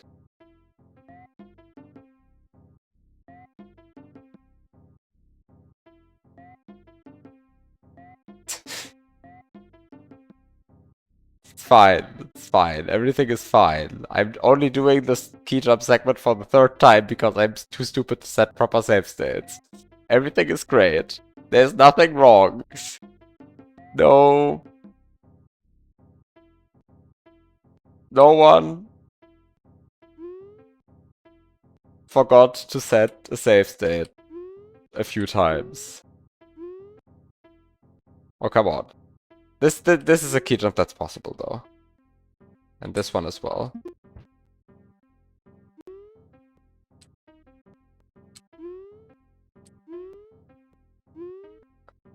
Oh, I don't care anymore if there's any argument to be made. Now I just want to beat the hack.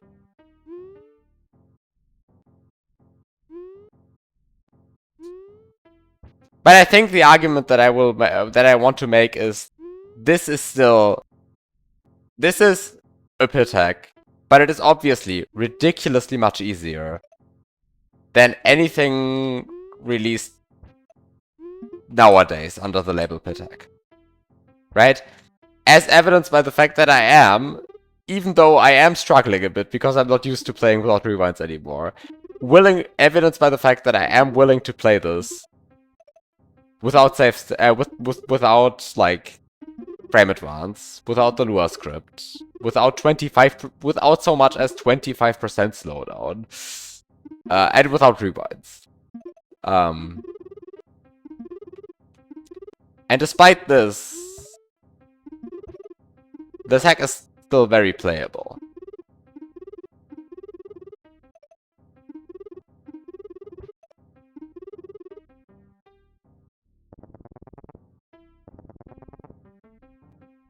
Okay, so the point is, I can now make some save states.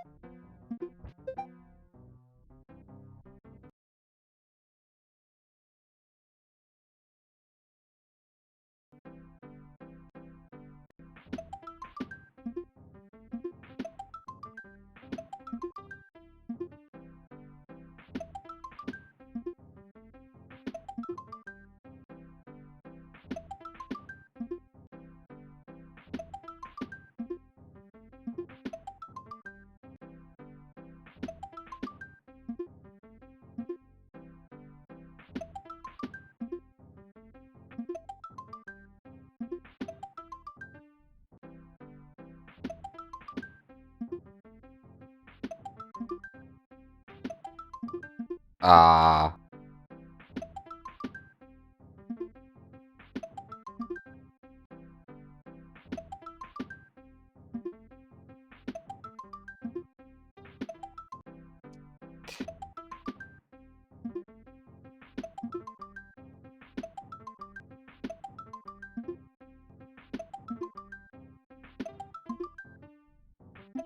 I mean, of course, is this even a pit hack? I mean, it doesn't have a chain shell jump chain, right?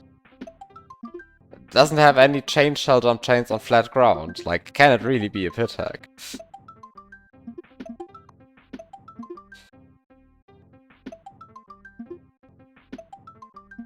After all, that's the defining characteristic of pit hacks, right?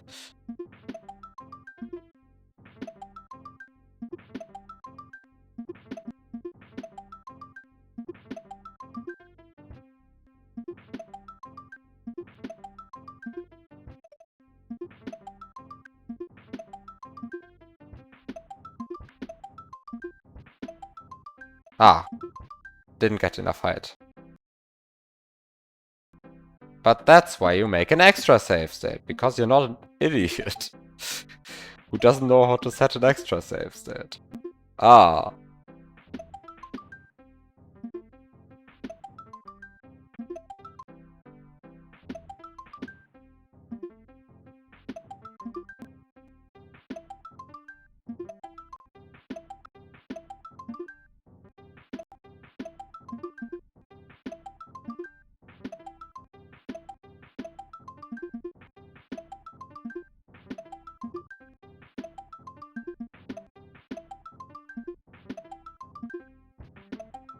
Yeah, exactly. Kind of missing a Y subpixel perfect triple shell jump.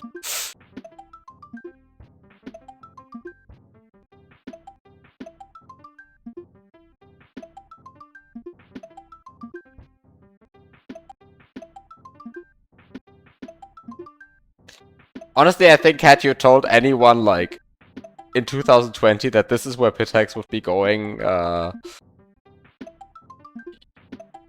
sorry, in 2010 that this would where pit hacks would be going in, like, 10 years, people would have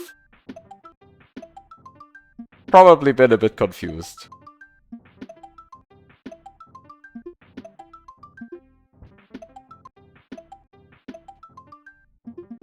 Like, it's kind of ridiculous how much more ridiculous pit hacks became in a quite short period of time.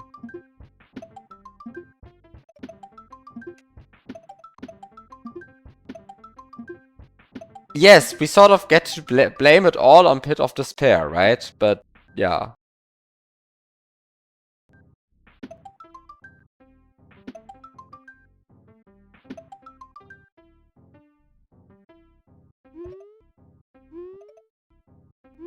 And this is where it all started.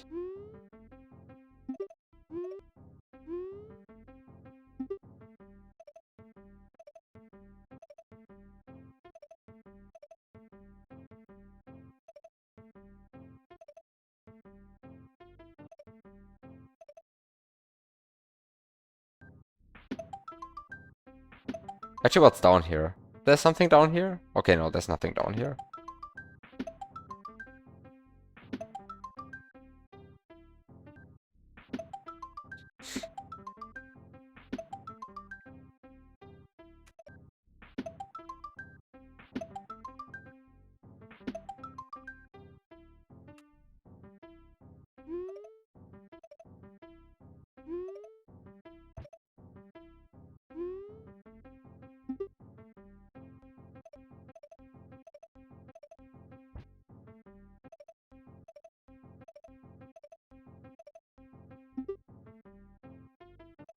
Ah, no, yeah, no, this is good. This is good, this is good, this is good. You just do a full jump and then you...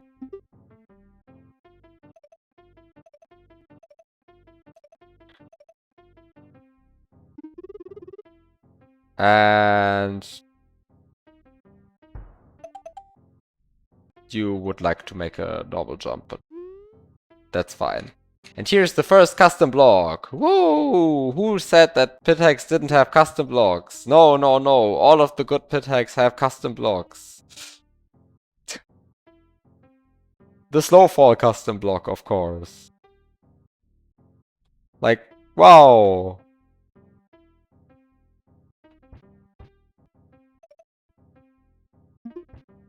Yeah, I mean, the sprite solid is like already a custom block, but like this thing here. Isn't this funny? I think it just sets your Y speed to 0. I think that's all it does.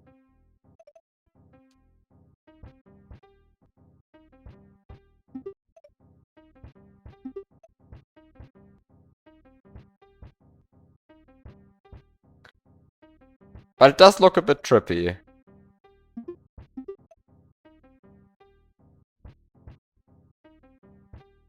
It's so weird. Yeah, exactly. If the first pit hack used custom blocks, is any pit hack without custom blocks truly a pit hack? Right. Thank you for asking the important questions.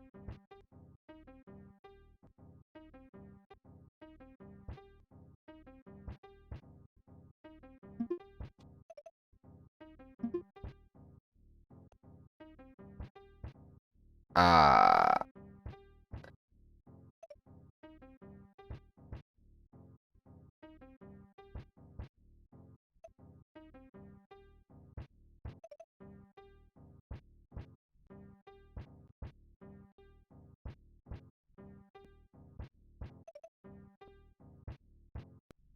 I'm like mildly irritated with the shell timing here.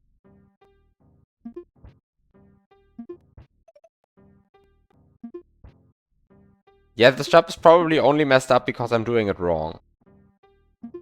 You know, the problem is that...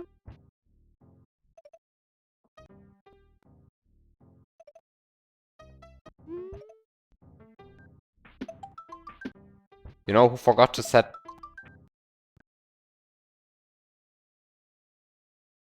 a proper extra save set again? Yeah, I don't know. Couldn't be me. That's fine. I mean, this is only 2 jumps away.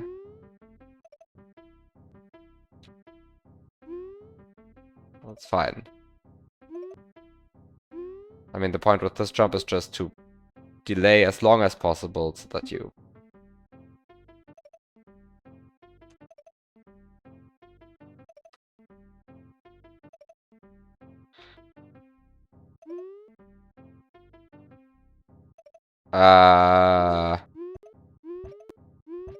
This is why you don't set your save states prematurely.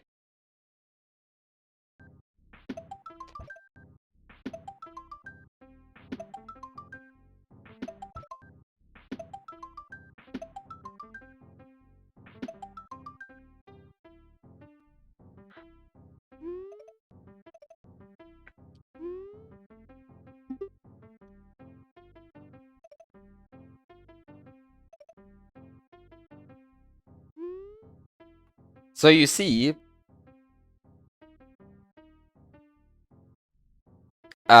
is it really a pit hack if it has custom music, by the way? It's the item abuse music. Really, it should be called the Pit of Despair music.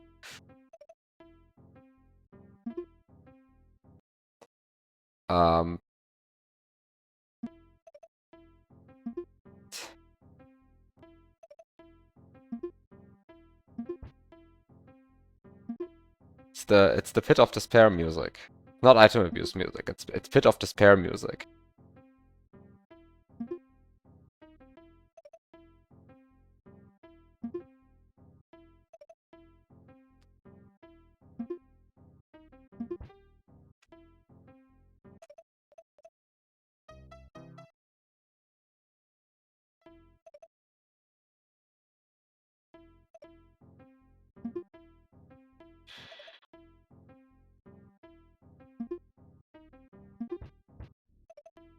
Okay, this job is like actually a bit messed up though.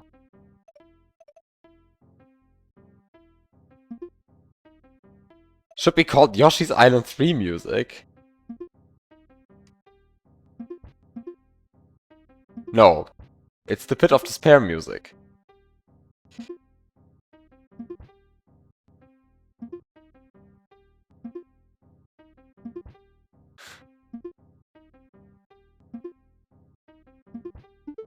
I don't know what Yoshi's Island 3 is.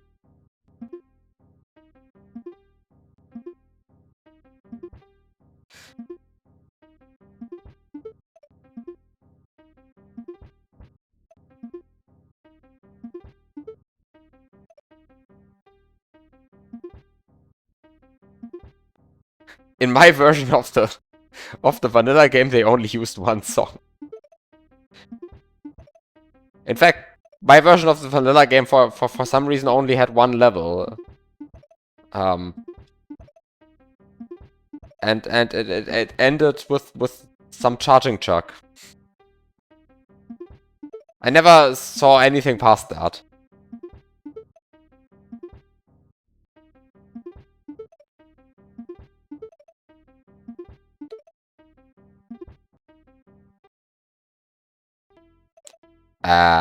I'm like actually confused though. Like, how do you set this up in a way that is not terrible? Was the game around 40 seconds long by chance?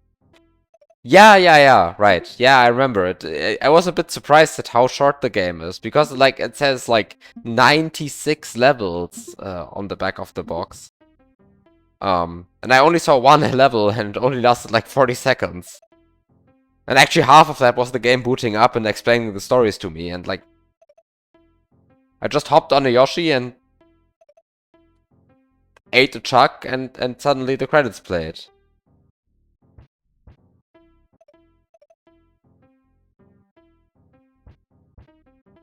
It's a very weird game. The vanilla game. Okay, like, how the hell do you do this though? Like, I am so confused. Like, how do you do this?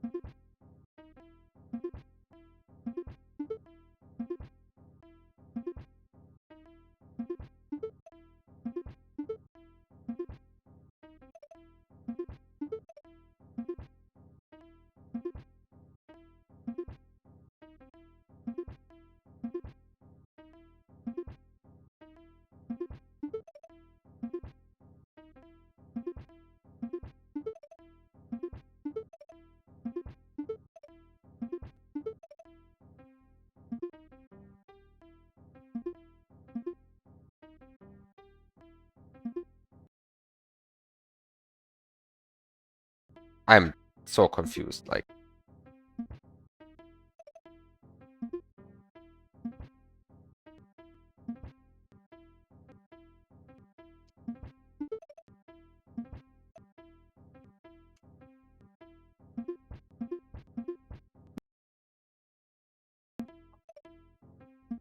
How do you set this up in a way that you don't go insane doing this jump?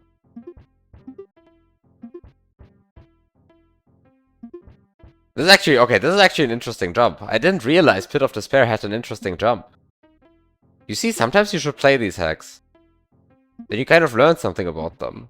Like, they have an interesting jump. Like, wow, who would have thunk?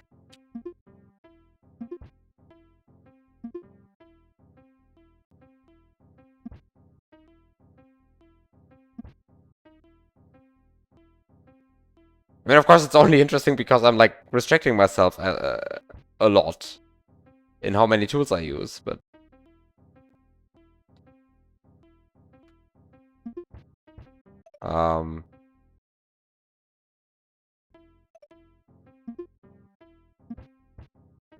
Like, the jump would be a lot...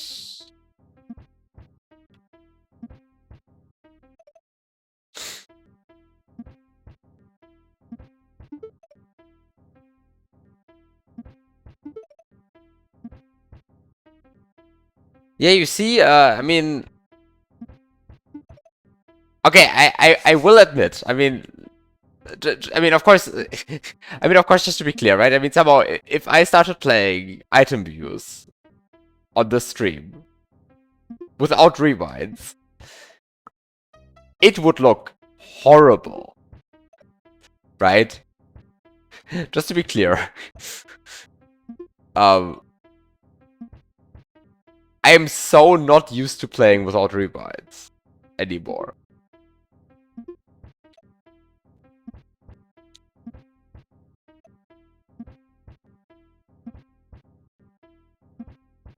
Like, it's actually a bit embarrassing how dependent I became on rewinds.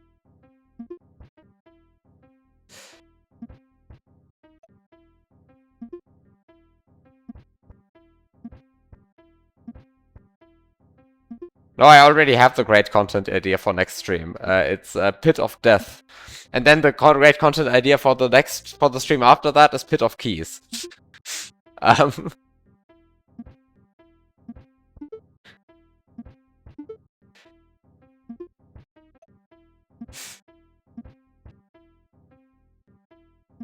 right? I mean, that's the true old school trilogy, I guess. Like Pit of Despair, Pit of Death, and Pit of Keys.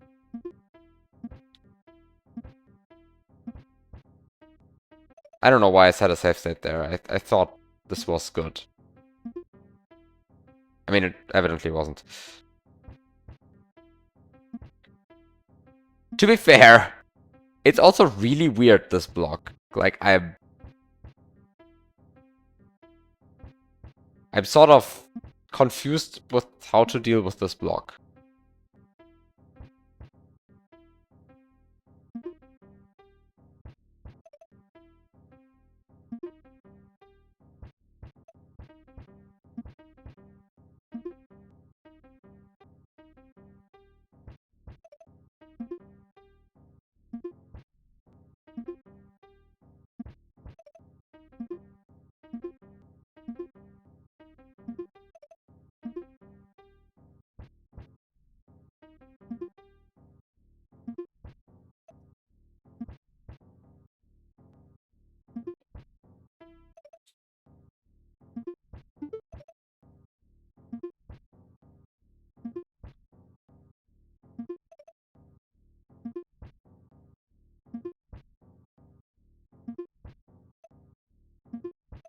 Like, this was the first time I was like, yeah, this is a good shell job that I got there.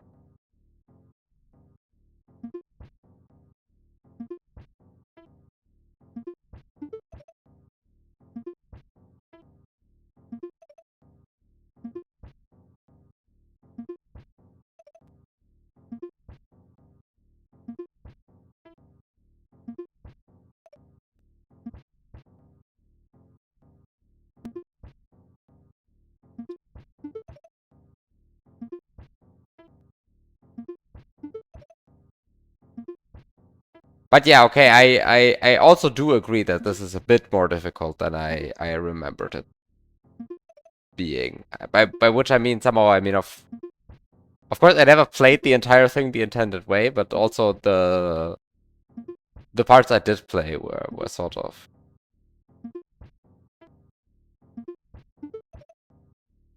harder than I remembered them being.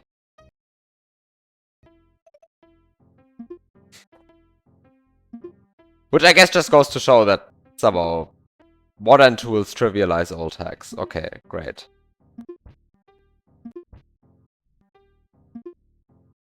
Great observation I'm making here.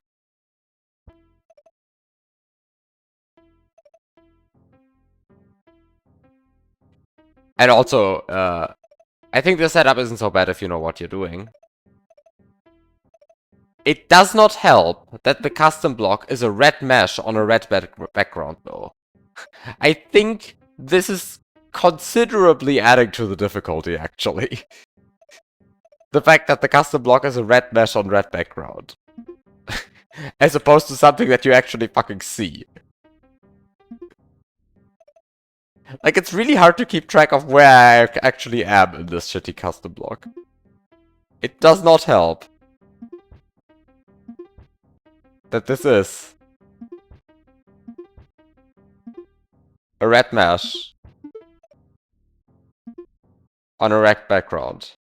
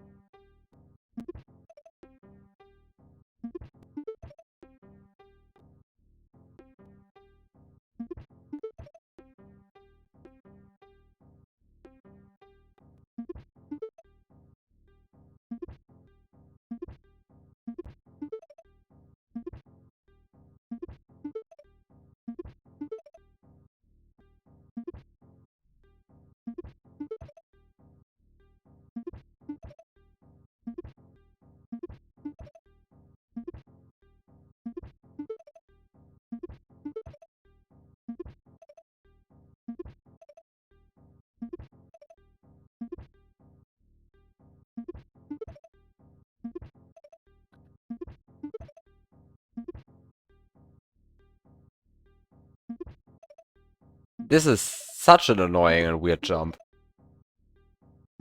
I like this one, actually. This is actually the first jump in this hack where I'm like, oh yeah, I actually like this jump. Because it's so shitty and weird and unusual with this weird custom block. I actually like this.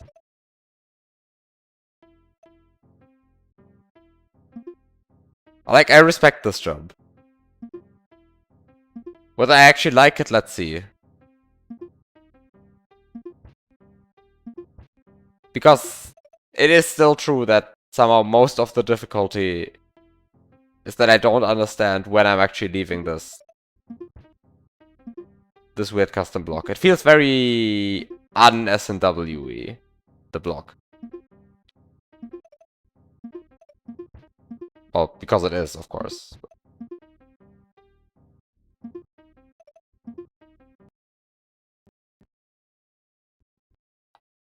I'm not sure why I frame advance something there. This had like actually no meaning whatsoever, the frame advance, but I did it anyway. Can't break habits.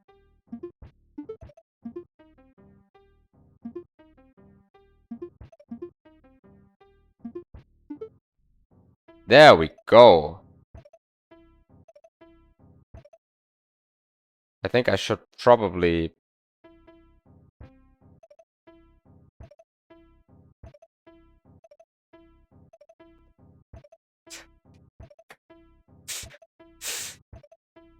This is such a weird...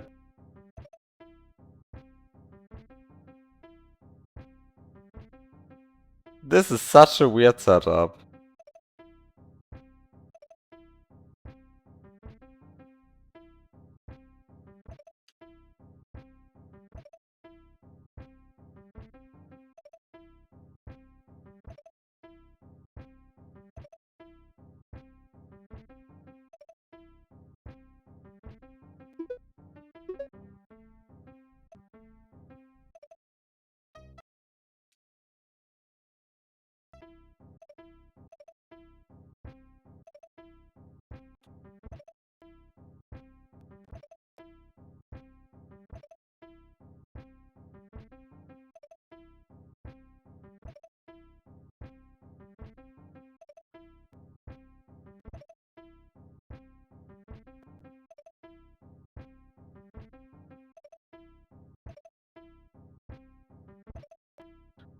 This is so weird.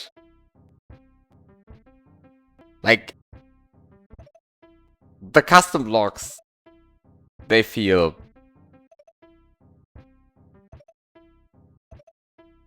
Like, what do they even do?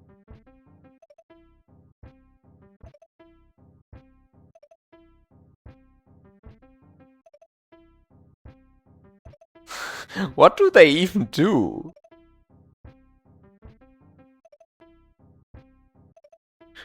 Like, seriously, what do they even do?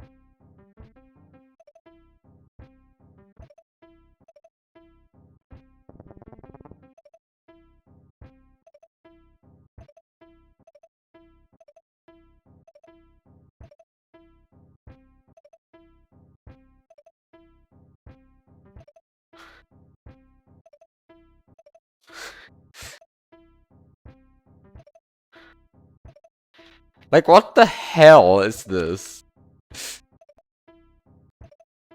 Okay, this is weird.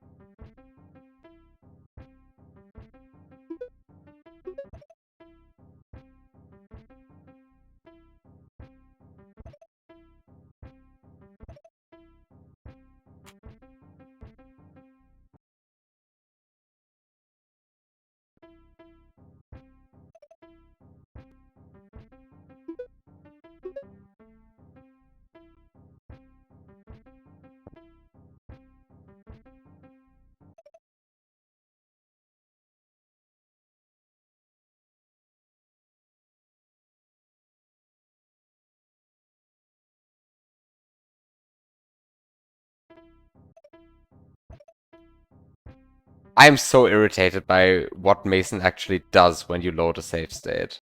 Like, when you load a save state while the emulator is paused, it doesn't actually update what the emulator should draw. It, like... Or, I mean, it does, but incorrectly.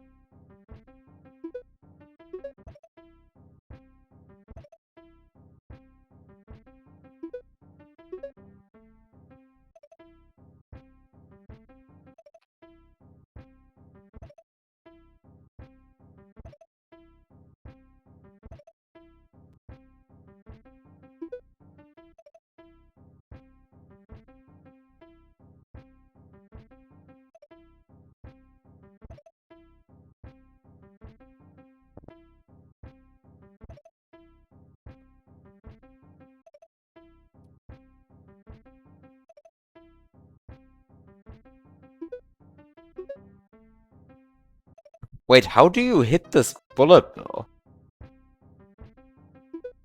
Like, are you supposed to scroll? But when?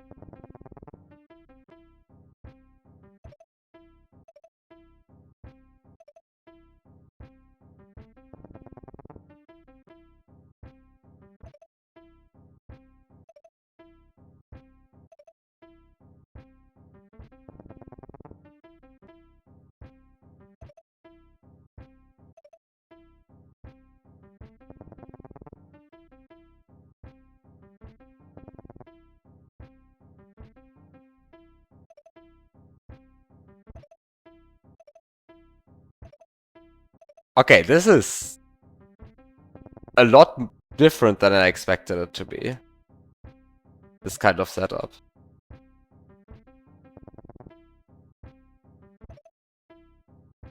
There's like actually something going on here. That's pretty cool. Honestly, this is pretty cool.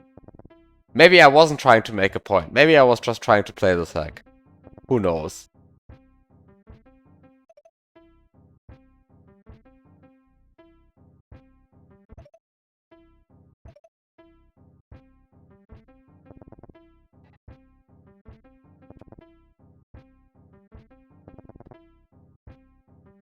I mean, once again, right? If I actually played this with the amount of tools that I would play any other pit hack with, this would look a lot less tough. And it would look a lot less tough, right? Part of why this looks difficult at all is because of the limited tool usage. And yet, I do agree that this is not completely trivial. And that the clear video does make it look a bit easier.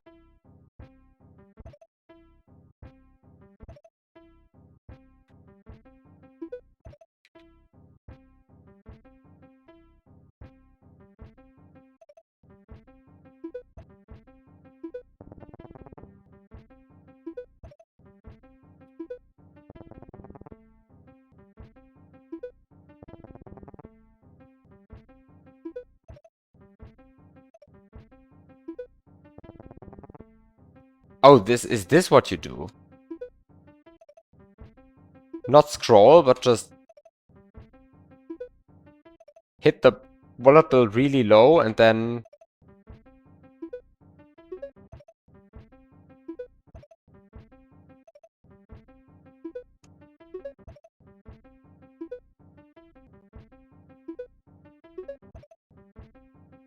Because you can totally. Right. Ah.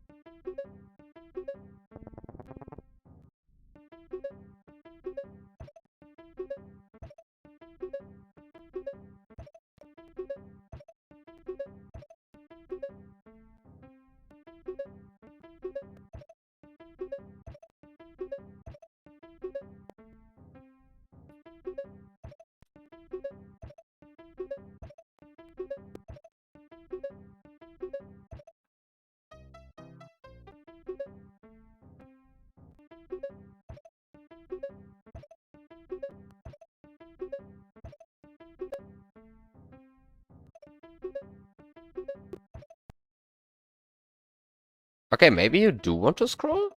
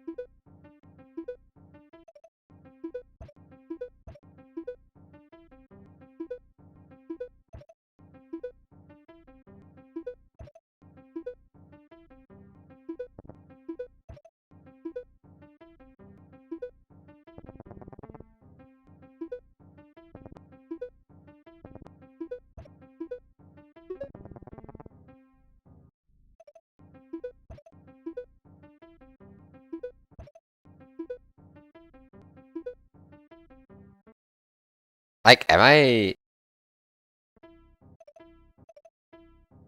missing something? I don't think I'm missing something.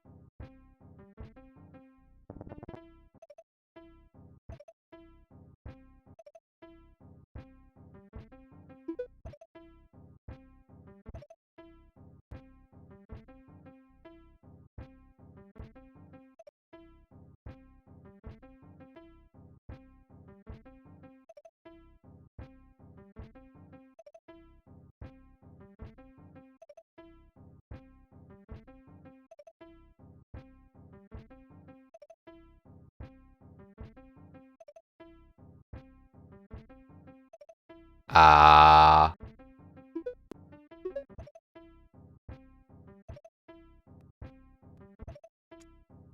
come on.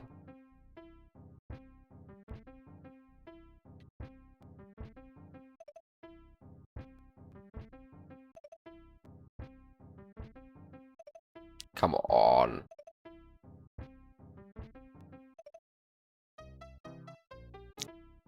I actually don't understand what I'm doing though.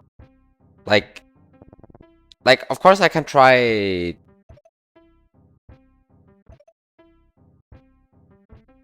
the scroll strat and the other strat, but in before it's just that there's an invisible bullet bill or something, some amazing bullshit. I don't think that's it.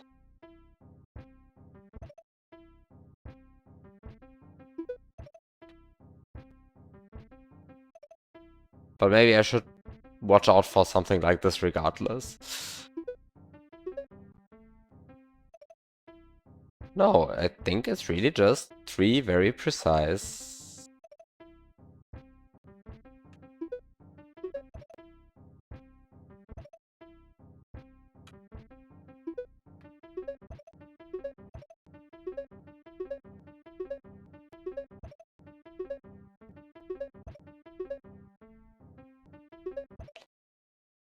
No, I really think...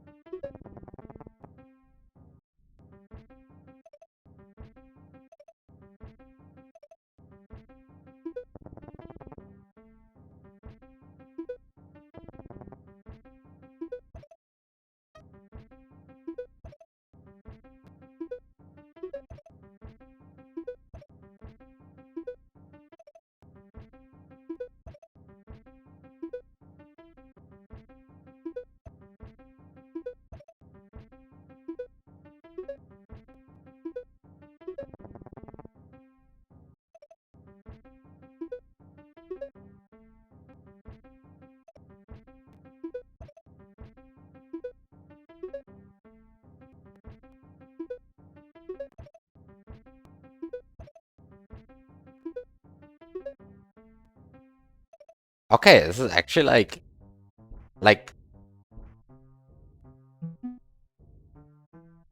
can like actually, let's say if I do 25% slowdown, then I'm like still way off. Huh.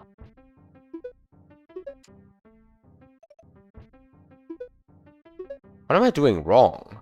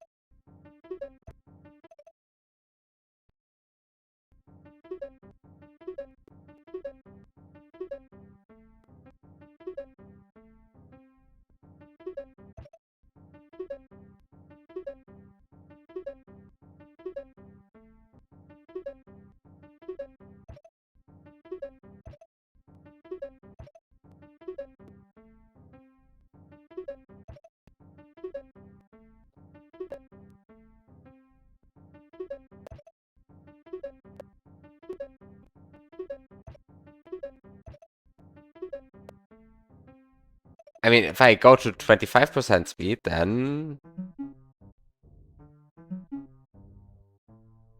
this should become like,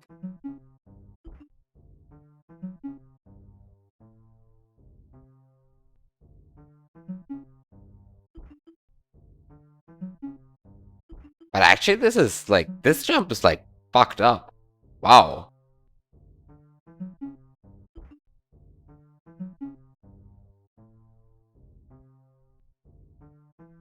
I mean, maybe I'm just coming at it from like the just wrong. Like maybe I'm just doing something fundamentally wrong. Who knows? There's actually the possibility that I'm doing something fundamentally wrong. Because I do actually recognize some things that I could have done differently. Like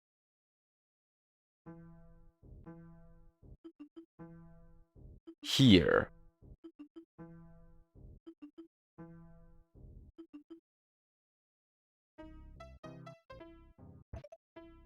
Because the thing is,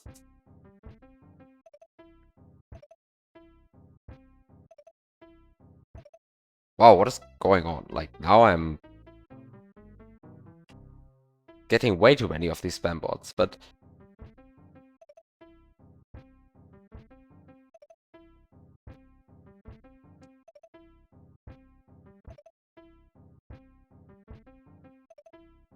I am wildly irritated about what's going on here. They got new links as well, yeah.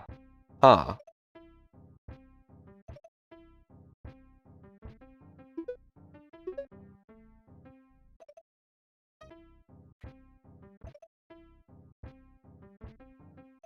Like, am I stupid or is this like actually difficult? Bit of spam bots. Because I mean somehow it's very easy to reach the first and the second bullet bill, and somehow it's just the jump from the second to the third that's like ridiculously far though.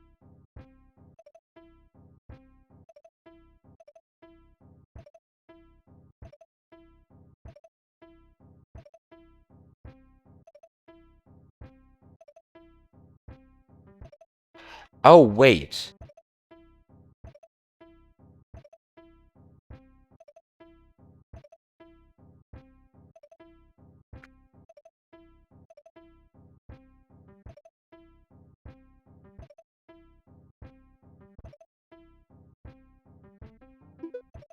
Yes, that's it. Yes, that's it.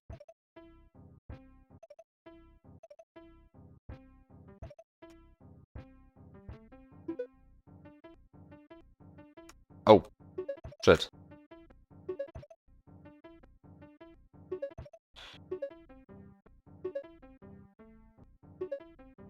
Yeah, I was losing too much speed.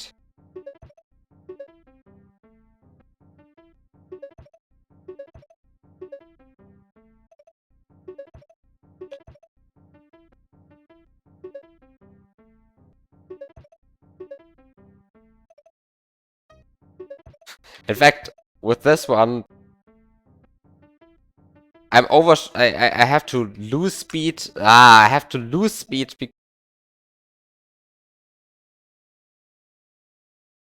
Ah,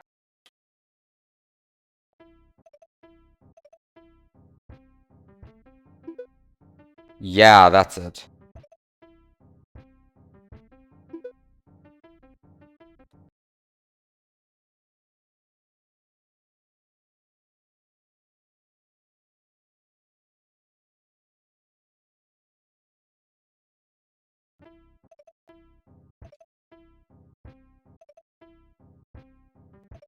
Ah, now I'm okay.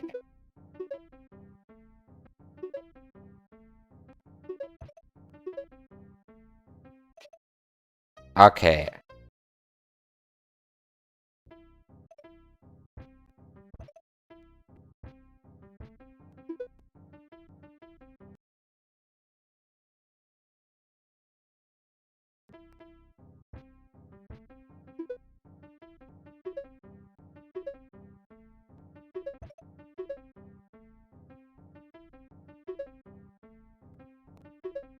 I still haven't touched the last one though.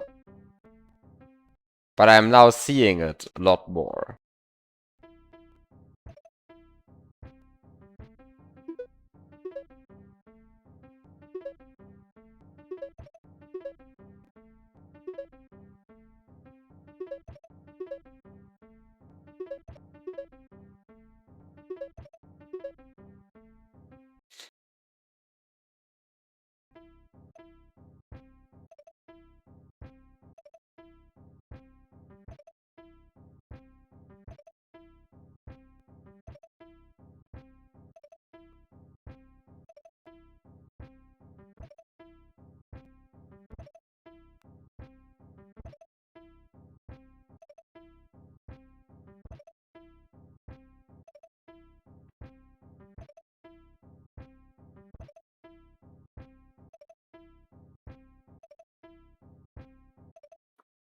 Okay,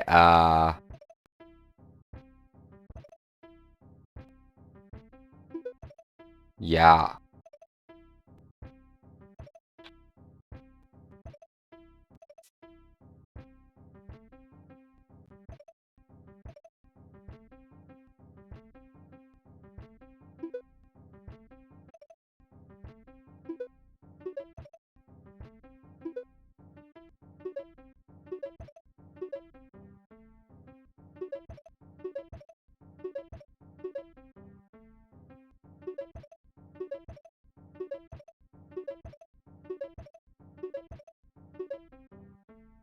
Wait, it's still not enough though.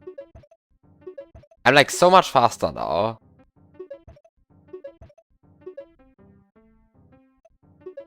And that's still not enough. Okay, I guess I should combine everything then.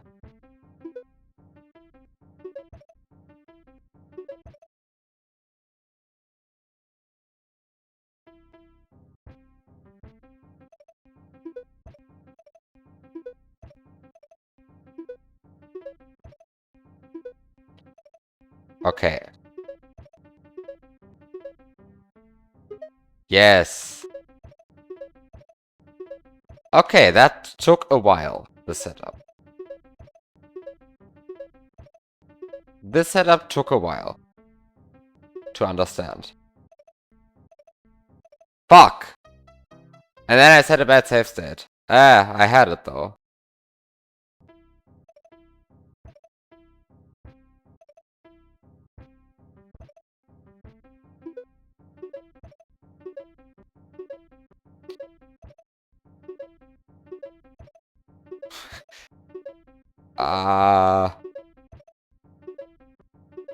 Can I like... Classic bad save set at the end of Tricky Jump. Yeah, truly a classic.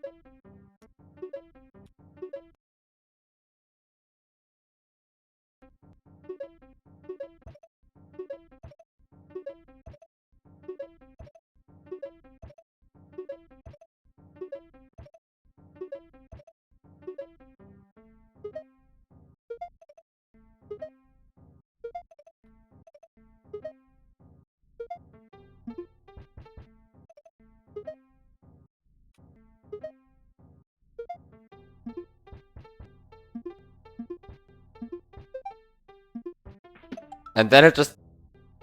The next setup is just 3 standard shell jumps. After that mess. Oh. Makes fun of the 3 standard shell jumps, immediately sets a bad save state. Sick.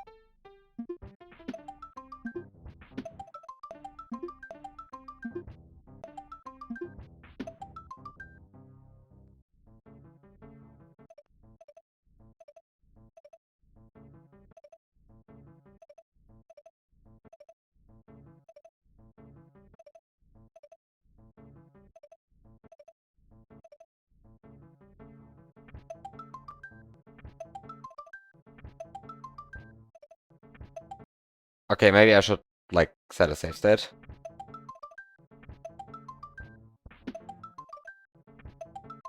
Okay.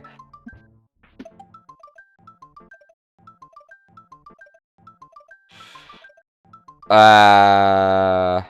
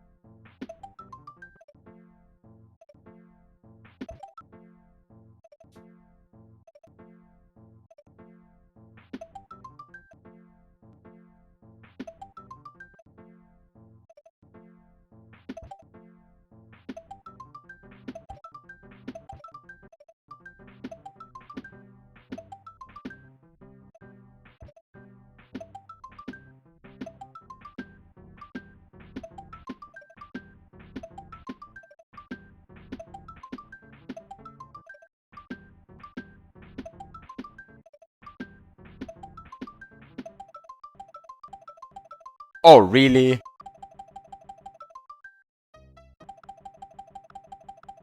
Ah, the classic good save state.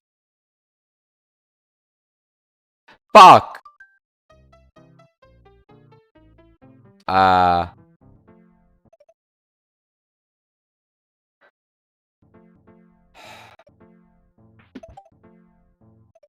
Um...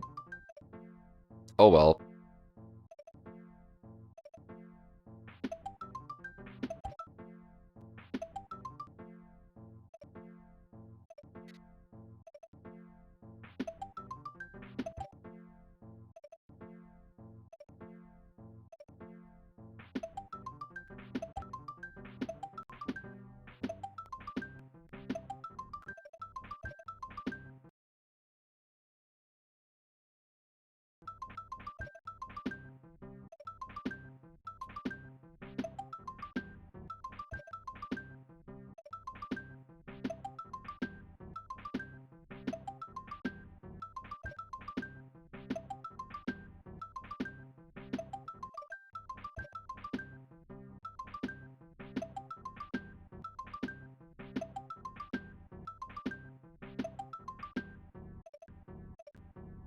Uh,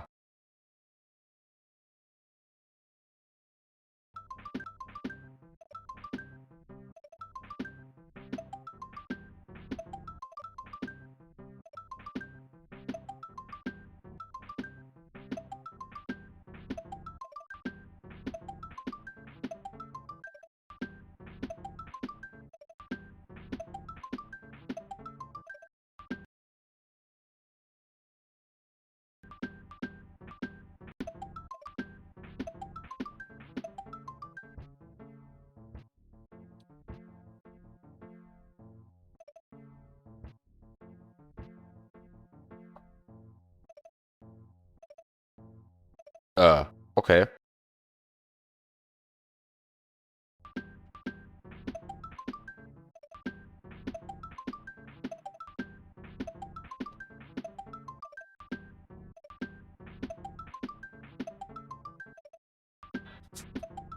Uh, I mean, uh, I mean, sure. I mean, sure.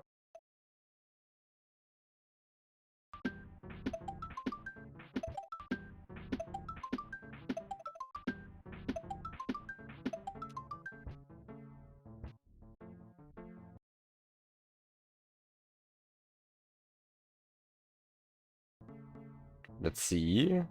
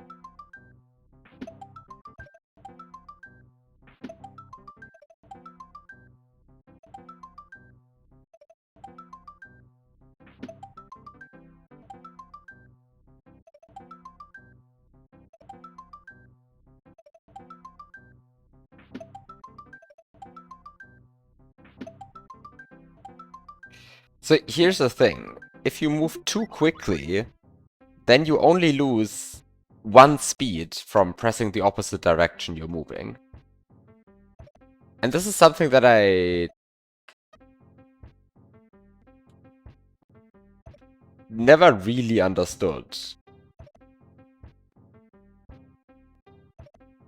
I mean, it's just a fact of how it works, but I have no idea why the code works the way it does.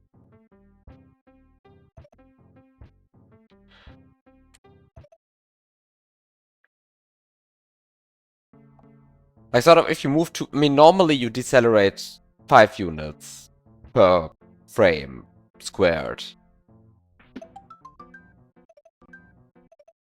If you press the opposite direction than the one you're moving. But if you move too fast, then you decelerate only 1 unit per frame squared. Or 1 subpixel per frame squared. And this... I have no idea why that is.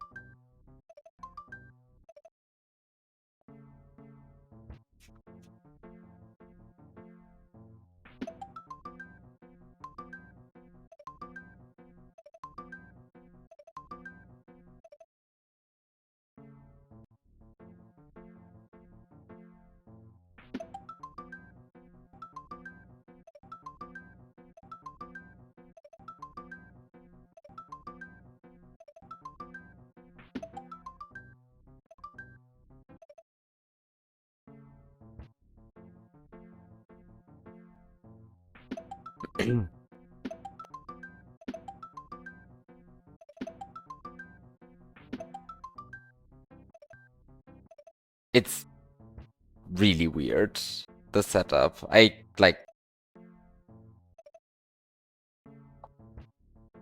you sort of just guess where the next bullet bill is.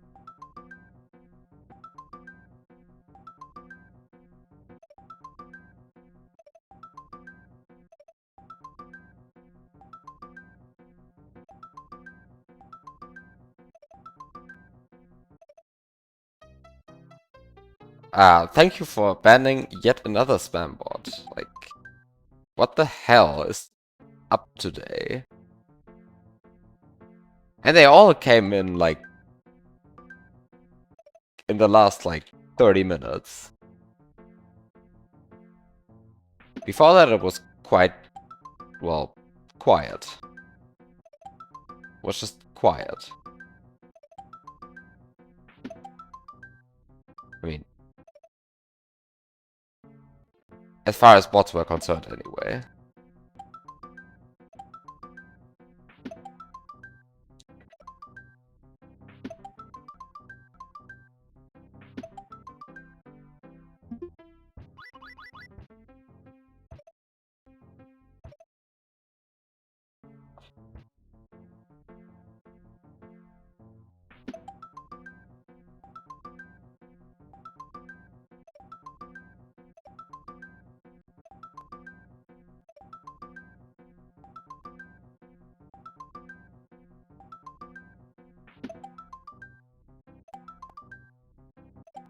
Haven't seen an add me on Discord bot in a while. Yeah, I agree. They are not, like, super common these days.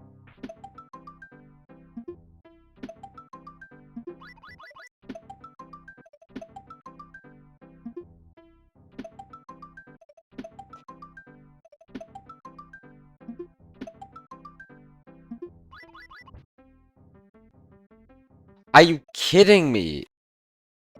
It is such a weird setup down there.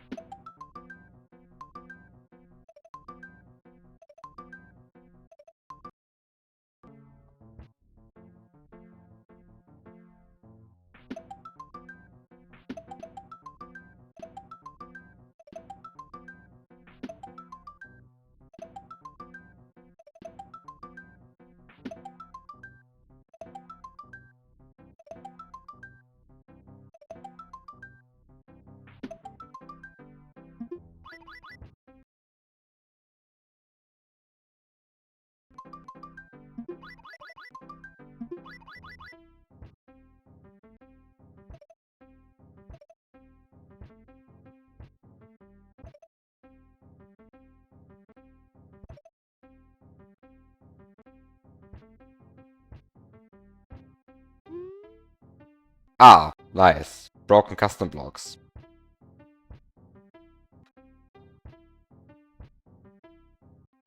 Ah, broken corners on custom blocks. Oh yeah, I love broken corners on custom blocks.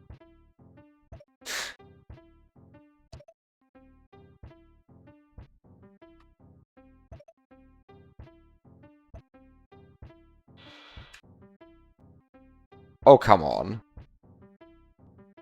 No! Stop!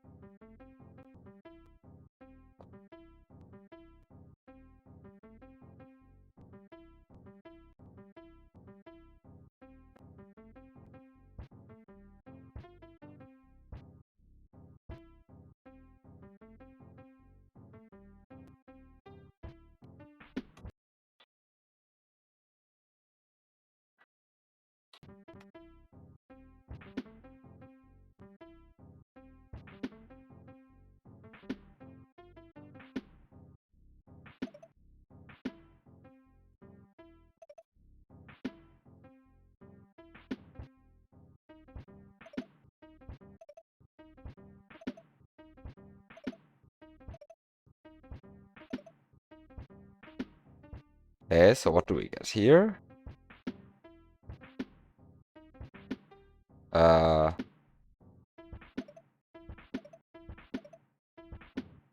we get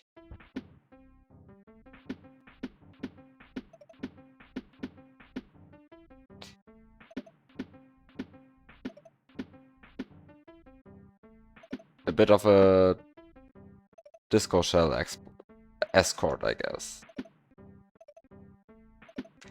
But I mean, as annoying as this is, for example, this is the stuff that's also in Mint Green Yoshi's challenge. Hi, Conlush666. Welcome to, well, Pit of Despair.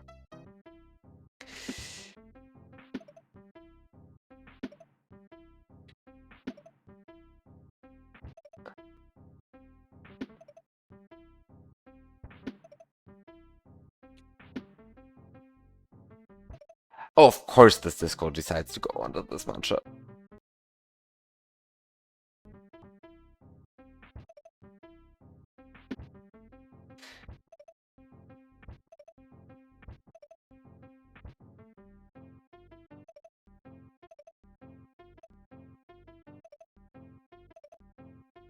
Okay, this is like actually ultra annoying. I hated this room in Item Abuse back when I played it. Like I really don't like this kind of obstacle. It's just annoying, I feel like. I feel like there's like nothing interesting with this obstacle. Like this is like super not my kind of obstacle. This one. Like just, oh yeah, here's a disco shell. Here's a tight gap. Go through it. Just do it.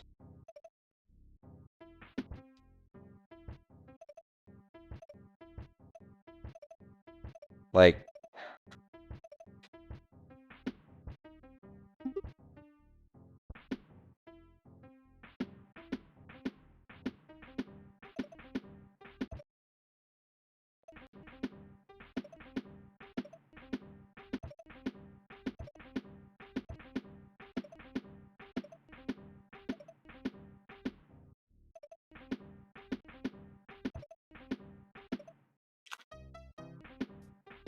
I mean, this kind of disco stuff is completely fine in the sense of like, it's not super interesting, but you just kind of do it if you use enough tools.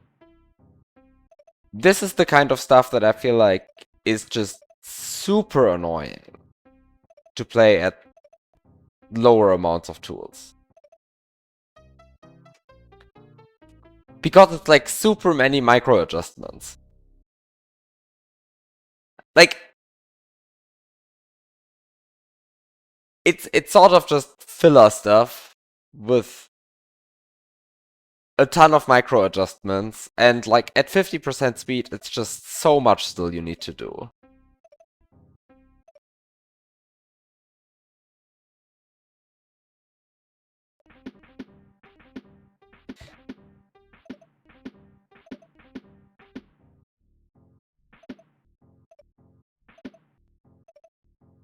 And so it ends up being like, I mean, like at 25% speed, it's still eh. But okay, I said 50% speed, so 50% speed it is. I'm not sure if I'm going to finish today, by the way. It's almost 1 a.m. But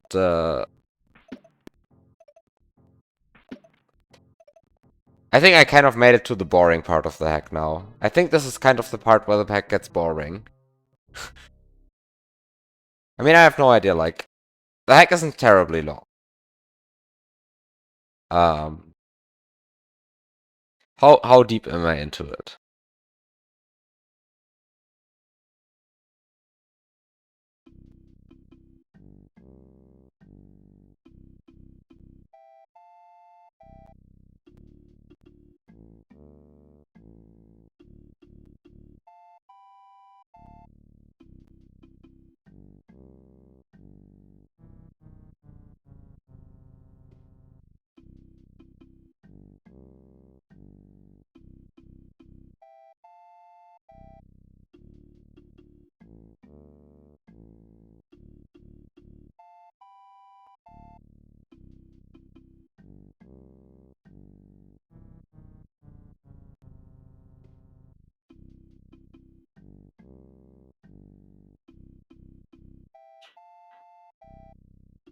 Yeah, I mean, so like the things that come next are like just this disco shell writing section, and then like that's basically it. So like after this disco shell bullshit, there's like basically nothing. Well, there's a bunch of like more of this boost block section, but that's it. I just don't want to interact with this disco shell section. It's so not what I like to do.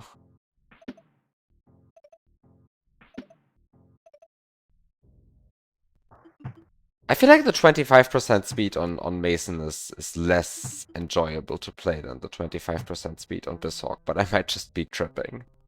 But something feels off about it.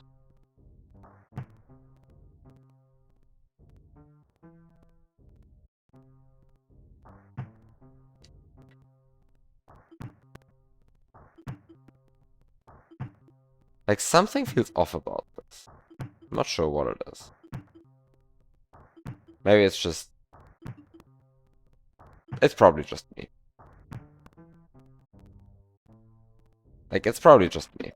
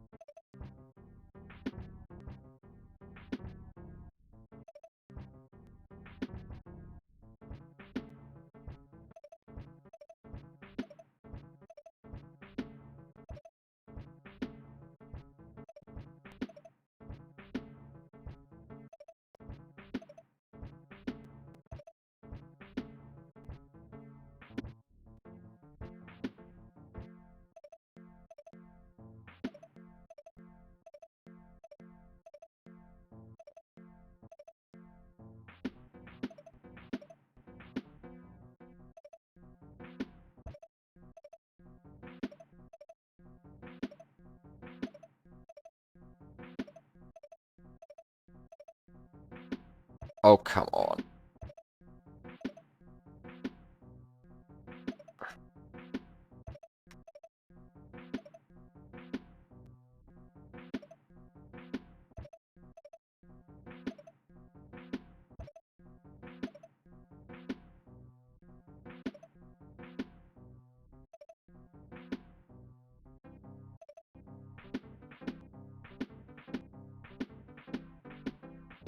Okay, so... We take the shell. Shell. Shell. Come on, shell. Shell.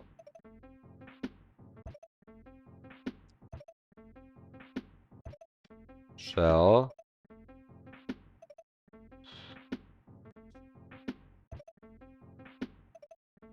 Shell. You take the shell. One day I will take the shell.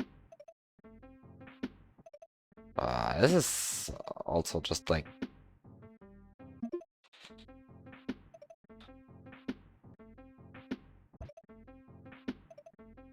The thing with rewinds is, like, in a situation like that, where I grabbed the shell and safely made it out of the gap just to find out that my disco shell was not where I wanted it to be. This is the kind of thing where I would then rewind. Because you can still totally make it if you exactly know what to aim for.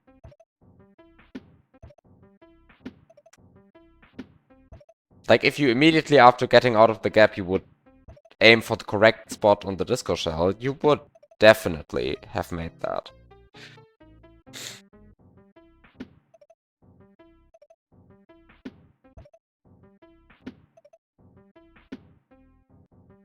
Like, rewinds are super practical for these kind of micro adjustments, and oh well. I'm now stubborn. I am stubborn, and yet I'm realizing I would probably have more fun with this hack if I was just not so stubborn. Like, I'm honest.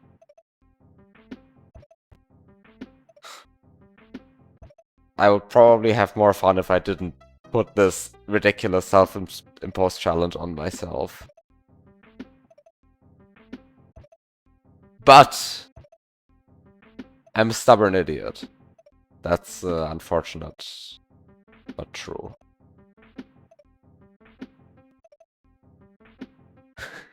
Come on.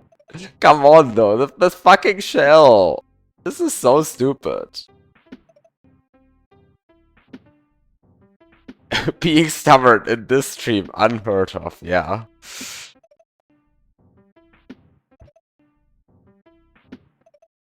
I mean, this is the stream where I'm a stubborn idiot.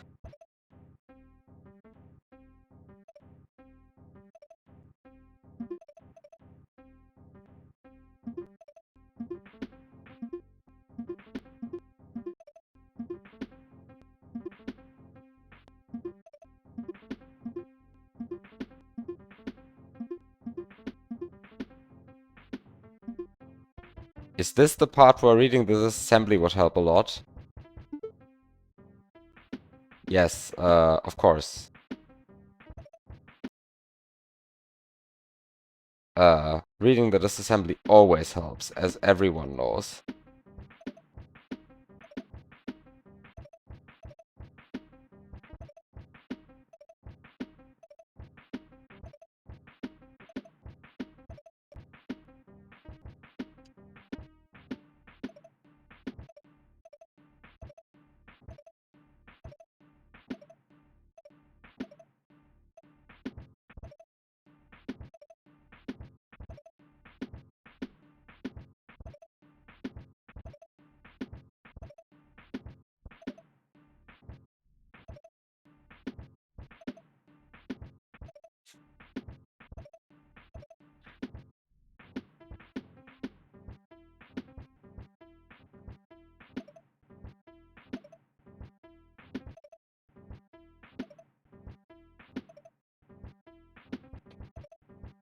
I'll just say I have the disassembly on my phone so that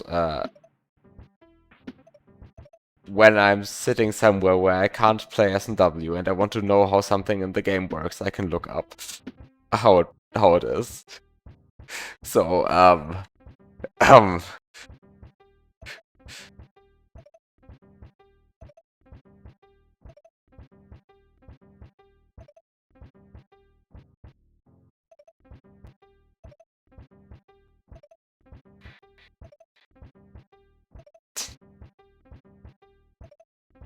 by which I mean, wait, you guys don't have the disassembly on your phone? Wow.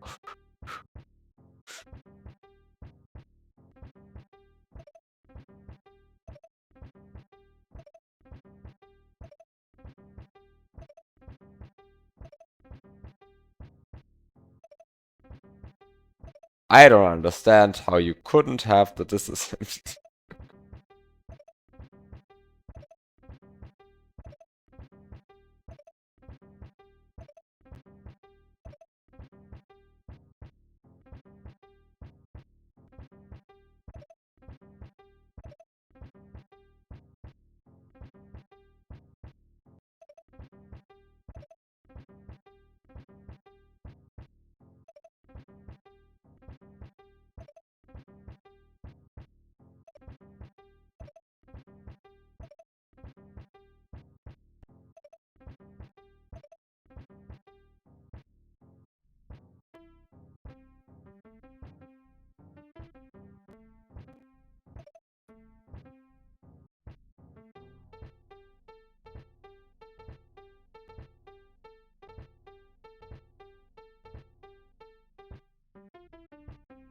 Honestly, I just kind of wish my phone had a, like, good text editor, though.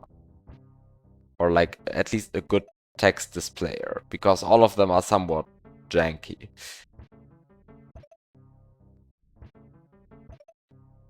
But I also just kind of don't care enough. Because I kind of don't use my phone as a text viewer enough. It doesn't seem like there seems to be, like, it doesn't seem to be like a canonical choice. Of, like,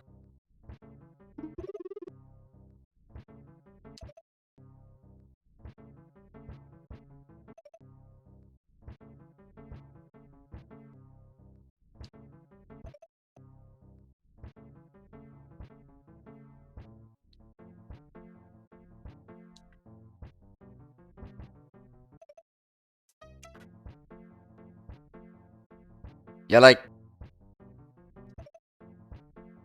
you sit somewhere, you wait somewhere, you read the disassembly, right? I mean, most normal thing to do.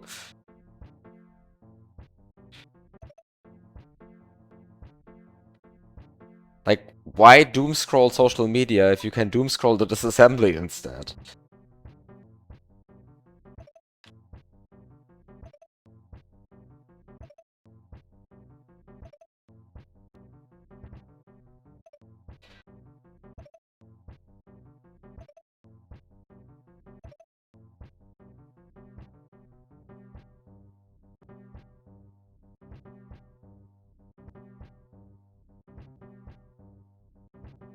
This is the end of all pit hacks.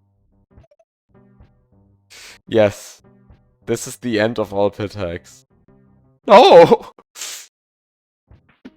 Wait, did I make a save state?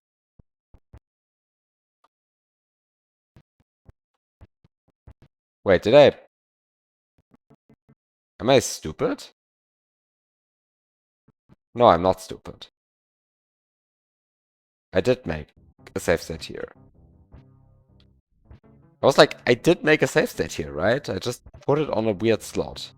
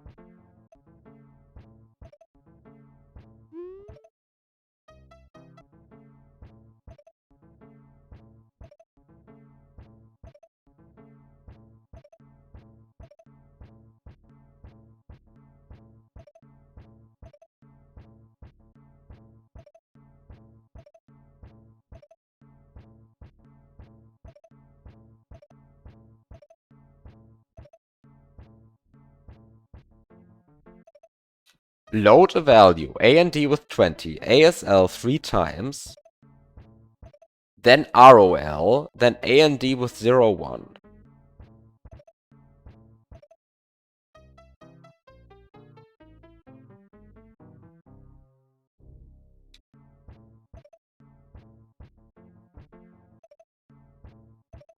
A and D with 20.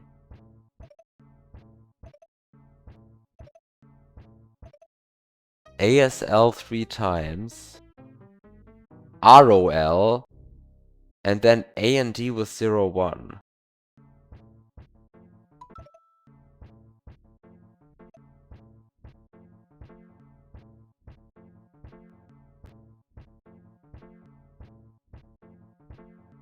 No, it does affect something. Does it? No, it doesn't affect anything, I think.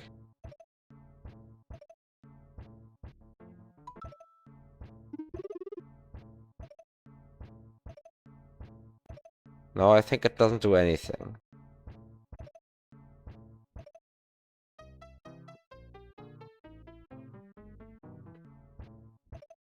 Like, A and D doesn't affect the carry, because why should it? It does affect the 0 flag. But that's irrelevant in this situation, because the 0 flag is already... I mean, it is going to affect the 0 flag, but it's not going to actually change it.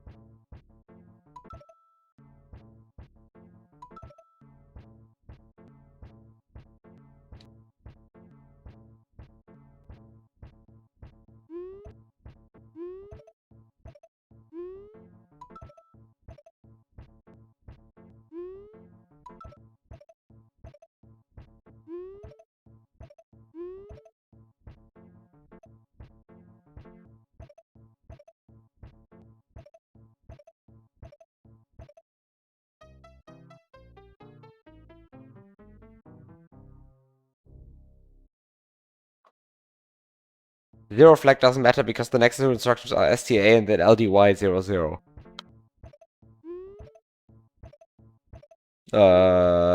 Yeah, but those two don't override the 0 flag.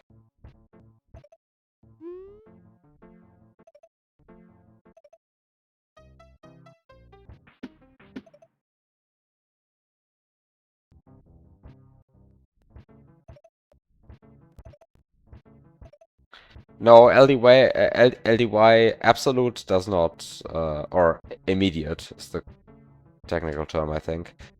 Immediate LDAs do not override any flags.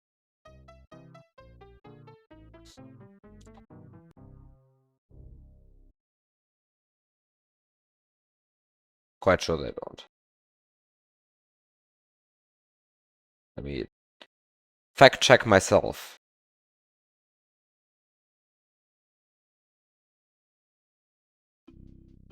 Fact check. I'm stupid. It does. Apparently? Oh. Wait, what? Okay, it does. Never mind.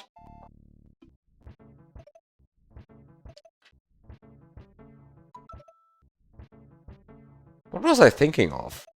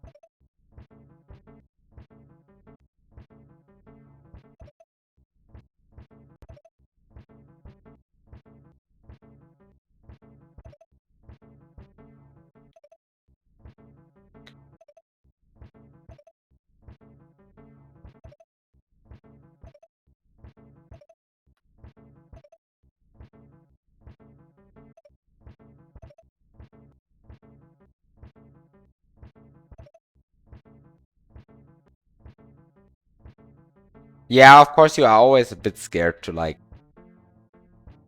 touch weird-looking ASM because it might have a side effect that might be relevant.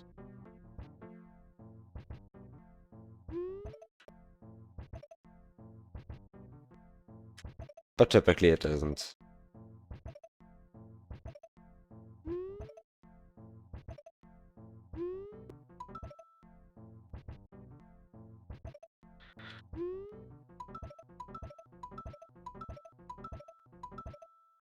Ah. Okay, I think I'm going to stop here. And either... yeah, I'll probably finish this next time. Even if I'm very close to the goal, I kind of have to sleep now. I mean, it's past 1 AM already. So, yeah.